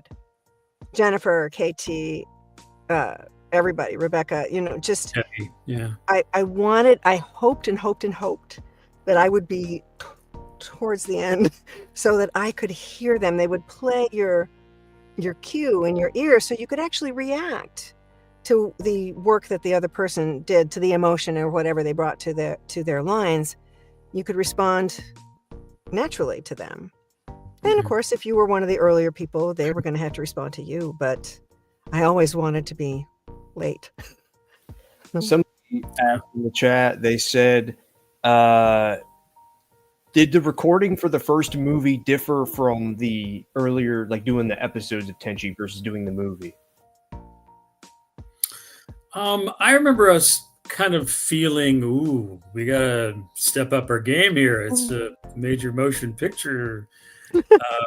So there was a little more onus on us to get it right. I do remember that, and we did work very, very hard on it. Mm-hmm. And then, of course, I think I relayed the story once already, though. We worked so hard to get those lip flaps and that everything synced and so good. and they sent it over to Japan for approval, and in the process changed formats. I don't know, can't remember what the formats called. Sure, yeah. And then they sent it back after they approved it and changed it back into American video format, and everything was half a second off. The entire movie, all that work we did was just like out the window. We were like watching this movie with our head in our hands, going, "Oh, what have they done?" Oh no, I didn't know about that. That's really hard. Yeah, you did recount that, Matt, for us for the book, and we were talking specifically because it was they premiered it at a convention here in maybe Anaheim, or I'd have to look again. I want to say that one was at a Shrine Auditorium. I think it was. I kind of remember that. I'm not sure for sure. sure. We'd have to look up. I bet Mike maybe could look up because it was Anime Expo '96. So according to everything that I have read, they premiered the movie, the sub and the dub, at Anime Expo '96, which was in Anaheim. Okay, that's right. Because I remember I have the book from and then there's a part in there talking about Disney World, or Disneyland, excuse me, which would have been in Anaheim. And then I think they had a few other showings because I think there was another one around LA. I think that was afterwards. But that could be the Shrine. Yeah, but again, it was the convention ones are really easy ones to find stuff on because you have the convention books. You have obviously you guys were there, lots of fans are there, but finding the premieres for a lot of stuff that was outside of the conventions 30 years back is really hard. It's really, really hard to find info on that. But that was a big deal. And just hearing from you, Matt, that it was all flubbed, I can't imagine. Believe it. We were just so crestfallen. But it was Anaheim. You're right. Yeah, but at least for folks, because you never know, still people, we were talking with some folks still just maybe now getting into Tenchi because somehow they heard about this Kickstarter campaign. It's like for the home video for that, like you're good in terms of the dub of it's wonderful performances, wonderful watch. It was just at that live premiere exhibition of it that unfortunately that put a ring on your braid a bit there. What are you gonna do? Oh man, but it's just, we were talking a little bit about JD, about life and things happening, how what we're re-releasing here with this campaign in one omnibus is 6 issues total of these American comics that Pioneer did back in '97.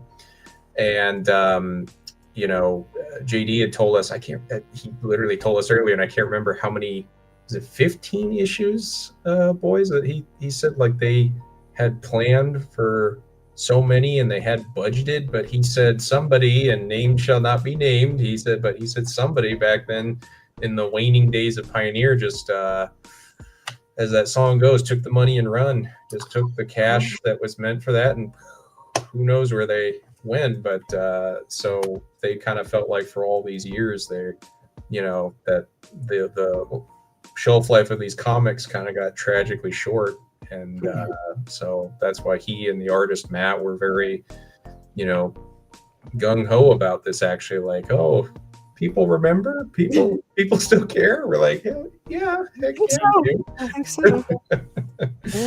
Yeah. Something else that I have my own question, but there's somebody else in the chat asked about, and Patria, they'd asked about, how do you channel, specifically when you were having to channel something like pain or anger? And I guess this could apply to Matt too. Like, how, as an actor, where did you find that for doing that in Tenchi? What was your inspiration, or what was the place that you went to for that? It's a really good question, and all actors have to do it in one way or another, whatever works for them. And I was kind of thinking about it. earlier because now I'm narrating audiobooks. And sometimes you have to play all the characters, and you want to give them a life, you want to give them some respect. And I've been an actor for so long. I've been an actor. Well, I already told you guys I'm 70, so I've been an actor for nearly 50 years, since college. Actually, I did my first play when I was like 6. So, long time. And it has become second nature to me to just live in the part. So I don't want to say that I'm one of those people who, I read the script and I am that person, because that's actually not fair to the character either. You still have to be conscious of what you're saying and where your microphone is, and or if you're on screen or on stage, you have to know your blocking, and you have to know what the other actors are doing. So you're not, I can't really totally lose myself. On the other hand, I know what pain feels like. I know what anger feels like. And so I don't really have to channel anything or pretend anything. If Ryoko is out there, defending her love, then I'm defending her love. I'm defending my love, because Tenchi is my love, because I'm Ryoko.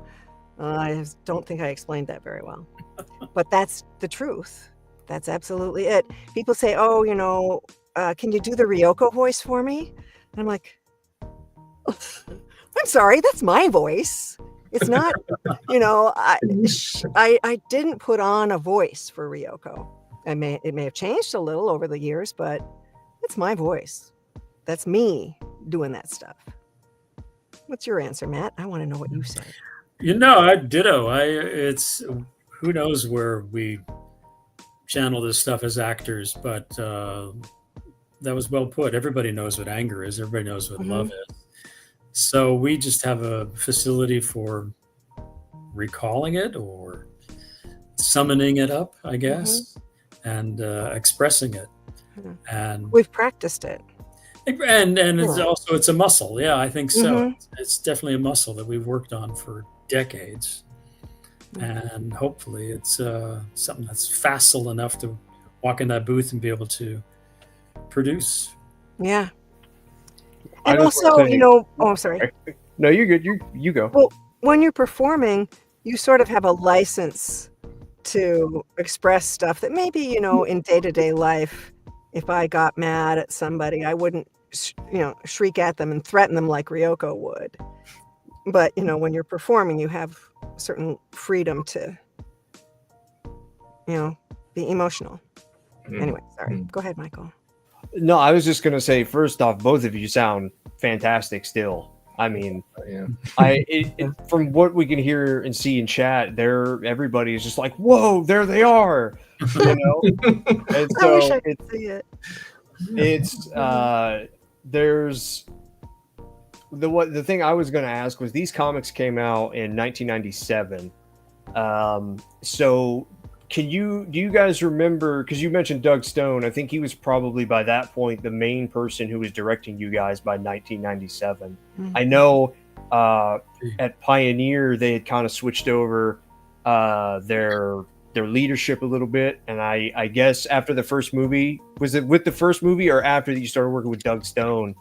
But I just wanted to ask you guys, like, as the years were going on with working on Tenchi, what was it like working on it at that point, in 97, 98, that era?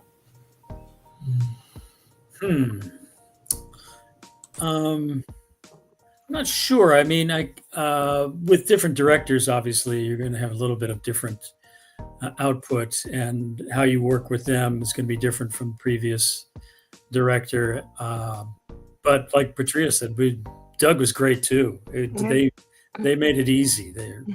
As easy as it could be.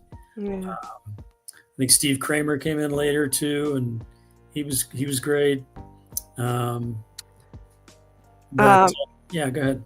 Well, something else that was kind of different that I keep remembering is that at least very early on, I don't know, you I think probably have these facts better than I do, because as you know, my memory is not so great. But how long we were in a studio on Arizona Street in Santa Monica for the first few episodes. Pacific and then Post. we moved Pacific Post, is that what it was? Yeah. It was really, really lovely place. It And was. then we not moved. bad. Oh yeah. Oh, it's not. Oh, that's too bad. No. We moved to a place in Studio City, or North Hollywood, right on Ventura Boulevard, which was Screen also Music. great. Screen Music. Yeah. Screen Music, yeah. And that's where we did most of the later stuff. Mm-hmm. But I don't know when that changed. But I think that does change things. The space you're in, the atmosphere of the place, the engineers you're working with. The engineers, true. Yeah. Mm-hmm. Yeah. And you get more comfortable with the role and kind of find your rhythm in it. Well, speaking of Pacific Post, quick story about there. We were in the same recording studio at Pacific Post when we started several times in a row, I thought. But one day I walked in there, and I walked in our usual studio, and I walked right in to Oliver Stone posting Natural Born Killers. And it was just like, what was going on? They all sort of looked at me and went, sorry. And backed out. Wow. That's a good story. Unexpected and Only in LA. Starstruck there. Yeah. Wow, that's crazy. Well, and I went ahead. I don't know if you two can see in our little chat, StreamYard. If you do want to see the live chat as the viewers are seeing it on YouTube, I would recommend, if you do that though, just you might want to mute it on the YouTube end, because you're probably going to get too right. I'm afraid to press any buttons right now because I've already played my alarm clock for you. So. So yeah, there we go. So we got some some good stuff. Oh, would you guys take a chance on voicing the novels or the comics? Hey, remember I remember you two obliged when we did that panel in at Chibi Paw in Florida all those years ago, and we read you two read just a little bit from one of the light novels, is Tenchi and Ryoko. Gosh, that was fun. But I mean, we did say here for getting you on, this is just a nice casual chat, unscripted, all of that. But I mean, I guess technically, I'll just throw out, if either you wanted, I mean, we better get me before I get too much older. We have licensed comics. I mean, I guess we could. Do we have a short panel or something? Possibly of those. Oh, you're muted, by the way, bud. Just so you know. Sorry, I got like 15 things open that I'm trying to maneuver around here. Yeah, I think I got something, one or two panels. I don't know. We both are. Is that all right? You, but Matt and Patria, do you think? What do you think? I don't even know what you're saying.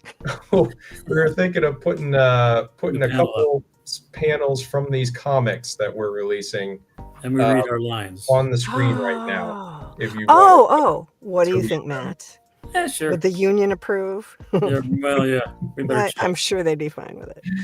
Yeah. All right. Let's see, Mike. If we got anything here. Right, let me get on the move that. It'll be a treat for the viewers, us included here. Oh my god. Okay. Here's just an example. There's Ryoko phasing through Tenchi. He's not thrilled about that.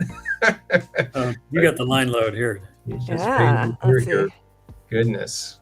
Okay. So just her butting in. Who's gonna play Ayaka? Let's see here. Yeah, we need an Ayaka. Oh, who's on? Gosh, we don't have a good Ayaka. I mean, well, John, since you brought it up, I'll try. Yeah, you can do it. I'll try. All right. Okay. Guys ready? Transatlantic see. accent. Okay, all right. I'm no Jennifer Darling, but let's do it. Okay. Okay. Am I interrupting something? No, we were just walking. Oh, really? Well, with Aika, I could imagine you doing nothing else. But if it was just us, Tenchi, we would be doing a lot more than just walking. Ryoko, you beast! Control yourself. You go control yourself. I'm doing just fine. Oh man. Uh, Oh my gosh. Thank you. Thank you, Bill. Oh. Matt, it's fun to hear you do that voice. Because Matt, Tenchi's voice is not Matt's natural voice. No, not they really squeaky. wanted, 14-year-old. So, but it's Mhm. funny when we started, like the last time I recorded, the last two things I recorded down in LA, when I was down there last 2018 or something, he was older. They wanted him older. Oh, So I had to modulate it with some age, and that was interesting to do. Yeah, that's right. I think we're looking there maybe like 2018. Yeah. Thereabouts, I Yep. think. And good. I Tenchi Muyo. Yep. Mhm. And you both did fantastic there, Thank you. man. So was that did you find that a little easier than Matt, since you didn't have to be quite so young sounding? No, it was harder because I had the 14-year-old so ingrained in such a groove that I just go right into Ryoko. So I had to. It was interesting to have to modulate it just a few years of age. Mhm. Yeah, you were in a groove, and then all of a sudden, can you age him up a bit? Yeah. Still Okay, young, well, but not that young. Right. man. Well, whatever you did, it came out fantastic. I mean, it really fit. Tenchi was older there, going off being I can't say it was similar or very similar to that, but I can remember being that age and getting into being like a assistant teacher kind of thing in college and stuff, and wasn't quite like that, but just being that early 20s or so, right around that area, man. Oh man. Well, I don't know. What do you think, Mike or Wes? I mean, anything else? We were planning on Matt and Patria. We were thinking, at least for us here, we had told viewers we would do, let's see, 3 to 8 Eastern, which would be 5 Pacific. But we don't want to keep you or anything for a set amount of time. We just so much appreciate you coming in. But are there some other questions maybe in chat, Mike, for Matt and Patria? There's one that this is for Patria. It says, Patria was in Death Becomes Her. Do you have anything to say about that? Love that film. I had one line. It was my first professional union acting job in Los Angeles. And it was a really wonderful experience because we were on the Universal Studios backlot at night. And they have this, if you go on the Universal tour, on the tour buses during the day, you can see it. They have a town there, and I think they call it New York Street or something, but they have this old turn of the 20th century, I don't know if it's still there, but lovely old street that looks like New York City. And the first line in the movie was spoken by a man whose last name I believe is Frankenstein. He's an actor, and that was his name, was Frankenstein. Wow. And mine was the second line, and we were people coming out of a theater. We had seen Meryl Streep in a show, and we thought she was absolutely awful. And I don't remember what his line was, but mine was, "Thank God you wanted to leave." And I was so thrilled to be there. I mean, I was new in town. It was Universal. The director was Robert Zemeckis. Wow. who, was a big shot, and Zemeckis wasn't there. I was excited and he wasn't there, but it was a second unit shot. Unit, Yeah. And so it wasn't like apparently a big thing, but after Zemeckis saw it, he didn't like it. He thought that it didn't look enough like a New York street.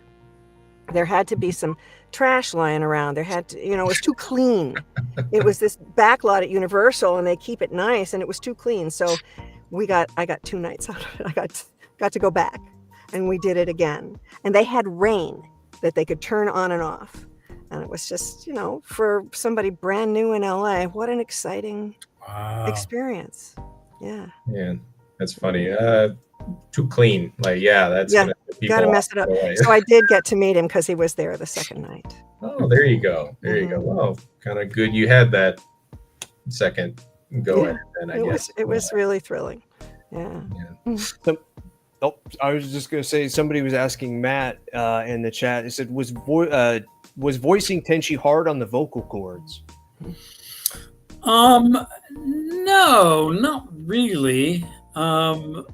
Just that first day was the most grueling because, again, we didn't know what we were doing really. And that very first episode, as many may recall, was when I released Ryoko from her slumber and she chases me around for most of the episode, blowing things up. So like I said, it was 8 hours of every kind of vocal reaction you could imagine. But then I went and opened a show that night, so I must have been okay. I must have again, that comes with the training and being able to take care of your voice when you have such demands on it. So I guess the answer is no, not really.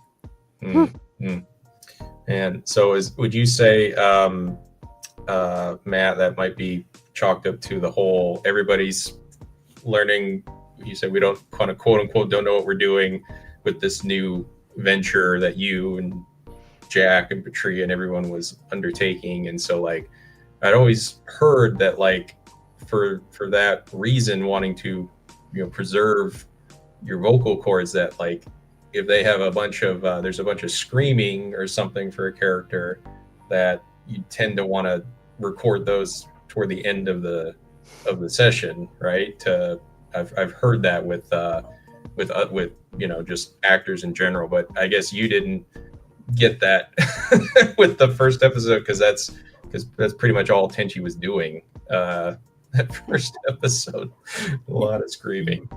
Yeah, that's a common thing, that if there is something really, really demanding, they will put it towards the end. But I think it was a combined naivete of voiceover, because I hadn't done too many voiceover jobs before that, but we were also working chronologically, because you kind of had to when you're dubbing. You can't be jumping around and try to find where you are in the script. So you don't really have the luxury of saying, well, let's tape that screaming scene last and we'll do all the rest of it first. You really weren't able to do that. But that would have been nice. But like I said, the whole episode was that. So it wasn't that. It was a moot point with that episode anyway. What you do with that is you don't schedule that actor for the first thing the next morning. It's like Matt said, you kind of have to be chronological, but don't make that person come in the next day. Give them a day or two off after Somebody in the chat asked, and I'll kind of broaden the question, was they had originally asked if you had any feelings while dubbing the first movie, but I will just extend that to everything that you've done in Tenchi. Is there a series or something that you did in Tenchi that really stood out to you feelings wise? Like you were like, wow, this really made me feel something. I know one. Yeah? Yeah, there's one where by the end of the episode, it looks like Ryoko's dying. And her arms fall down to her sides and she's bleeding. And I remember, I think that was in the series where she's running around in space robbing banks with Kagato, maybe. But and as her arm falls to her side, she goes, Tenchi. And I remember that as being emotional. Oh. Yeah. Man, a lot of viewers do too. I mean, myself included. I remember our friend Chuck, who was there in Florida all those years ago with us. He's recounted that a lot of times. That I think that was right near. I can't remember what Chuck said now. That there was some kind of after school appointment or something that he had to get taken to, and he was just like, Mom, I can't you don't understand that where they left off. I have to know, did she live, did she die? I can't, Mom. Well, your dentist appointment schedule, the reschedule. This is insufferable. I have to know what happened to Ryoko. Oh man. Well, that's kind of asking a lot there, Matt. But if you think of any, Yeah, I mean, well, now that you mention that one, I do remember it now. But I don't offhand recall anything. It all seemed they kept it pretty light and bouncy and fun for the most part. So don't remember anything too poignant. Man, well, that stuff is still, inspiring people. I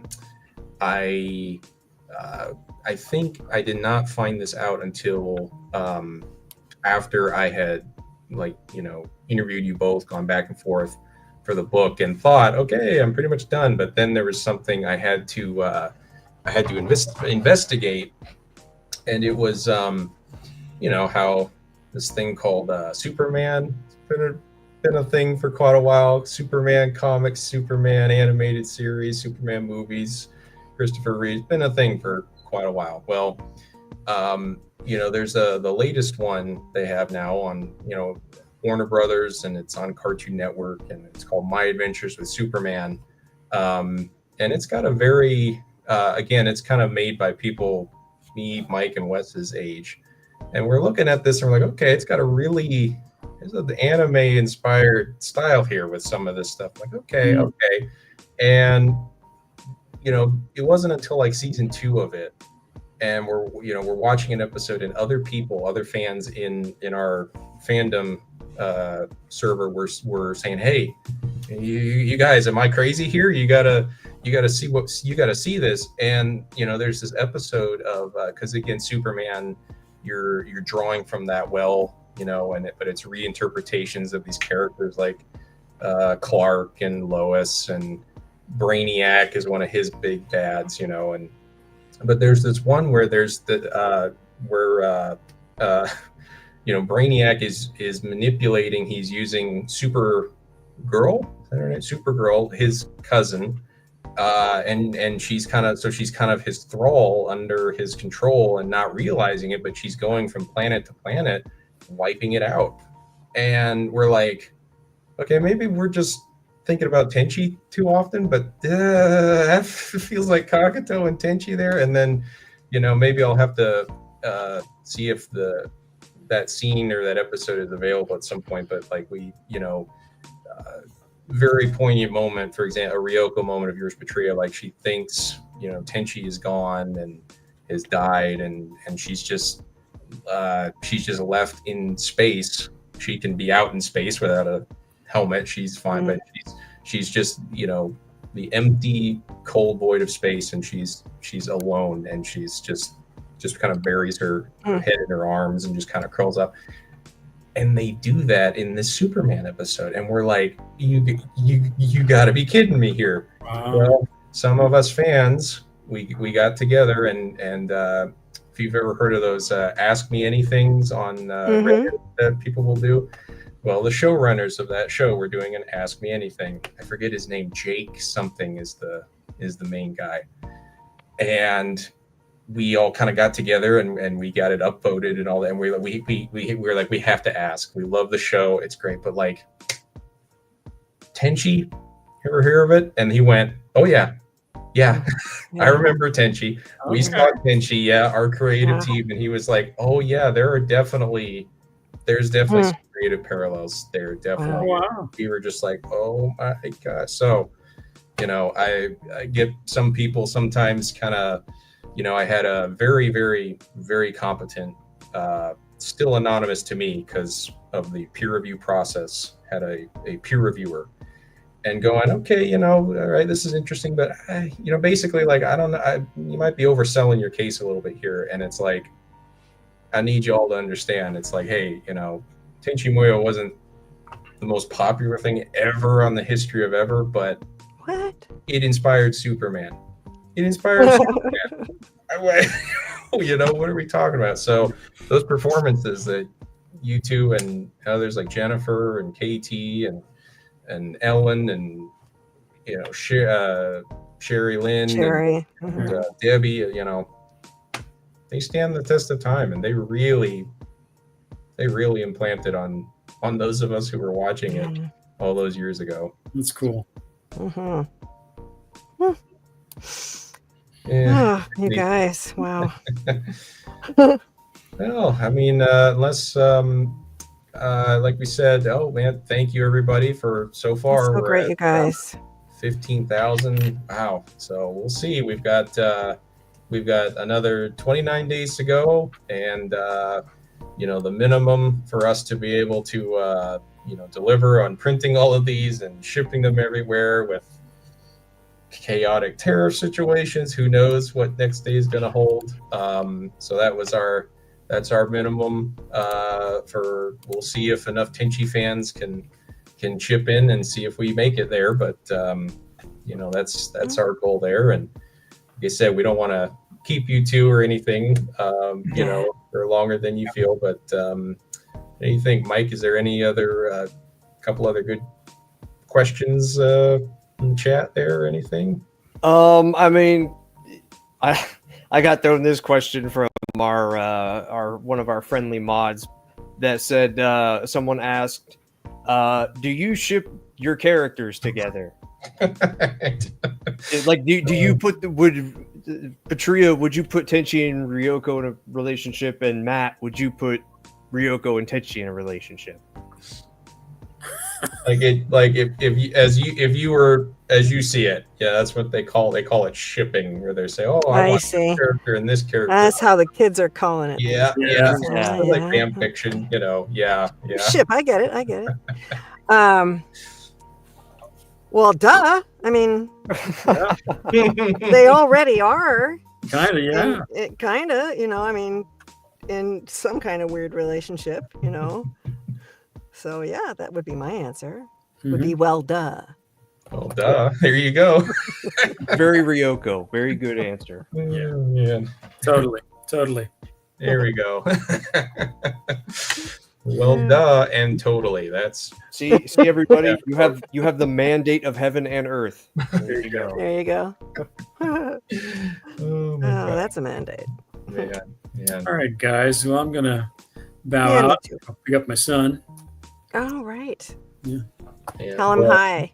Oh, yes, and God, thank you both so much for hopping in and answering some questions for all of us and the fans. And it's just great to just see you two again. And I hope someday, sooner rather than later, there'll be an occasion for us to meet up in person again. That'd be great. That'd be great. Maybe the book launching. Huh? Yeah, that's right. Yeah. That's right. I'll keep you and everyone else I interviewed for it posted on that, because some people going, is this thing ever going to happen? And I'm like, yes, just a little longer. Or hey, who knows, if this thing does well enough, maybe we'll have new Tenchi work for you. Hey, that'd be cool. Just saying. I said you better get it soon. Yeah, that's right. Let's move on. Just kidding. You're recording from the home. From the home. As long as you guys sound like Tenchi and Ryoko. There will always I be don't work. know how much longer that's going to. You heard it, folks. We're trying.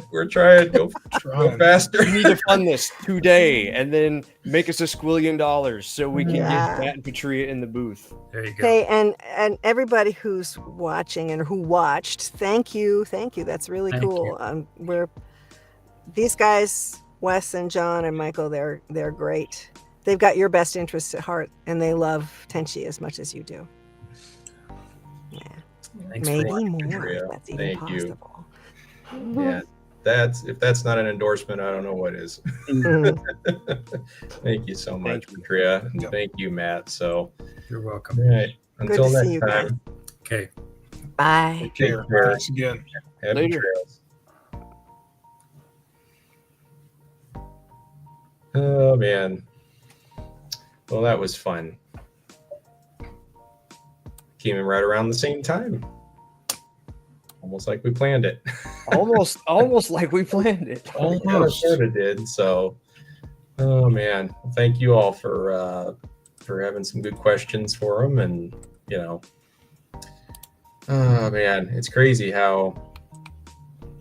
I mean, I'm starting to feel that now. Just the way, just how fast time really moves, and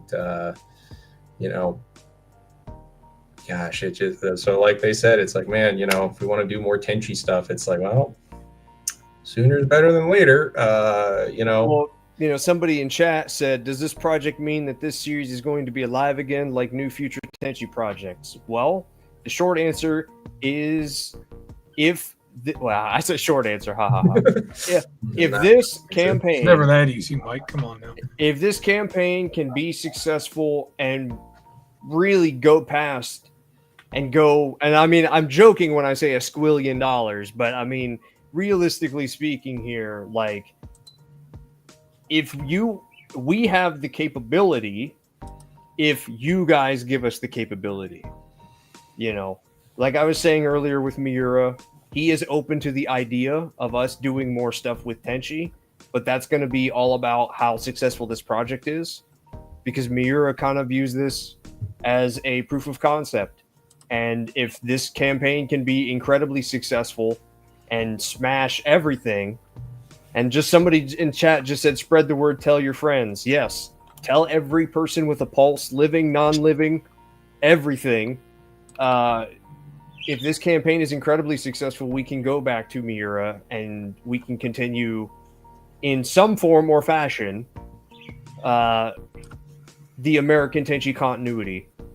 So it's very exciting. And trust me, you just saw it with the 5 of us on screen. If we absolutely can do it and it's viable, we will do it. Like, we will get Matt and Patria back in the booth. They still sound like Tenchi and Ryoko, and we absolutely want to hear them again as Tenchi and Ryoko.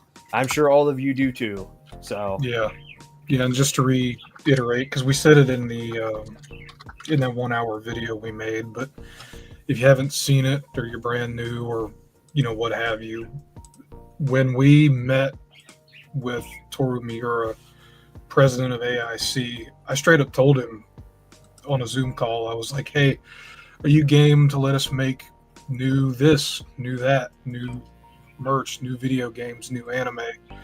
And he's open to it.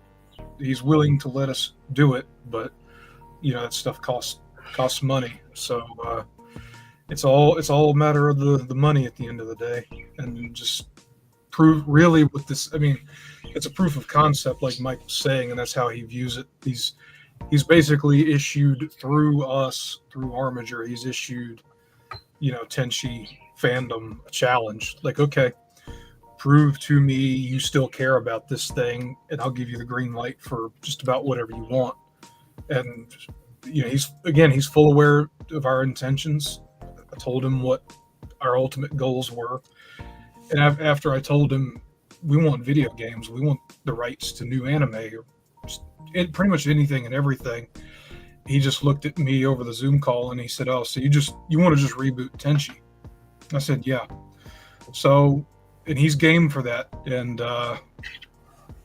it's just a matter of the money at this point. Yeah, I see somebody commented using Matt's own words there. You get what you pay for. Yeah, that's a lot of. I think that's Matt's catchphrase. Yeah. He loves to throw that one out. Oh, man. I mean, But- it's kind of true. It's a lot of truth to that, And again, everybody, thank you for the support. 124 backers in a couple hours is nothing to sneeze at. 16K or right there, nothing at all to sneeze at. And it's really humbling. And we're gonna push it as hard as we can. Yeah. So I'm glad that everybody's on with this in spirit too. It's like, yeah, this is. Everybody wants Tenchi Muyo to come back. Everybody wants Tenchi Muyo to be successful and fruitful and strong and all of those things. And we do too, because that's why we're doing this. Like, think of it as like, we said it in the video, but this is like the spirit bomb moment. Like in DBZ when Goku is going up against Kid Buu and he's saying, "Hey, get Planet, give me your energy." This is that moment.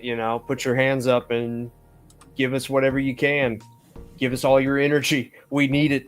We need it because it's a huge undertaking. But again, just talking with Matt and Patria again, hearing them going over stuff, it's so cool. No matter how many times I talk to them, no matter how many times we talk about whatever, it's just it still gets me excited. It still gets me excited about Tenchi, about the future of Tenchi, all of the prospects. So, yeah, I don't really have anything more to say than that. My brain is just like, yeah. Oh my gosh, they were here. Yeah, I'm still like that. Like, oh man.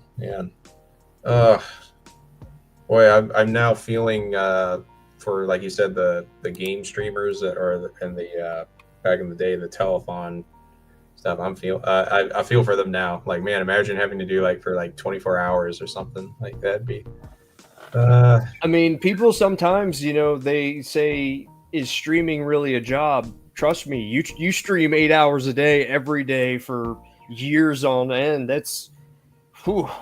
That takes some endurance. Oh yeah, and it's just one of those weird generational things that it doesn't seem weird to me now, but I mean, I remember YouTube becoming a thing, and just the idea that could be a career, or that playing video games could be a career. It's just anybody now. It's like, yes, okay, like what? Yeah, but a lot of us growing up, it's like video games were this thing that you did just for fun, which people still obviously do, but it was seen, especially by our parents, as like this, well, you need to, some comes from a good place sometimes, that's a waste of time. You need to be doing something more prep, well, then enough time goes by and it's like, well, actually now it's a potential career. You could play video games. You could have people watch you play video games. You could be an influencer, as we call it now. But oh man, that was somebody chat said, would you guys do another one of these to keep the interest alive? If this one is successful, absolutely. But we got to get there first. Well, do they mean a live stream, or do they mean the I think they probably mean a Kickstarter, but that's a good point. And then someone else said, would you consider doing collabs? It's like, well, I mean, if you have a popular streamer or somebody that you know of who knows of Tenchi Muyo, please throw it at them. If they have a Discord, if they have a Reddit or something, throw it at them. Say, hey, check this out. Because I'm sure there are some people out there who are really into it, and just get it on their radar. But yeah, doing another one of these, I mean, I think this was fun and went well, and so and I realized not everybody can make it to one live event, so it's like that I'm glad somebody suggested that, because I think we should really think about that and see if we can, because we're definitely going to want to be doing the we're going to be doing who knows what all. We're going to be doing stuff to be promoting this for the next month. So definitely want to be thinking of ideas to push that, and and yeah, the collabs thing. It's a case by case basis on if we can make something work, or but yeah, I'm just speaking for myself here. I'm pretty open to that, but Wes here is El Presidente, so yeah, I mean, whatever. yeah, I mean, I certainly would be if there was a demand for it. I don't really see any reason not to. But yeah, I mean, I would say the big thing right now is, as far as collaborating with people. Yeah, I mean, if you've got a streamer that or some sort of influencer, or what have you, that is interested in Tenchi, or maybe even just Toonami anime of that era, or what have you, pitch it to them, see what they say. If they've got a way to contact them, get a hold of them. Yeah, I don't see why not. Yeah, and I see too the whole asking around for the what did they say, I have that here. Okay, yeah, the blogs and websites and all that. Yeah, that's a good point. And we do, we'll do some follow up after this on. But we had told our PR person that we wanted to err on the side of, doing an ANN press release kind of thing. Like we wanted to. I said we said we really didn't want to do that before the Kickstarter went live, because we wanted to, by the time people read about it or hear about it from ANN, they can just click on a live campaign and pledge right then and there if they want. So I don't. We'll have to follow up there and see where that's at. If it's hopefully coming down the pipe here pretty soon, but yeah, that's something we definitely want to get those bases covered. For sure. Yeah, I mean, we got 29 more days to go, so lots of opportunities to do things in the 29 days. We got, if we're still going to the time we posted, gentlemen, we still got another hour, I think. So yeah, we're good. We got another hour. We're not done yet. Let's go. I am so thrilled that we got interrupted when we did, because it's Matt and Patria coming in. But back to where we were before. I said favorite Tenchi character or characters and why. So if you or Wes or me, whoever wants to start first, but all right, you know what? I'll go first, since you guys, I'll give you guys a little bit of reprieve to think about it. I mean, thinking it over, yeah. I'm kind of, I mean, obviously, it kind of goes without saying, started Team Ryoko, like most people did. Ryoko, she's she's just such a dynamic character. But in my later years, as I, get my cane and, need help crossing the street, as I get older, there have been certain characters that I've really kind of had I see all the Tenchi characters kind of in a different way, there's certain things about each of the characters that I really like, and I'm like, wow, there's a reason this character is there. There's a reason that this character is doing this. But I mean, this is going to sound crazy to some people listening, and I know that they're going to think I'm insane, but I have an incredibly soft spot for Momo and Sakuya. I see both of those girls and I'm like, oh my God. They're characters who I don't feel like got a fair shake. And if you actually sit down with them and you see where they come from and you see the story that they go through, I just really have a soft spot for them. And I mean, I don't know if I'd say that they're my favorites, because I it's kind of hard not to be like, I didn't mean that, Ryoko. You're still my favorite. But, you know, I would probably say that you know what? I'll do a top 5. I'll do a top 5. 1, Ryoko. 2, Achika. 3, Momo. 4, Sakuya. 5 would probably be Mihoshi. Oh, right. Man, now we gotta do maybe. You don't have to do a top 5. I'm just doing that for me because I'm like I have to. Oh, Yeah, also, real quick, we just broke 16K. So 125 backers, 16K. Thank you. Thank you, everybody. 105. Man, that's a good number. Oh, what do you think, Wes? Do you want to go next, or? Yeah, I mean, I can. I mean, it's kind of like when I was telling the story way earlier in the stream when JD was still around. You know, I've always been Team Ryoko because me ultimately remembering her is what brought me back to the whole thing. As I've gotten older, I think I've really come to appreciate Achika more. Because at least to me, in my mind, just kind of the way I feel about her, she's kind of like, in many ways, what there's talk amongst people about like, oh, what's a good example of like a strong female character? In my opinion, it'd be her, because she's strong. She ultimately defeats Kane in the movie, but it's for the love of her son. It's self-sacrificing. She knows she's not going to be around to raise him, really, but she does it anyway, and she defeats this, galactic evil for the sake of her son. So I think the older I've gotten, I appreciate her more. She's definitely one of my favorites.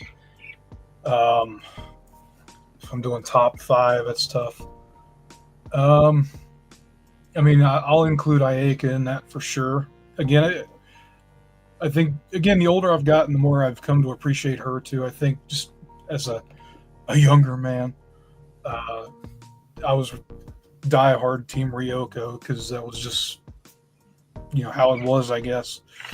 So I'll include her. I saw somebody saying in the chat, was Yosho everybody's least liked character?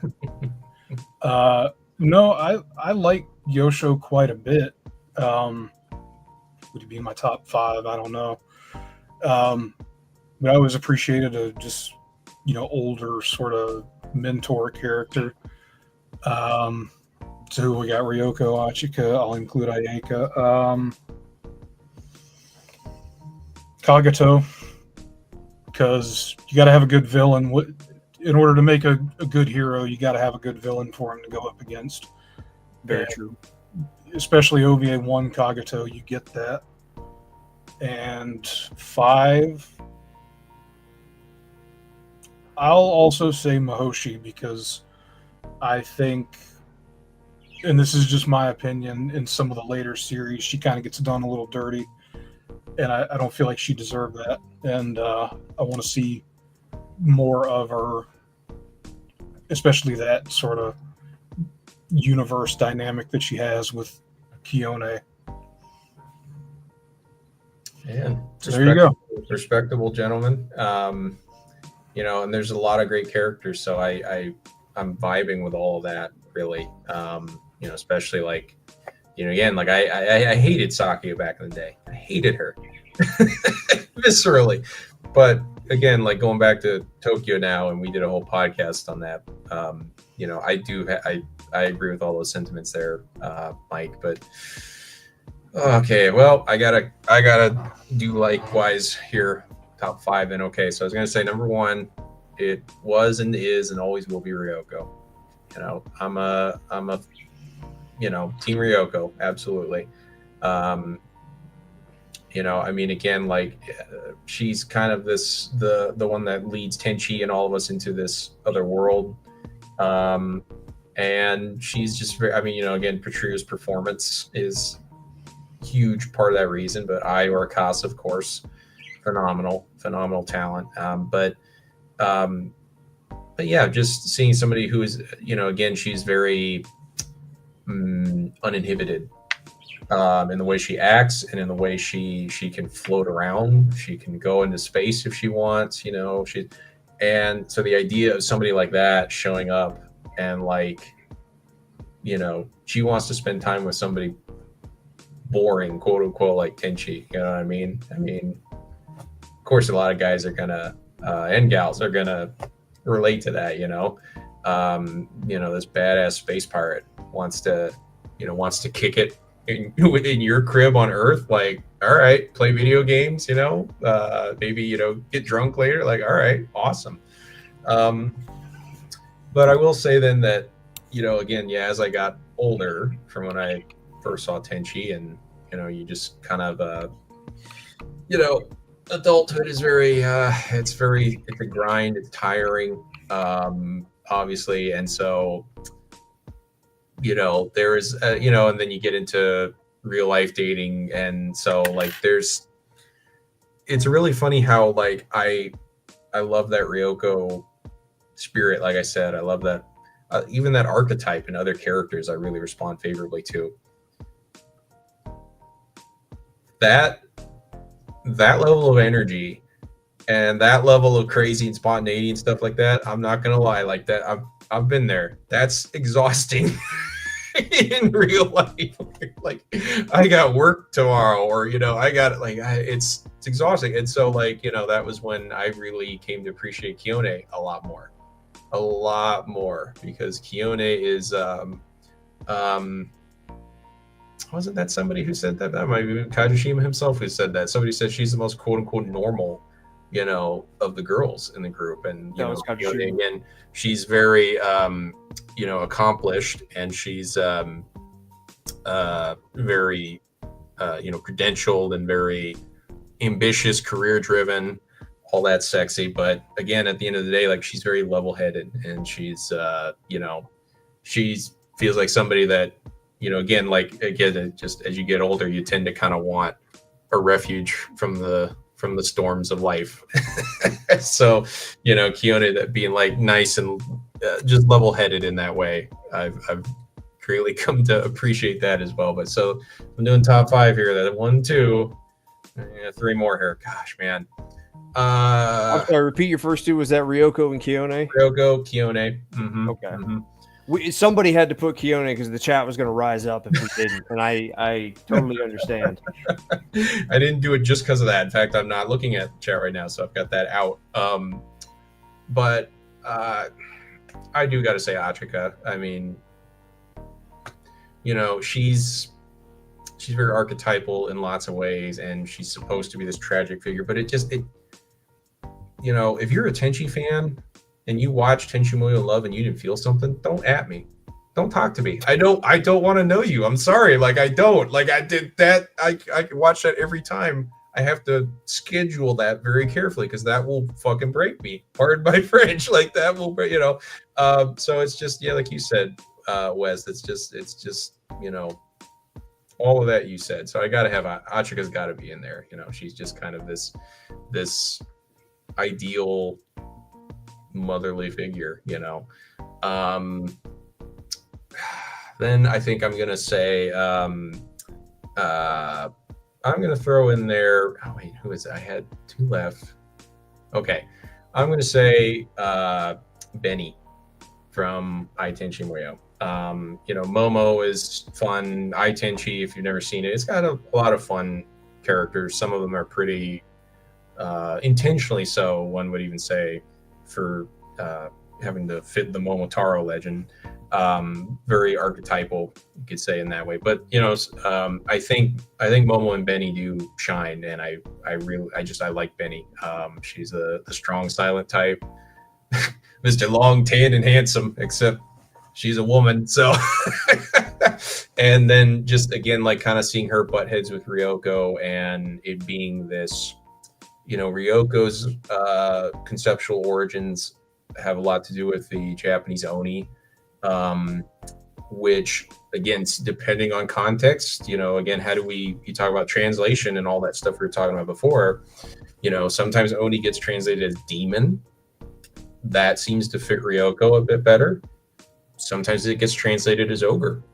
And so it really felt like Nagishi and the team were like, okay, let's play around with this, interpretation based on the Okayama surroundings. Let's explore that a little bit more. And so she's, and again, in general, I do kind of have a soft spot for characters that are really gruff on the outside, put on a brave face, but then, later on, you see that soft side.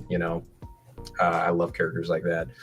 And then I think I gotta put Washu on there as well. Just the old. You saw it, ladies. He booed me. That man right there, he booed me. She's just the ultimate smart aleck, and just is the cause and solution to all of life's problems. Like she is, in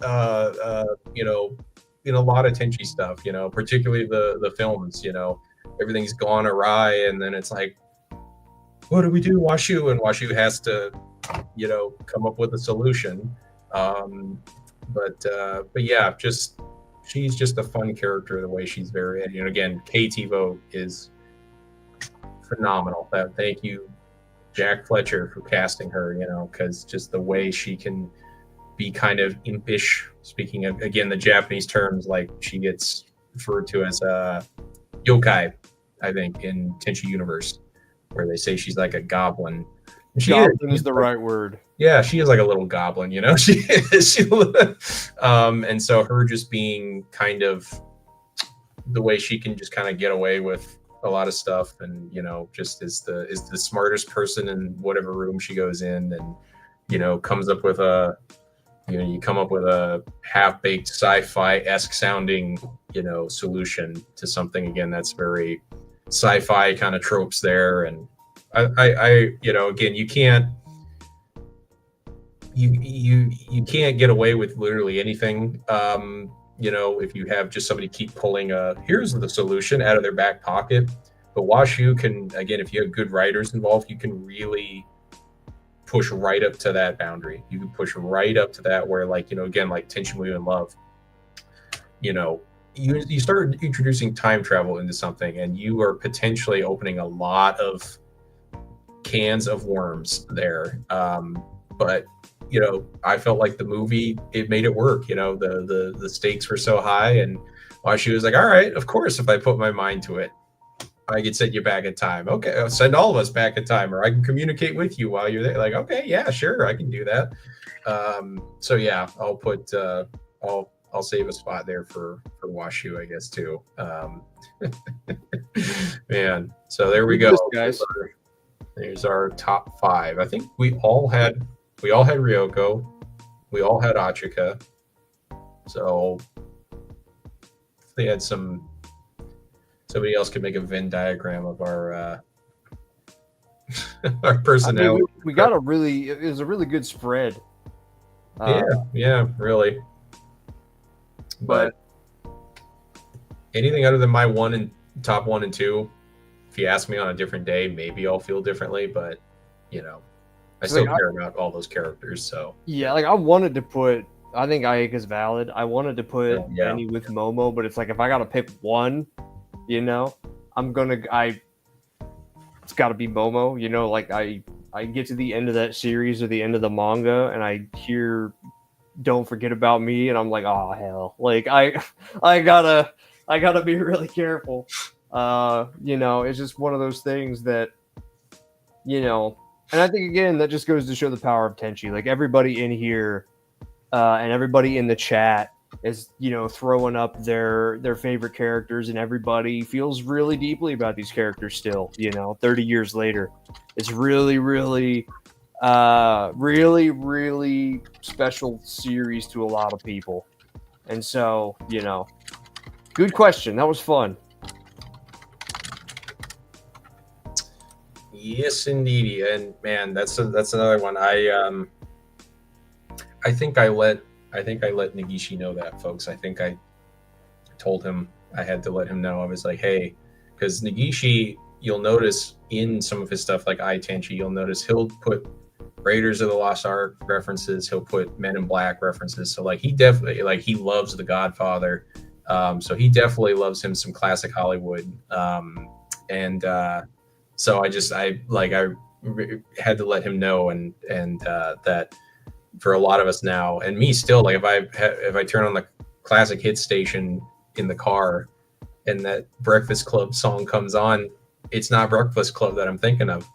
It's Tenchi Muyo that I'm thinking of. So I, told him, like, hey, just so you know, like, a lot of us on this side of the pond, Tenchi fandom, we hear that song or we think of that, like, that's what we think of, because that's how that came across in English, is because that's somebody, don't forget about me. And, just like, that's. And somebody in chat said, we need genuine stories again. Modern stuff is too much jaded irony. And it's like, I think that's one thing that Tenchi has in spades is genuine stories. You've got the hero's journey. If you're in universe, you've got all of them going on a space adventure across space. In the OVA, it's very much more slice of life, but all of it is very sincere. That's something that has always kind of stuck with Tenchi. It's been very, Tenchi definitely doesn't have that to worry about, and I know for sure if we did anything like that, we all kind of, even just listing off our favorite characters, like, we have a pretty good, across the board feeling for the show, and we've also got people who have worked on the show in multiple different forms, and I feel like, I think that if we were given the opportunity to do something like that, something I'm sure that we all would like to do, I don't think anybody in here would have to worry about any of us going off on some, random crazy charade as far as doing something with Tenchi. I think, we love Tenchi because it is Tenchi, Yeah,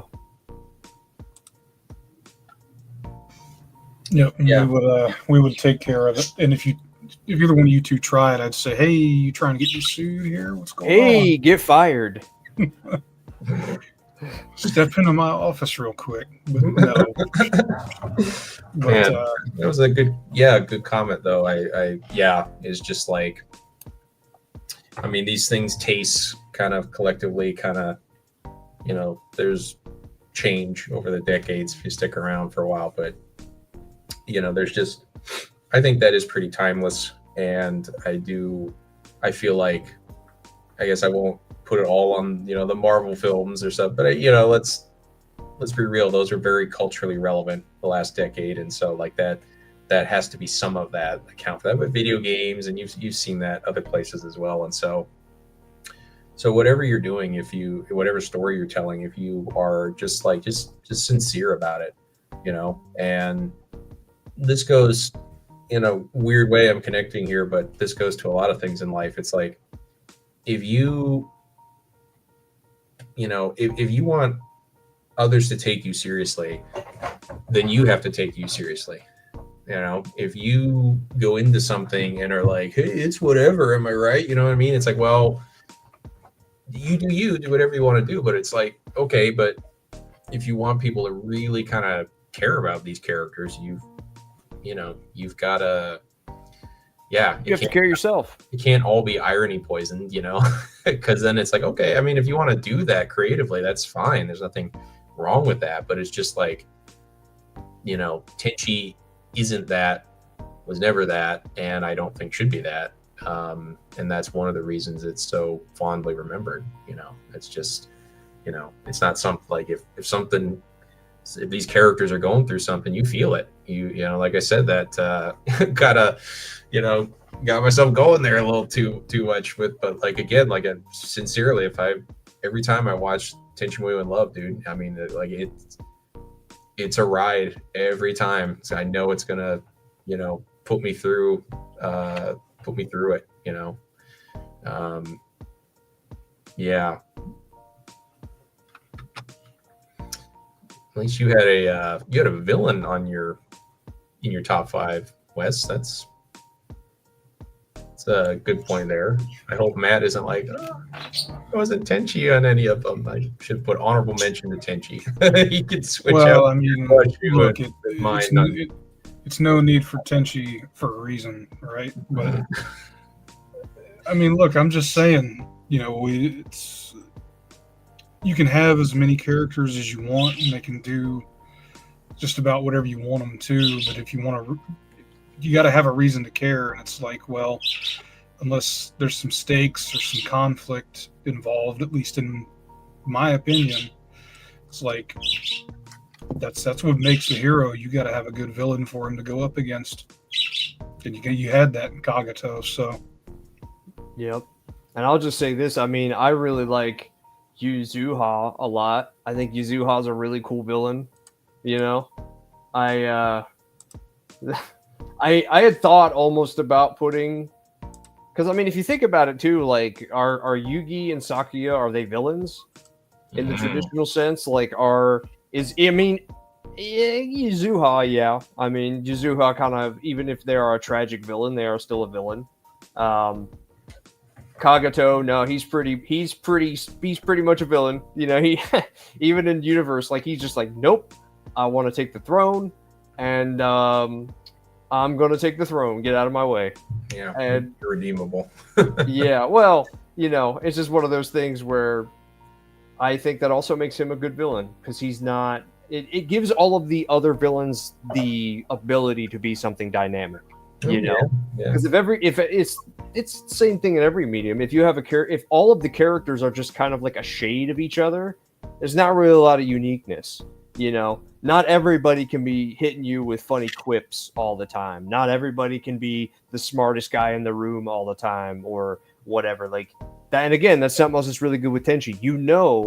When Washu and Mihoshi get into a situation together, you're like, oh, this is going to be fun. Because I know that Mihoshi is going to blow something up and Washu is too smart to not put that in front of her.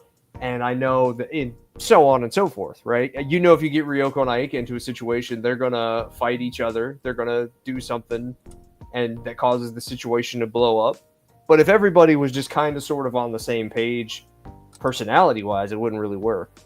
And so that also works with the villains. You have a villain who's just like, my name is such and such.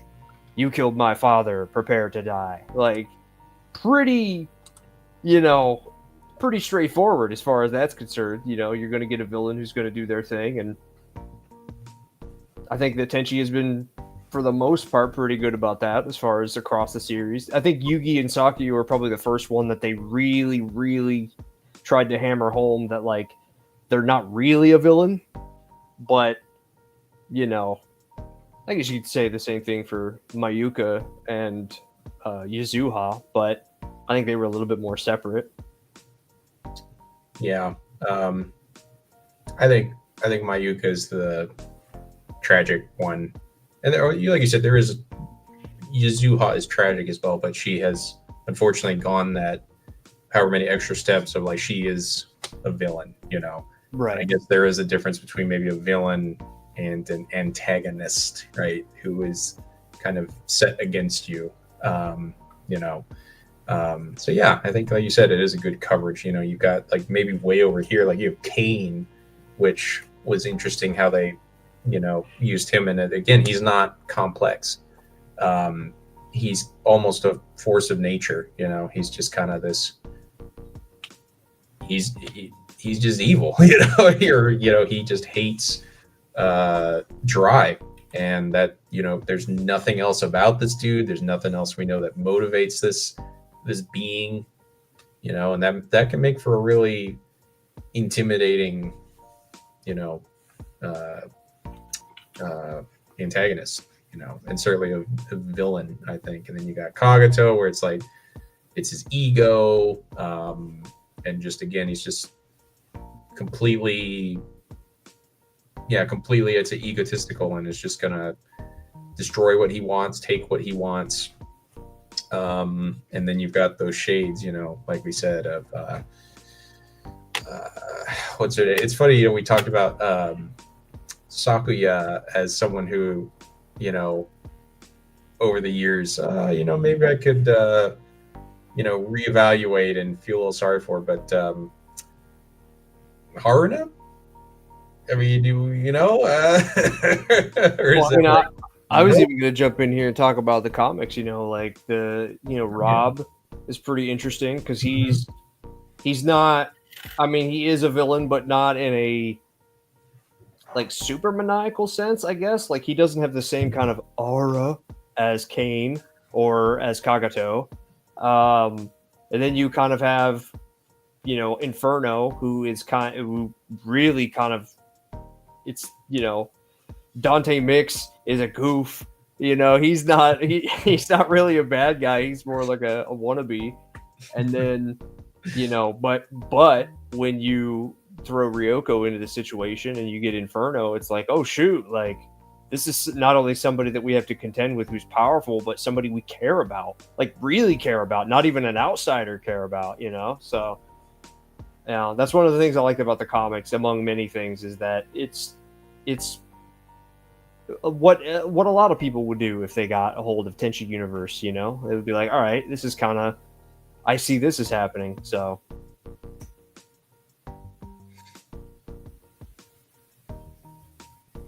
I'd almost forgot about Kane until somebody said something in chat. I was like, wow, how can I forget Kane? You forgot about Kane? What do you mean you forgot about Kane? Well, it was so funny, too, because when I was in college, I told you guys this years and years and years ago, but like my sensei in college was named Kane Sensei, spelled the same way.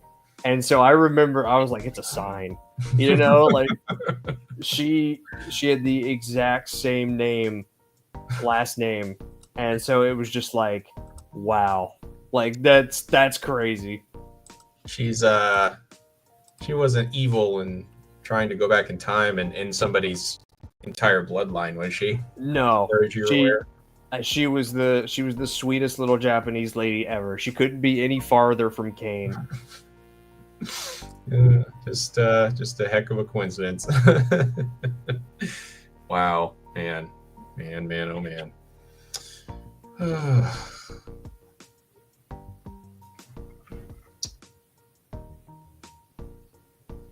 I was trying to think here of like, well, and yeah, because I like how, like you were saying earlier, Mike, like these comics do, and like a lot of what we like about Tenchi and like Tenchi Universe, you know, like we gotta go into space. You know, we gotta there's more than just we're on this mud ball we're all on. You know, you gotta go to other places, and that's part of a lot of the fun. But you know, I mean, also too, it's like which again we outline in the book, but maybe we'll mention elsewhere as well. I don't know, but like, you know, and other people have. I mean, there's, you know, you can look these up, but it is kind of hard to find some of them in with, you know, in Japanese only, for example. But you know, there's a lot of real world locations that you know, are integral to Tenchi Muyo and are based on real locations. Space is a real location. Space is a real location. Unlike that one, though, maybe, you know, friggin' Jeff Bezos just, you know, blasting rockets off for fun because he has that kind of money because he doesn't pay taxes.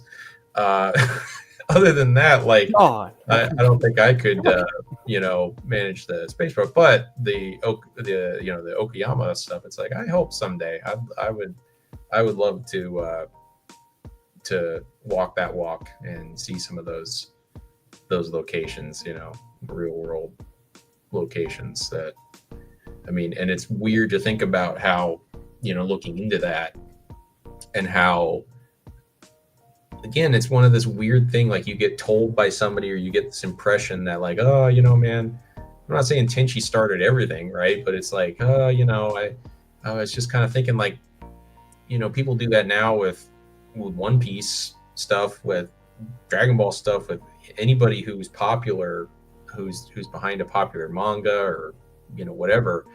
But like, you know, actually kind of looking into it and being like, oh, yeah, what, like, Tenchi actually was one of the early trailblazers for that becoming like a trend for people, not just in Japan but other countries.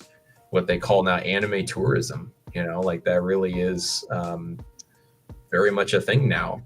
But 30 years ago when Tenchi Muyo came around, it wasn't such a thing as much now as it is now. So that's another wild thing, that how many other things are there that even we haven't thought of, that Tenchi, or you go back at that time, and really was very different. It was a very different world, different kind of landscape for anime and the business in general and stuff. But I think in a lot of ways it's improved, for the better kind of thing. But it's so funny.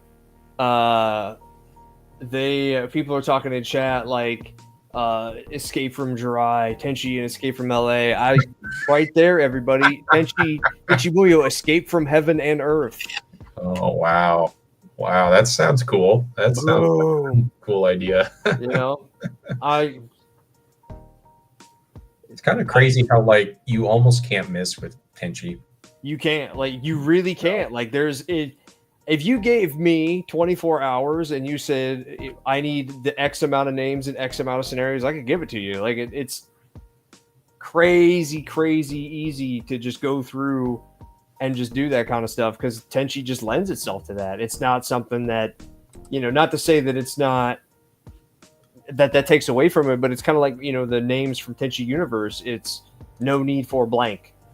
And then the Tenchi gang is going to get into some shenanigans. They're going to do this. They're going to do that. They're going to take over this. And it's like,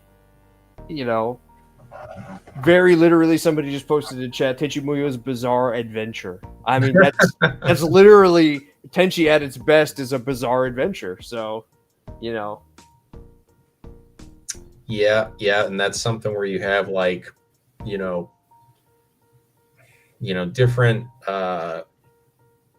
different stories, different creative endeavors, depending on what you want to do. There isn't a one right way to do something, right? Mm-hmm. You might have a project, it's a game, or it's a series of books or whatever, and maybe the world, crafting the world is more important to you. That's fine. Maybe again, maybe there's this particular thematic, the way this story unfolds, it's very, very important to you. That's okay too. But like, Tenchi has had good stories, don't get me wrong, but like that just shows you like the main thing with Tenchi Muyo is its characters. Characters.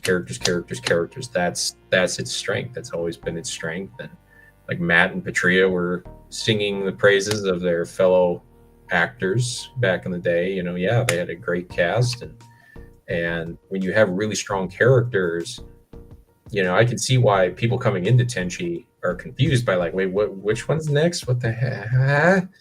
Very, very, that is the correct, reasonable reaction, of course, because most stuff doesn't work that way. It's so convoluted. But at the same time, the reason why that worked is because, a single definitive version of Tenchi Muyo, like, here's what the plot must be. Like, it's never been that. Never has. It hasn't. Even though, like, you want to say, well, Masaki Kajushima focuses heavily on he's changed stuff over the years, and he makes more and more characters because he's a character designer. That's his thing. And so it's never really been like that. It's never been like a Game of Thrones, you know what I mean? Or I'm sorry, the book series of Song of Ice and Fire. I always think Ice and Fire. So it's just much more like, and because of that, you can kind of take those characters and just, like I said, almost do anything. I mean, my first thought among many different things is, one, I mean, just look at they could literally just follow what regular show does. Like Mihoshi and Sasami could be playing with something and they're like, oh, this is funny. And they press a button and halfway through the episode, Washu was like, what have you done? That's the interdimensional super beast. Huh? Oh my gosh. What do I got to fight? And then they start fighting like that. Literally, it's the same kind of charm. Or, you could even say to a different degree, Smiling Friends. Like, they go, hey, we need to go do something, or we need to help somebody. We do. And then you find out Grandpa, you know this person? Many, many decades ago. How do you know them? Well, I blew up this planet. We did. You did? And so, like, there's What? there's so many. That kind of charm, like you said, nobody cares about the story of regular show so much as they're like, what is Rigby going to do next time? What is Skip's going to do next time? Or in Smiling Friends, it's like, what crazy, who do they have to help today? Right? You said it earlier, Scooby-Doo. Like, what thing is the Mystery Machine, Mystery Inc. going to get into, and what monster are they going to uncover? That's Tenchi Muyo. Yeah. Tonally, we won't do anything resembling Smiling Friends. Well, it'll be a lot more tame. It would be a lot more tame than Smiling Friends. But the regular show one, that really made me crack up, because I think that's a really funny show if nobody's ever had the pleasure. But in a way, yeah, it is kind of like that. Like, oh, gosh, freaking. I was just thinking who would be like kind of the straight man, like Benson there, and it's got to be Keone for sure. Either Keone or Aika. That's what I was gonna say. It's got to be one of those two. I mean, kind of uptight. I see Nobuyuki and Yosho almost. I mean, Yosho could maybe be like a Skips type character, but I feel like Nobuyuki reminds me of like Muscle Man. He's like the one character in there that you could kind of do Muscle Man with, because like he's competent, but he's still like goofy, and all the other characters, I feel, I mean, Washu could be Skips. You've got Keone as Benson.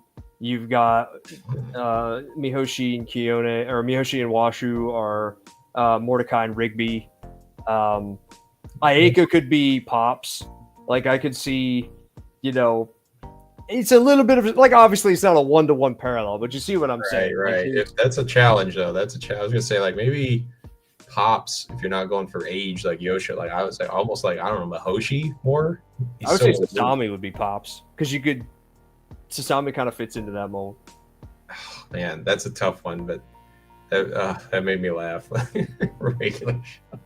Yeah, I mean, man, you just, we have to get the intergalactic, I don't know, like super buffet or wherever they're going, and then they get there and some shenanigans happen, and like JD said earlier in the stream, as long as it's fun, fun is what Tenchi Muyo is. When people go into Tenchi Muyo, I mean, obviously you have moments like Patria was talking about, when, Ryoko is fighting and they're on Jirai, or they're going towards the end, and you obviously have moments that are the stereotypical beach episode, the fan service episode. I think those episodes are valid as an episode, but the rest of Tenchi Muyo is literally just having a good time, going into whatever hijinks are going to happen, whatever goofiness is going to happen. I mean, it writes itself. Shenanigans, that's where it's at. Yep. I swear the next person who says shenanigans. And see, that's also, I could just keep going. Like, somebody just brought up Mihoshi eating at a buffet. It's like, Mihoshi is such an underutilized character for stuff like that, because you could just have her pop in and be like, oh yeah, I went there. When did you go there? You went there without me? Like, there's all kinds of little stuff like that. Mihoshi kind of has that. She is aloof. She's not a dummy. Like, she's smart. She's a galactic police officer. She's top of her class, as Kagato said, but her record stinks, or whatever. At one point, anyway. Yeah. So I mean, tons of stuff you could do. Yeah. I hope everybody who's listening and everybody in chat kind of understands that, we could do a lot of things with Tenchi Muyo, but the things that we are really centered on are like, let's have fun. What hijinks are they going to get into? Man, well, I think we got, hard to believe already, another 15 minutes, I think, here. Yep, about 15 minutes on the clock. Oh, what do you think? We could A, go over the tiers one more time, and or like again, like if Chad just kind of has, just some other general questions that they, want to ask about the campaign or Tenchi or, Yeah, I mean, pretty much whatever, but not literally anything. What's your favorite color? Well, what's your social security number? Yeah. What's your address? When can I go to bed? You can't go to bed yet. You have to stay up. Ooh-wee. I'm tired, boss. Yeah. Yeah, tell me about it. Oh man, Outlaw Star Tenchi. Hey, yeah. You don't have to tell two of the three of us or the three of the three of us twice. That's one thing that we have wanted to do for, oh, good Lord, a long time, and it fits perfectly. I mean, you could definitely do that. I mean, there's some fan fiction fuel there too for you folks. Like there are some things that I think really you could do a crossover story with Yu Yu Hakusho so easily. Like that, I feel like you could make that work because Yu Yu Hakusho goes into like the spiritual realm more, but Tenchi kind of dips its toes in there, but I mean, you could totally make that work. You could probably make Inuyasha work. There's. I'll just jump in here because someone asked theoretically what type of game genre do you think Tenchi would fit best in, and somebody else said you should consider doing a crossover with Vampire Survivors. Well, I can tell you this, Vampire Survivors seem very open to doing crossover stuff. So if we could make a deal work, there's a possibility. There's always a possibility. I think as far as game genres are concerned, Tenchi has kind of a problem where it's like, what doesn't fit? There's other than like maybe a first-person shooter, like there's so many different genres that you can do that work. I was talking earlier. I like deck builders. But then there's also RPGs.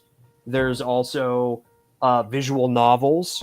There's also there's so many different genres. Platformers.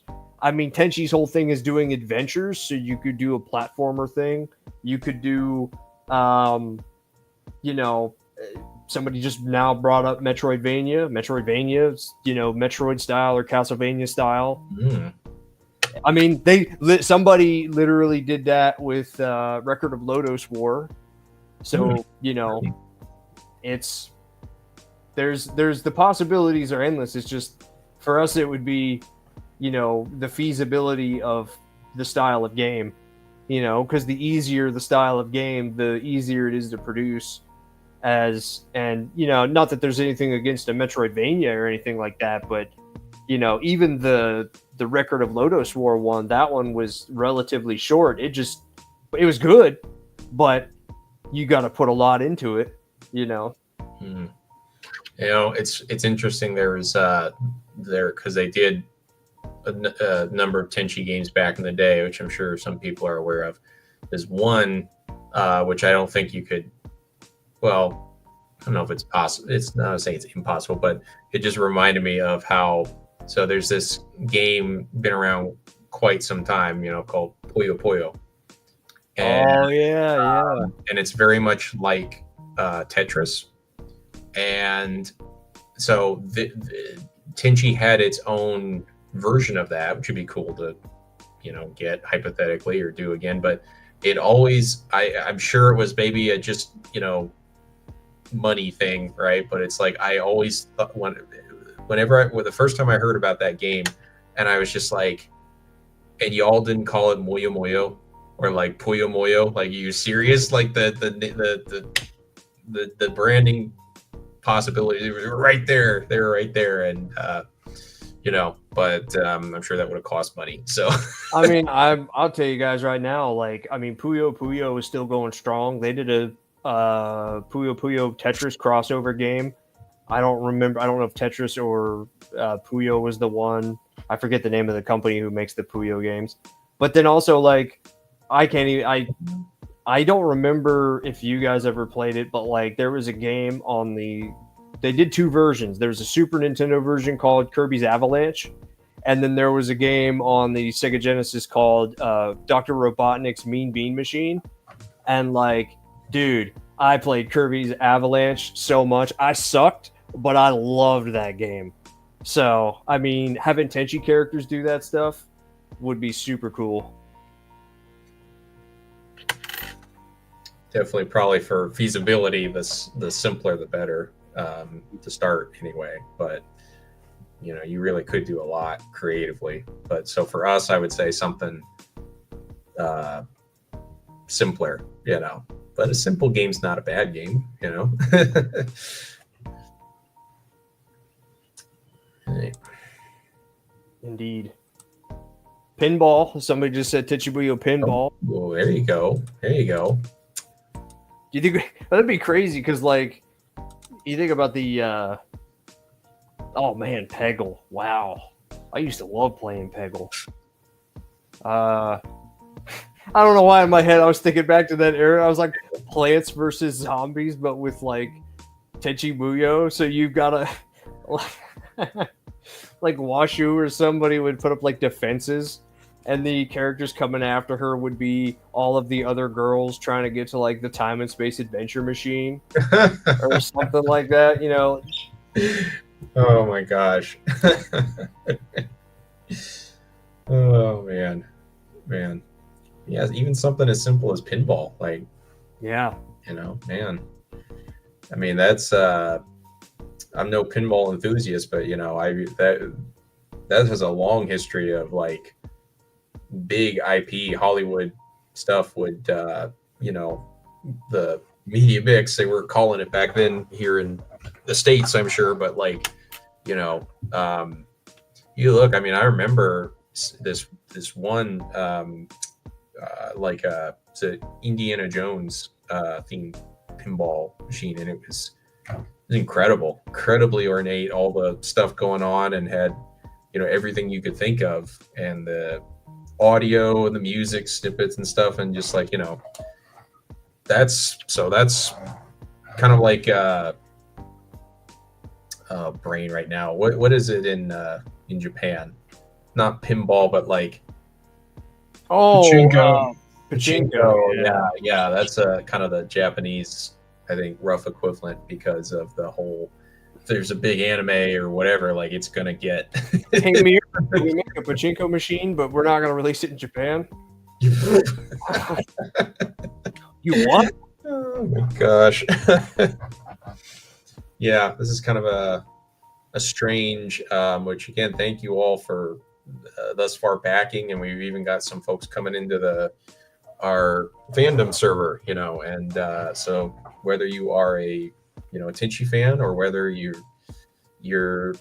haven't really seen or read anything Tenchi, but are just like, hey, you know, comics, indie publishing, like I can get behind that, or sounds cool, tell me more, like thank you. That's Tenchi fandom, don't let anybody tell you different. It's a big tent, you know. And so yeah, it's so multifaceted that the people who end up, you know, getting into it or interested in some facet of it ends up being a lot of people potentially. Well, somebody just brought up, I think you guys probably heard about it, the Samurai Pizza Cats game. Oh yeah, I forgot to look into that. Of all things, like Samurai Pizza Cats in the backgrounds and all that, it's just like, wow, man. Like the detail that went into that game is tremendous. And so, you know, I definitely think, you know, I mean, just like everybody is showing here and showing us again today, you know, there's obviously a market for Tenchi Muyo. Obviously, you know, there's people who are in our chat saying, you know, hey, I would love this game. This would be cool.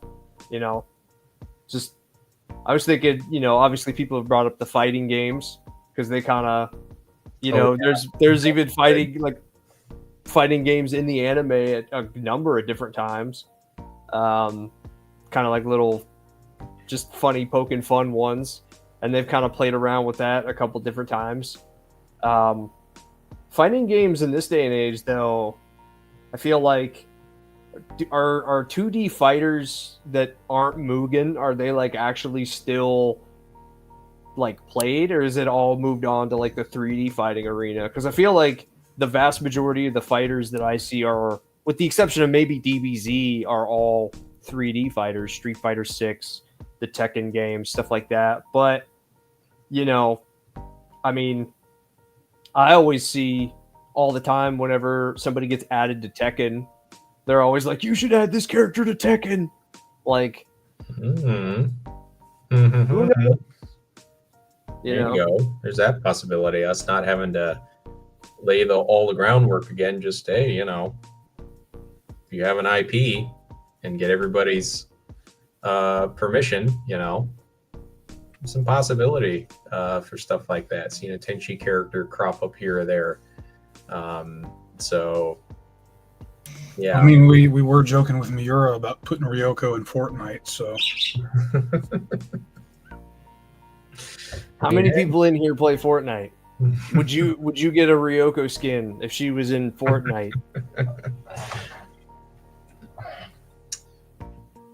No, you know what? I'm gonna go out. Well, I'll go out on a limb and I'll throw out one that nobody's talked about. Let's make a Tenchi horror game like Resident Evil.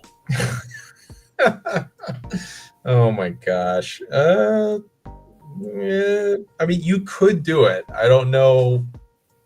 I mean, they played around with it in the OVA a little bit. They played around with it in Universe a little bit. You know, you could do. Yeah, you could. You're right. Just not too graphic. You know. Right. Well, I mean, you could do the Silent Hill thing. You know, you could have it be like more. What's the word I'm thinking of? Oh, my brain.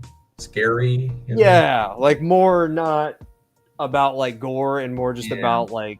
I mean, granted, the later Silent Hill stuff was like really into that, but yeah. Oh, somebody just brought up the haunted house attraction that Washu built during Tenchi Universe. Oh yeah, that's right. That's right. Call it like Washu's Haunted House or something. Yeah, I mean, you could set the theme or the setting of the game. Or, you know, Washu did something for Halloween, and oh my gosh, Oh, it makes itself because it almost fits with Resident Evil. September 25th, daylight. The Washu clones have overridden the city, and somehow I'm still overtaken alive. Okayama Prefecture. Yeah, there you go. And we have a built-in date, September 25th. Also, boys, we just made it over 17,000. So, thank you, everybody. Oh, thank you. Man, that would that's almost tempting to just see how long we can go without sleep and see how wacky doodle our ideas get, but maybe those numbers would start going down if we you said what? Chain smoking, like, all right, how about I don't know, Mulholland Drive, but with Keone and Mahoshi. Actually, that kind of sounds cool. I didn't even mean to do that. Well, I guess we're coming up on the last couple minutes here, so unless you boys have any kind of saying to the contrary here, I'll just say again, thank you guys, thank you everybody who jumped in the stream, and thank you immensely to everybody who has shared it. I know there were people in the chat saying that they were sharing it.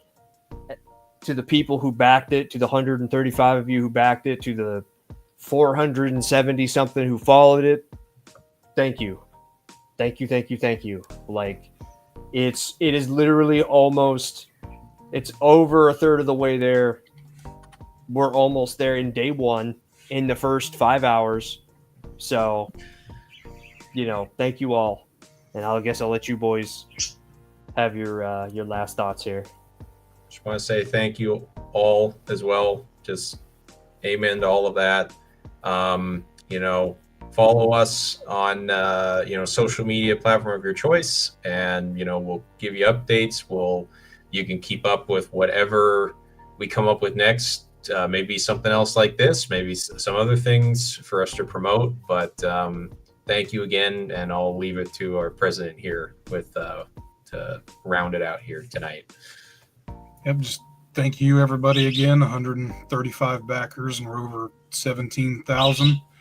And my bird's going crazy again. But yeah, just thank you again, and keep sharing as much as you can, because Toru Miura and Masaki Kajishima, they've issued us a challenge. You want more Tenchi? Got to prove it, and that's where we're at. So, but thank you to everybody who's contributed thus far, and we still got plenty of time left on the clock. So I have faith we'll get there. And thank you again. Thank you, everybody.